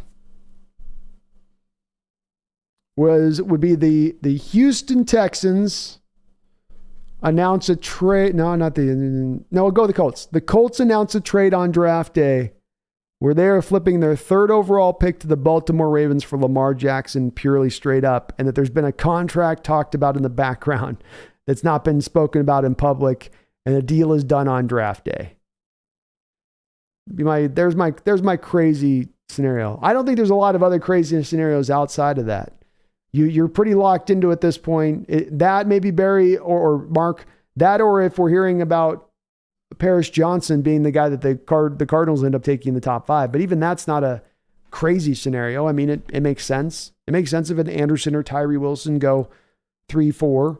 It's not out of line if it goes that direction of things. So it's either that Lamar or maybe the craziest would be 4 quarterbacks going in the first 4 picks, Mark. Maybe even that one beyond that would be the craziest, because that's possible if you get these teams hungry enough for these quarterbacks and chomping enough at the bit to get these quarterbacks. Thank you for the donation, though. I wish I had a more crazy scenario for you. Greg, are you interested in bringing in Chase Young? If so, what would you give up? I'd give up a 3rd rounder, but Greg, I'd need to make sure that the medicals are clear. I'm worried about his knee. I'm not giving up more than a 3rd rounder for him. Justin R., if the Hawks traded up with the 20th pick with the Bills at 27, the compensation to me, Justin, would be the Bills' late 2nd round pick, and the Seahawks would probably have to throw a kicker back to the Bills like a 6th rounder. But it would be something in that territory as far as the compensation back. Probably a pure 2nd round pick back from the Bills, and it being a late 2nd round pick. Drunk says, I don't buy that a single second. Jackson Smith and Jigba has to go top 20, right? I mean, remember, at the end of the day, he is a slot-only guy. And the league is evolving, and slots are mattering more than slots matter more than ever before. If I got that pronunciation right, that could come out wrong, couldn't it? Slots matter more than ever. You need your slots. I need slots here. I need slots there. So, look, he's only a slot. That is worth kind of considering on this, that maybe that does ding his value a little bit. He is not going to play on the outside at the next level. But we're in that misinformation campaign. It's hard to know what's true, what's real, what's right.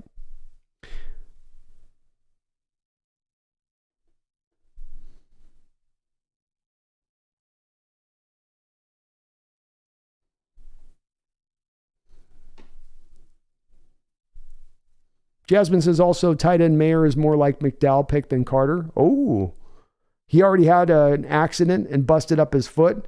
Crazy how fans make an argument but are oblivious to the truth. How? I didn't know that about Jasmine. I'm sorry. I hadn't heard that about Mayer. You're right. It's been completely sort of covered up if it's been out there about him. Interesting. Thanks for the information. Sloby, I want to go to Hawaii soon too. Man, I do. It's been too long for me. I want to get out in the sunshine. I want to get on a beach. Get some sun on the skin. I'm looking pale. I'm looking luminescent. Not in a good way. I like when you go to a pregnant woman, you're like, you're luminescent. Your energy. No. I got the Casper thing going. Drunk says, yeah, I'm pretty nervous as well, but in a good nervous. This is changing of the guard here. I watched the draft, but this year has a different energy. Also, we owe Pete Carroll an apology since many wanted him gone. Definitely got to give Pete some props for getting it done last year. That's for sure. I'll throw apology to him. A little bit wrong in what my outlook was on it. Antoine and Elizabeth Cobb, what's the likelihood that we draft Gibbs? I think it's a definite possibility. The trouble is that we're hearing so much noise about Gibbs going at the end of the first round right now. I don't think he's going to be available to us in the second round to even make that kind of pick, unfortunately. Drunk, do I think the Lions could trade up or not likely? The Cardinals and Lions are only a threat to grab a defensive player. I think the Lions find themselves in the same place that we find ourselves, Drunk. Multiple first-round picks, a lot of picks in this draft. They're sitting at 6, knowing that these teams ahead of them are going to be kind of reaching for players, reaching for quarterbacks, and that the player that they're going to just land on if they just sit tight and hold strong at 6 is going to be a tremendous player. I think the Seahawks and the Lions are in a very similar place in this draft in that way. And I don't think that causes them to trade up. They have the capital to do so. Just don't think they would do so. Mark says, I would love the Cardinals to take a quarterback to piss off Murray, keep the dysfunction rolling. Mark, that would be a situation that would be awesome to see. They go with Anthony Richardson and they're just like, yeah, we're just, it's a value pick. Hey, they did it with Mark. They did it with Josh Rosen. They took Josh Rosen in the first round, then they came back and took Kyler Murray the next year, It's not like they don't like quarterbacks out there in Arizona, and, dysfunction's going to dysfunction. You can always count on it to come through. It's going to be predictable. PT says, what's the trade back possibility with John and Pete based on their history of trading back? I kind of think there's a couple possibilities there, PT. There's the short trade back where you just move back to like a 7 or an 8, and then you have a team moving up for the quarterback and you pick up the extra second, and then you roll with still a really good tier 1 kind of player. Then there's the deep trade back where you target a team like Washington or Tampa Bay and you try to pull the 3 first-round picks back in return for falling so far back into the first round at that point. I think one of those proverbial scenarios, you might not be able to get the full 3 first-round picks, but let's say you get 2 first-round picks and a third, versus, let's say, moving back to 8 or 7, where you might just pick up a pure second-round pick. Something like that would be what I would say they do. And then PT, just in addition to that, if they just go raw right for the player at 5, take the Carter, take the Wilson, take the Richardson, I do think that makes it much more likely that at 20, they move back 5, 6, 7 spaces at that point to pick up extra picks. One of these first-rounders, I think, does get moved somewhere in this draft for them. Jonas says, I feel like I'm nervous more because of the fact that these picks can actually send us into a dynasty if we play them right. And I'm ready for that. Hell yeah, man. That's a good nervousness. JG says, I think JSN is more than just a slot. I watched plenty of Ohio State games and he was outside a lot and succeeded. I'm sorry, I'll be kind of hurt if we pass him. He can be a game changer, Garrett Wilson, Olave type. Let's take a look real quick if we can on what his snap count was last year.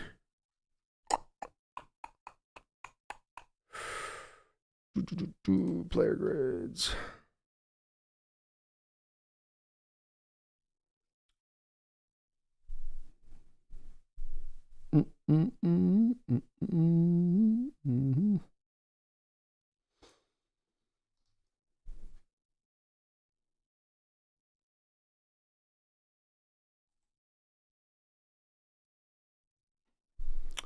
So, why do I not have his stats here fully? This is weird.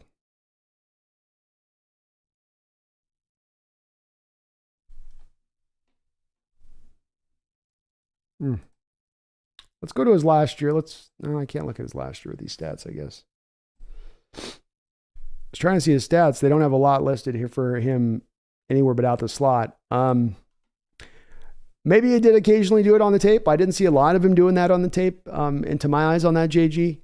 So maybe you were able to see a little bit more of the tape than I was able to watch. I didn't watch every Ohio State game, that's for sure, but I watched a good collection of his games, and the majority of the time that he was lined up on the outside or on the inside. He's got, he does have small arms. And this is a thing where people don't like to hear this a little bit. I know it's like, well, it's just silly. Just having simply this size of arms means you can't do this. And I can understand people bristle a little bit about this when this gets mentioned, but he's got 30.5-inch arms. You want at least a minimum of 32-inch long arms on guys working on the outside. And you can count the number of guys that are getting it, making it happen on the outside the NFL who have under 32-inch long arms on your hand. It just doesn't happen very often in that respect. You pair that with he doesn't have the fastest 40 time in addition to that. So the lack of short arm length, the lack of the speed on the outside, I think that's going to really reduce his capability. Just my own take on it, on his ability to play on that outside. Maybe you can pull that off a little bit from time to time at the college level, but to me, he's going to be an Amon St. Brown type guy off the inside at the next level. I don't think there's anything wrong with that. I think he's going to be tremendously productive and helpful for teams in that respect of things. But yeah, I feel pretty solidly, and I feel like too, I'll say this, JG, this isn't just my evaluation on him. The general outlook on him is that he is going to be strictly a slot-only guy at the next level. And this is from people that are former scouts and former head personnels of offices and everything else. It's a pretty unanimous opinion on the outlook of Jackson and where he's going. Where, like the guys you mentioned in Olave and Wilson, those were guys that played predominantly on the outside in college, and had the skill set to kind of do so. Had the speed to do so. Always compete. Is there a Cooper Kupp in this draft? No. It's a weak class for receivers in general. I don't think there is. I'll look at my thing. Is there a guy that comes close?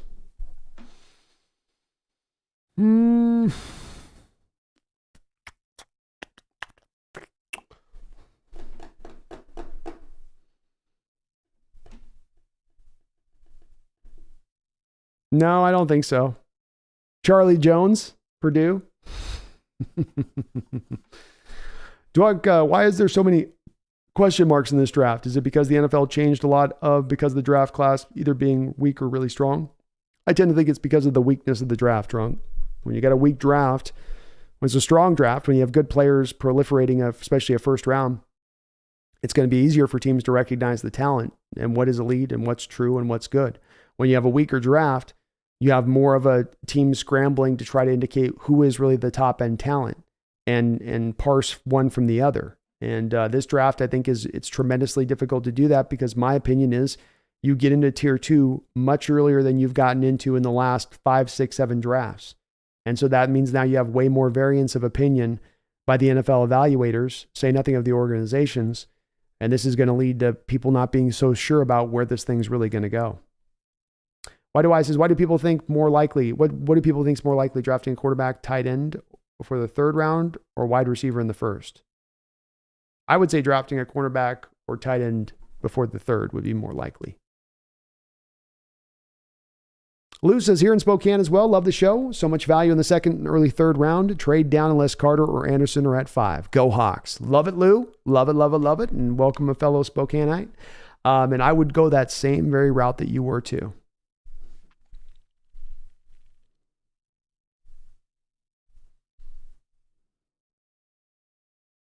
Thunderfist says, I got me a couple of slots in Reno back in the 80s. Not bad at all. Spencer, I'm certain I get a certain vibe from the anti-quarterback, no matter what people, that even if some miracle Stroud made it to 5, they'd still be clutching their pearls and saying, oh, the humanity, if we took him. There's things that's been certain on this, Spencer, and I actually really do appreciate it. It does get frustrating, I know, from some perspective, the lack of sometimes a willingness to be flexible in the views of things with the team and this. But the thing that I think that comes from the place that I really want more than anything else is the passion and the love of this team. And if you care a lot, then you want to see something happen. If you don't care a lot, If you're half in, if you're a casual fan, whatever happens, happens. I don't know, whatever. But if you care and you've invested in this process and you scouted these players and you found that you've got a dog in this fight, I love that. That's what I want from my fellow Seahawks fandom. And if that's got to come at the cost of people taking a hardline stance from time to time and it gets a little bristly and it gets a little bit of a, locking horns a little bit from within the fan base, okay.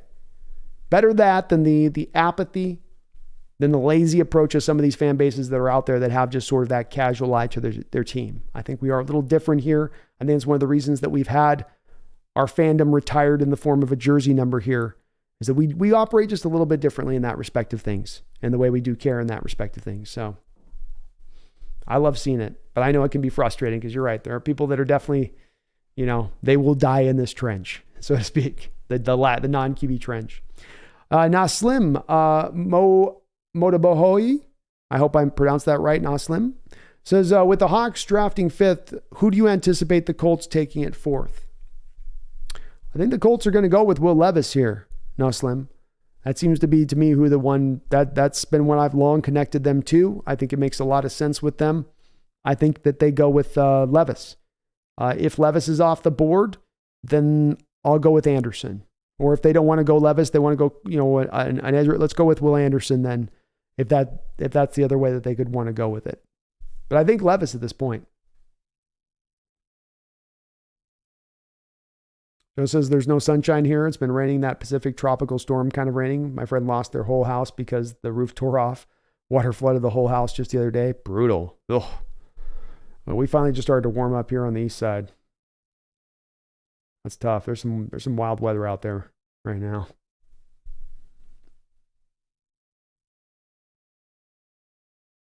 Spencer says, I was watching a wide receiver breakdown with Steve Smith, and he said, in speaking with JSN directly, the young wide receiver bristled when Smith suggested he would be a slot only. I mean, I'm not expecting him to just be like, yeah, I only want to play in the slot 100% of the time. But, guys that speed with that arm length don't tend to be successful on the outside. The speed, it goes in combination. You don't have the speed to be able then on the outside to really be able to run away from guys. Right? He's not a tremendously well-built, super strong receiver, so it's not like he's just going to run right past press. So you're not going to run by anybody. Even if you got great route running, you're speed restricted, right? And so you don't create the separation in route running from the outside like you'd be able to do from the inside with the free releases and being able to sit down snugly in the zone, in the opening holes in the zone. And so then what happens is then you don't have the separation because of the speed, but now the ball comes in and you don't have the arm length to be able to go up and moss guys, to be able to then, if it's even, I got the extra extension to be able to go pick that ball where you can as a cornerback. He's not going to have that. So that's where my reticence comes in to believe that he's going to be able to play on the outside. He may think he'll be able to, but I'm going to lean back on it. I mean, I swear there's like 3 receivers in the entire sport who have under 32-inch long arms starting in the NFL. If there's 32 teams, right? And we have 64 wide receivers starting in the NFL. You have like 3 with less than 32-inch long arms operating on the outside. So the numbers don't add up on this a little bit, Omar, I want Anthony Richardson. You're not alone, Osmar. We've got a lot of folks that are in the same boat as you on that.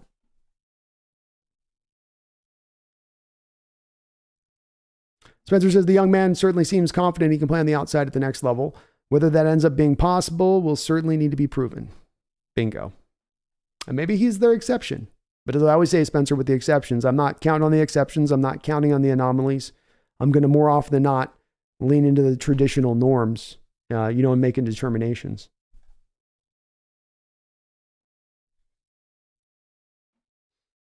David, what's up, David? Yangs, good to see you, man.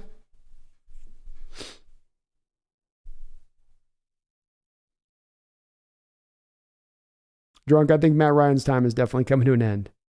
JG, should we take Bijan if he falls to 20? I'd be in favor of it, JG. I have a feeling I'm probably one of the only few in the fandom that would be wanting to see that happen or happy to see that happen.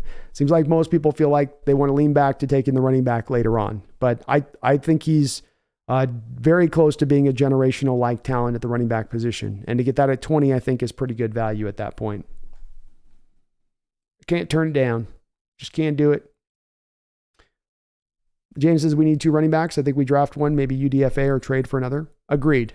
I think I could see them going doubling up, James. This is something the team did do last year, right? You went with 2 tackles. You went with 2 corners in the draft. You went with 2 wide receivers at the end of the draft. Very, very reasonable, I think, to think that they go 2 running backs. Lucky 12, it is almost time, man. It is almost time. Thunderfist is, I don't see the Colts not picking a quarterback. I don't either. They had so much of a rough road recently with the older quarterbacks they've tried to bring through there, and everyone has gotten worse and worse and worse.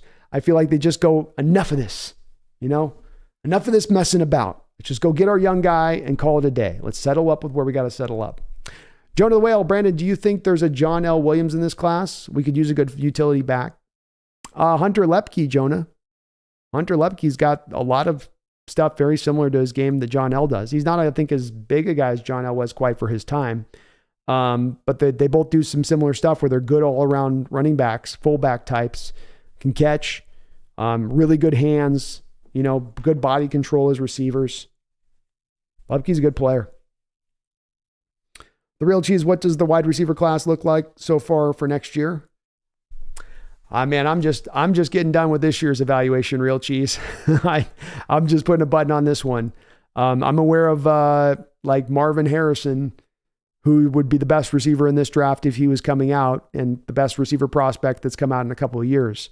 But I'm not as well fluent right now on the other guys that are out there. I'll start kind of adding to that as soon as this draft closes. My process then does begin and start on next year's draft. It starts to turn over.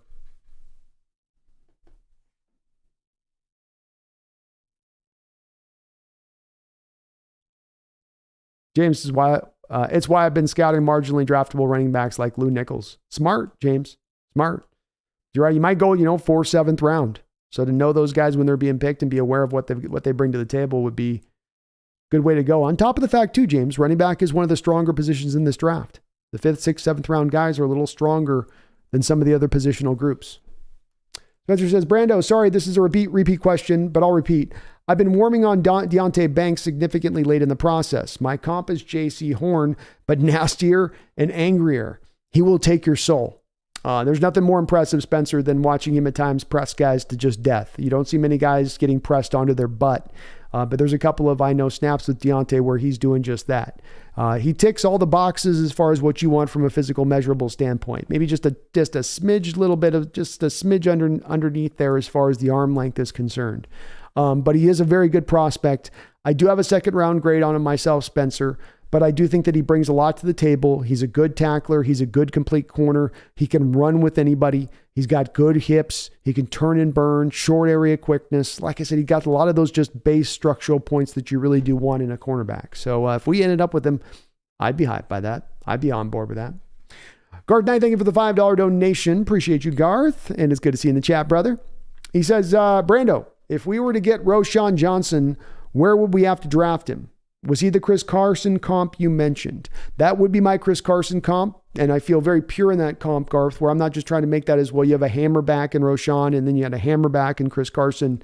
He's really like Chris Carson in his running style and the willingness to deliver punishment, the difficulty in bringing him down, that you can have a clean, full shot to bring him to the ground and tackle him, and he still just finds a way to shake you off. And just an inherent nature and ability to be able to do that. So I love his tape.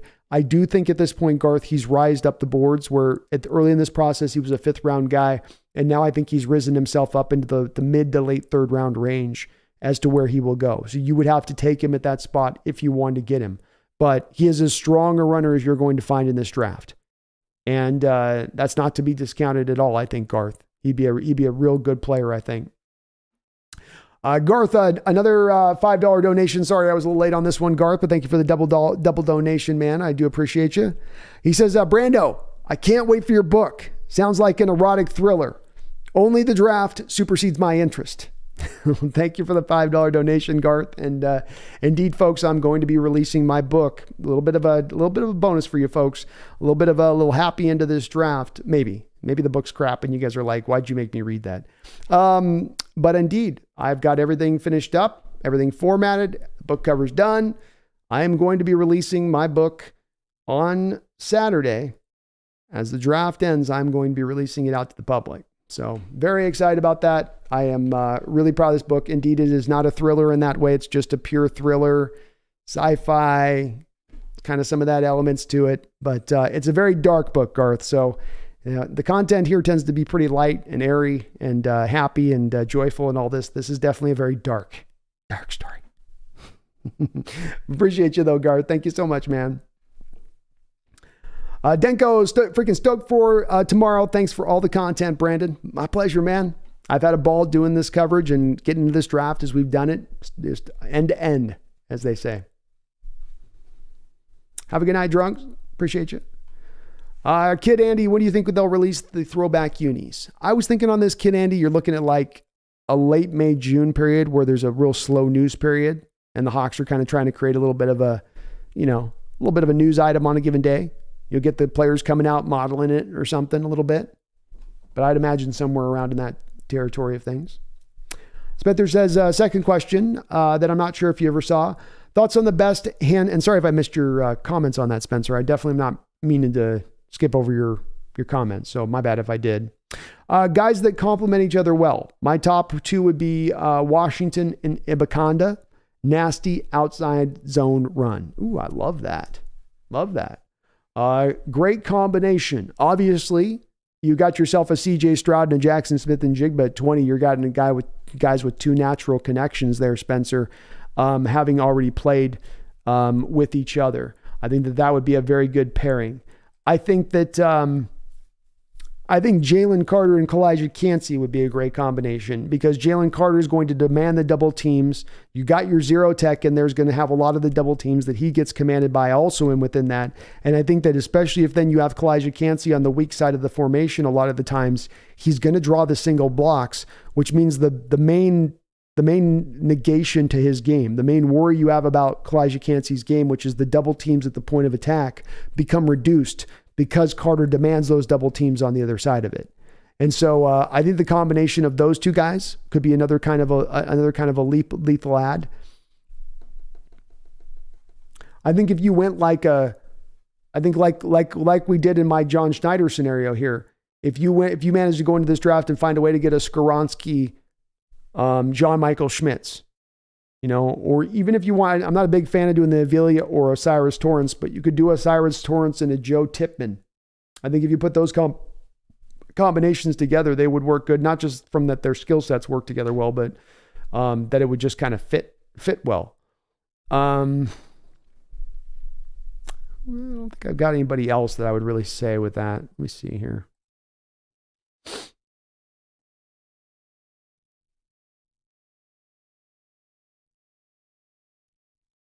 Look defensively.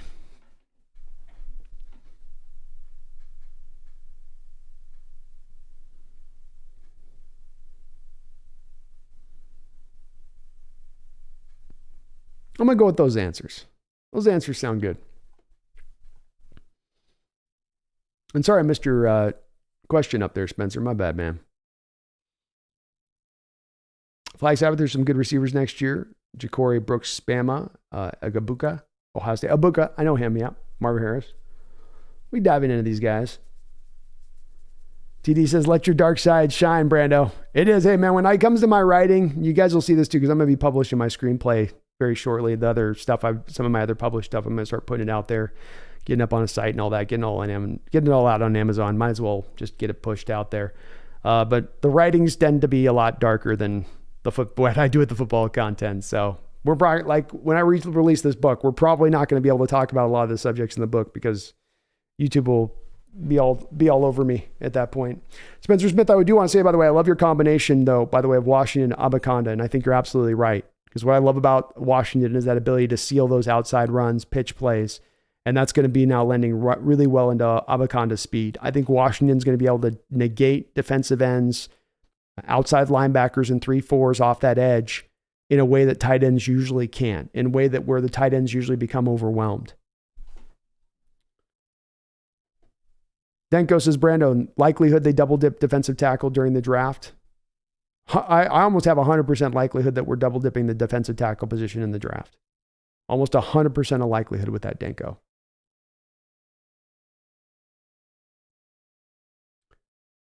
Addison trade up with Detroit using 20 in our second to walk away with Anderson and Carter. I know, not realistic, but a nice thought. It's a beautiful thought.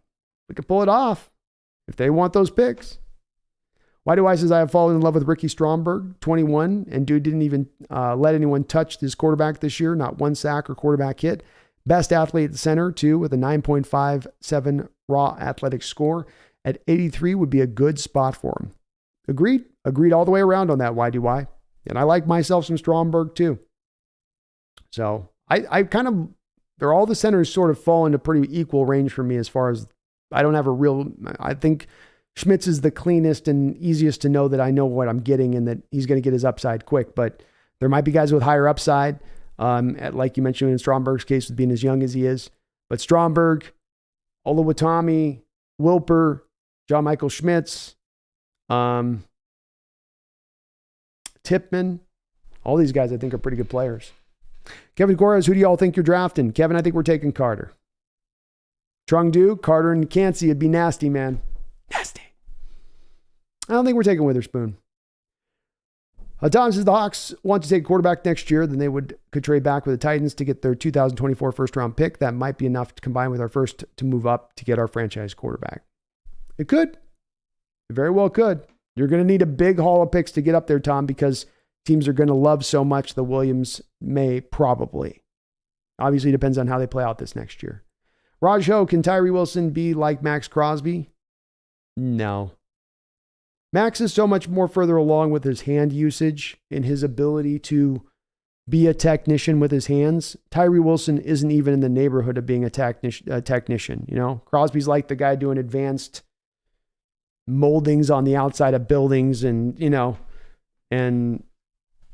Tyree Wilson's trying to build a table. Just, one's a true carpenter and one's like a guy who's dabbling. Greg Kemp says, Brandon, what Senior Bowl player do you really feel has the highest chance to be drafted by the Hawks this year? Good question.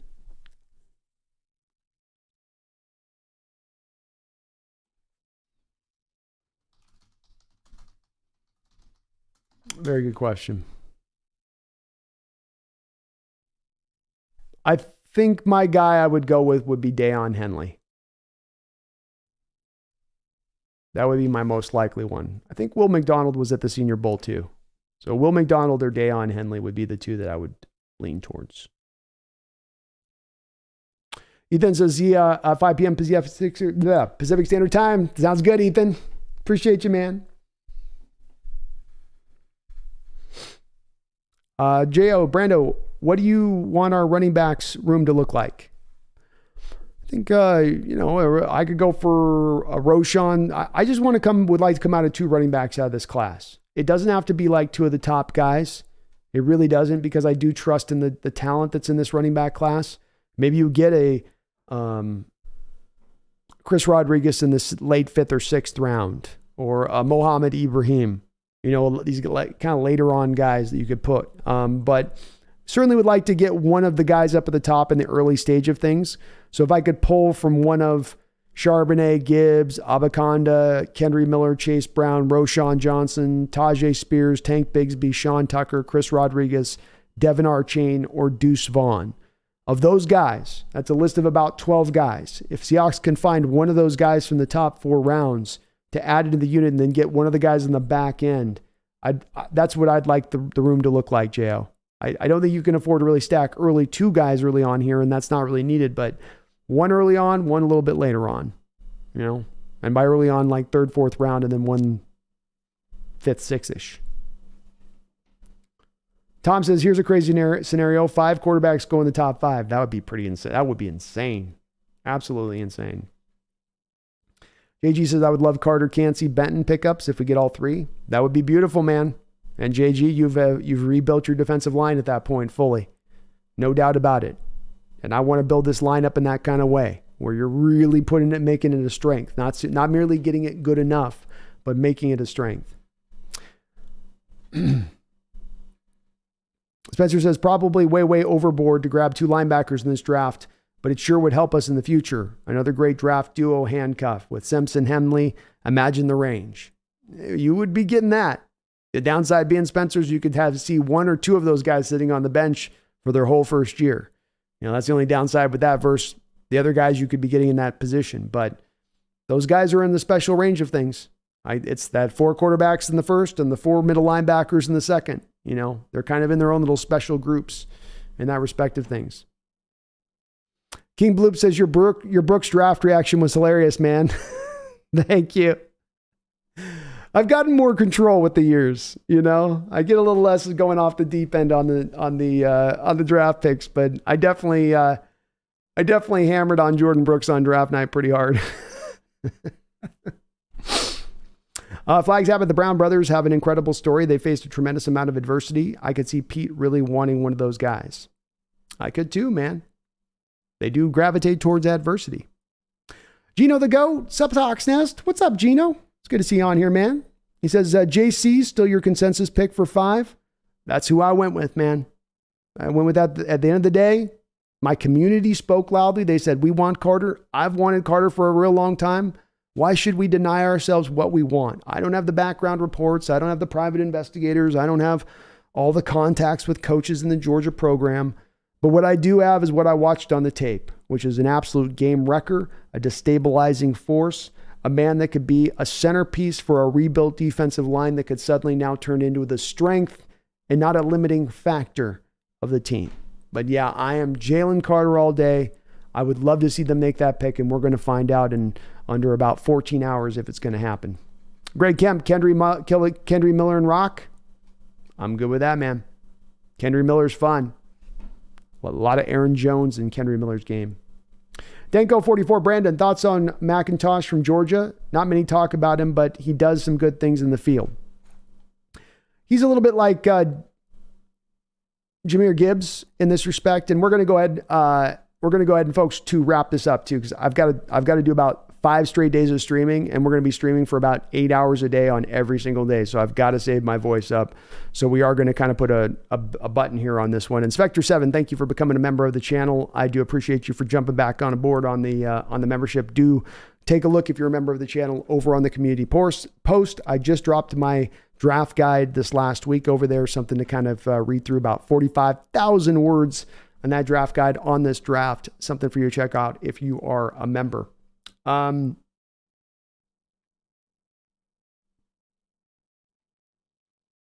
McIntosh from Georgia, Danko. I'm not as big on him. He's kind of a man in between a little bit, more than he is a guy he can be a running back and a receiver. He does give you both of those 2 attributes that he brings to play, and he's good in both of those respects. He can run a receiver-like route, and then he can be a true running back when he wants to run the ball. He's really, really not very fast at all. 4.6, 240. The 1.54 10-yard split was at least decent, but then he comes back with the 32.5-inch vert, the 113 broad, the 7.69 3-cone. He's just not a very tremendously explosive athlete, and he's not always as natural a runner with the football as I'd like, where he gets up really upright in his running style. And so I think he's a guy, if you want to get him in the 5th round, late 4th, 5th round range, and you can move him all around the field. There's some interesting things with that. 64 catches over the past 2 years. He is really a factor out of the backfield. But man, those numbers you watch, and it does match up to what you see on the tape, where there is a little bit of a lack of juice there. Those holes he was getting opened up for him by those Georgia offensive linemen were pretty big. So I don't hate him, but it's not quite really big on him. TD, what news? I don't know of any news going on. James, my early and late running backs would be Abaconda and Chris Rodriguez. I'd love to see that combination, James. Would love it. King Bloop, can you convince me that a cornerback at 5 isn't the worst pick of all time? Yes, because there's a lot of risky picks at the top of this draft that we don't know what's going to go on with these guys. Jalen Carter with character concerns. Will Anderson's running his 4.6 40, and maybe he's not tremendously very physically talented to be able to take the top off. Tyree Wilson's a big fat question mark about whether or not he's going to tap into who he is and what he's going to be as a player. Peter Skoronski's a man right now currently kind of without a position. We can go down the line here, but there's question marks about any guy you want to go pick at number 5. Now, you want to talk about Christian Gonzalez or you want to talk about Devin Witherspoon? There's not those questions there. You can have the questions and you can bring up the thing to me where you say, Brandon, That's way too high to take a cornerback that's not Deion Sanders. If you want to apply that logic and reason to it, that's very true, and you're right about that. But if we're trying to apply the logic and reason of, I want to find a player that's clean, I want to find a player closer to what I want to get at number 5 as far as value, historically speaking, because a lot of these guys aren't giving me that. There's too much risk with them. There's too much question marks. There's too much limitedness. There's too much of them not close enough to their upside. You have guys right now at their upside spot, ready to go, ready to roll. They're not Deion Sanders level of talent, but they're strong NFL draft prospects and completely worthy of being top 15 picks. So it's not the pick I would want to make. I've not had a cornerback in any of my mock drafts be the guy that we select. But is it understandable that you would go cornerback there because there are so many fearful roads that we could end up down with a variety of these different prospects at number 5? Yeah, absolutely there is. Spencer McIntosh, pretty puzzling to me. He was getting top 5 at the position kind of discussion very early. You just kind of watch more of his tape and it just doesn't, he's got fairly good acceleration, good quick reactions back there, but not always. Just the slowness is there on tape. And when you're slow as a running back, there's nowhere to hide it in the NFL level if you don't have that burst. That's why I say with tight end, receiver, running back, I'm almost one of the first skill sets you look for is that 5, 6, 7 yard burst. That ability for that 5 yard period to be the fastest football player on the field.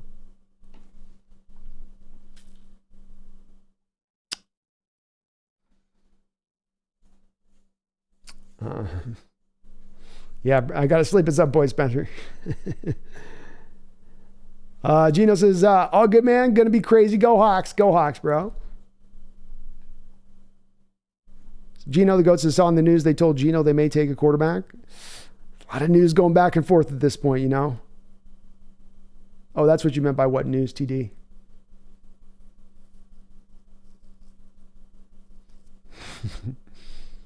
Danko says, definitely day 3 for McIntosh. Thanks for the insight. Yeah, no problem, man, Danko. And I do like him, so don't. I hope I don't come off as being a complete hater on the guy. He'd be fun 4th or 5th round.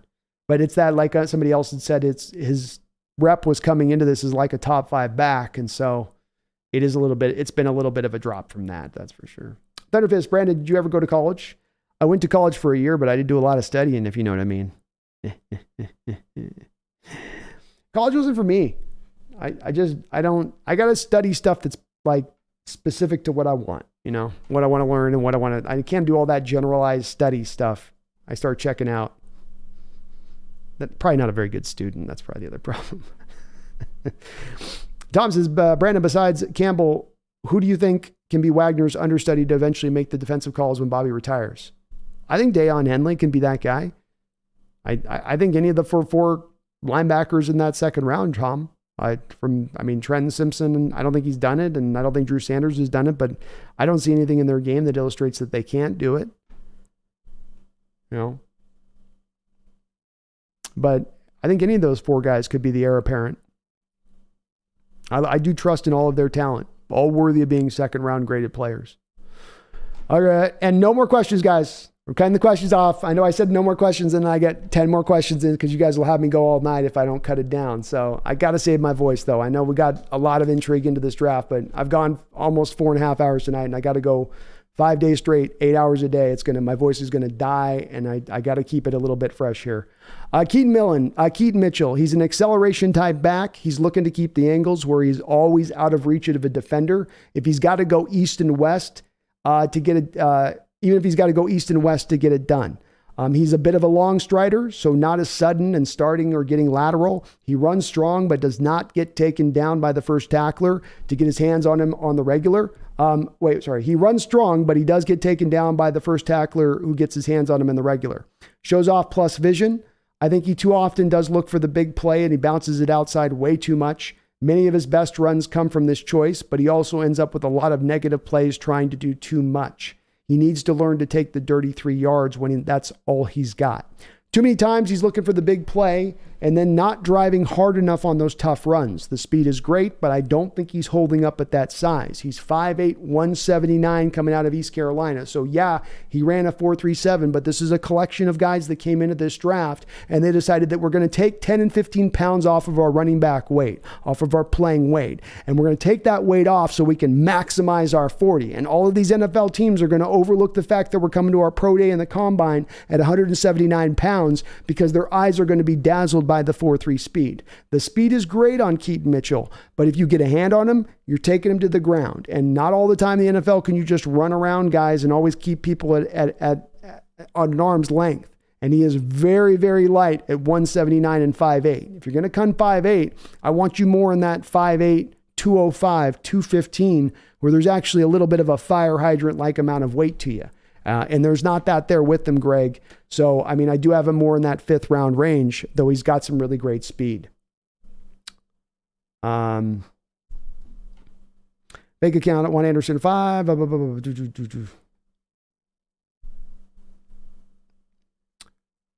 Lou says, I'll be tuning in at 5 p.m. to watch the live stream. Go Hawks. Thank you, Lou. We will be on. I'll probably be getting on about 4 o'clock tomorrow. So we'll be starting up about an hour before the draft to kick this thing off. No doubt about it. Garth Knight, thank you for another $5 donation and all your donations tonight, Garth. I appreciate the triple donos. He says, Brandon, what running back do you want from the draft outside of Bijan Robinson?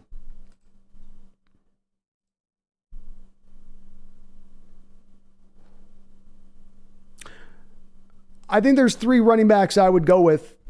I know you're asking for just one, but I think I got these guys all in the 3 in relatively the same range, Garth. So I don't know if I would differentiate them because they all have such a unique thing that they bring that I like. And it's different, but it's all things that I think would add to this team as far as the full net of what they would bring would be pretty equivalent. Jahmyr Gibbs, Zach Charbonnet, Israel Abanikanda. Those are 3 guys that I have 2nd round grades on that I would love to bring onto this team and pair with Kenneth Walker. Certainly Roschon Johnson later in the 3rd round would be okay with me. You want to go 4th round with a Kendry Miller or wait to a Rodriguez in the 5th round. It doesn't have to be these guys for me. I like a lot of the running backs. But those 3 guys, Jahmyr Gibbs and his ability to play both running back and slot. I think he has shades of Chris Johnson-like acceleration to his game on the football field, which I love. I think when I look at... oh man, I'm getting super tired here, folks. Holy hell. When I'm looking at Nick Chubb in the NFL, I think I see a lot of comparisons to Nick Chubb as far as with Zach Charbonnet. He runs very similar in his style to him. He can run strong. He can run with some speed. He can run with elusiveness. He can run with power. I think he is a very complete back. You can utilize him out of the backfield as well. So Garth, I like him quite a bit as well in the 2nd round if you want to go there. And then the last guy being Israel Abanikanda, it's all about acceleration and speed with him. He is just pure get up and go. And he doesn't mess about, and he's got the good size. He's not this Keaton Mitchell, 5'8", 179 pounds. He is your 5'10", 5'11", 215. 215 going 4.26. And he is legit that fast to me, Garth, on the football field. Eye-openingly so in that way. I think that's going to translate to the NFL level. I think that he would give you that a guy that, like Walker's got that speed that puts the fear in defenses' hearts when Walker's got to go off the football field. But all 3 of those guys I kind of like collectively equally. I think Gibbs is going to be able to be like a slot receiver at times for you, which is his differentiating skill that he brings from the other 2. But, I like all 3, man. I like all 3. BTW, thoughts on Roschon Johnson? I think Roschon Johnson is Chris Carson 2.0 BTW. And not with like, accept this, but that, this, but this. He's over here, this, but then there's some of this. Just think of Chris Carson pure. Think of Chris Carson without the injury history, because Chris Carson had the injury history coming out of college. He had the history injury coming out of high school. So take Roschon Johnson, think Chris Carson minus the injuries, and that's Roschon Johnson. TD Jahmyr is tempting, though. He's tempting. He is. Talking about McIntosh. Jahmyr's the same way. There's only a couple backs in this draft that are truly pure guys to me that you can put out there as a slot and they can act like a receiver. And when Jahmyr Gibbs lines up as a slot, he looks like a receiver running routes. He doesn't look like a running back being forced into the slot role like a lot of guys would. And that jumped out to me on tape, especially with how explosive and bursty he is as a running back, just running it purely like that.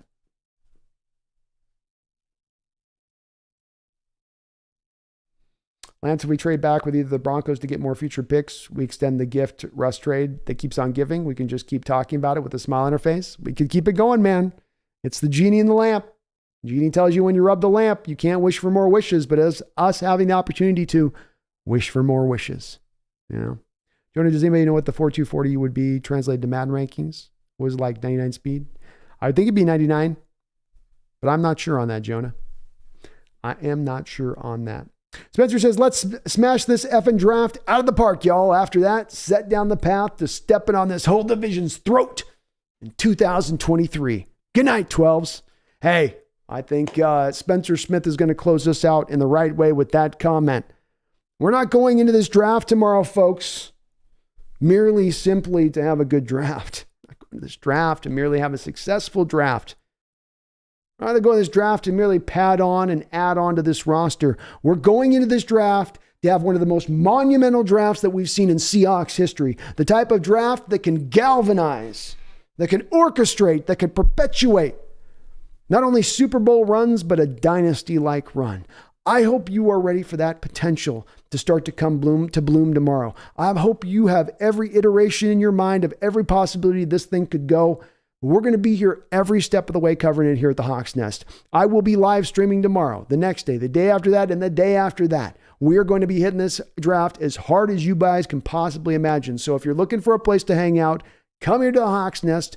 Chill out with the crew here. Let's talk over these picks. Let's celebrate these picks. Let's celebrate this future horizon that is in front of us, where our team is about to reascend back up to the top, hopefully. All it takes is just one more magical draft.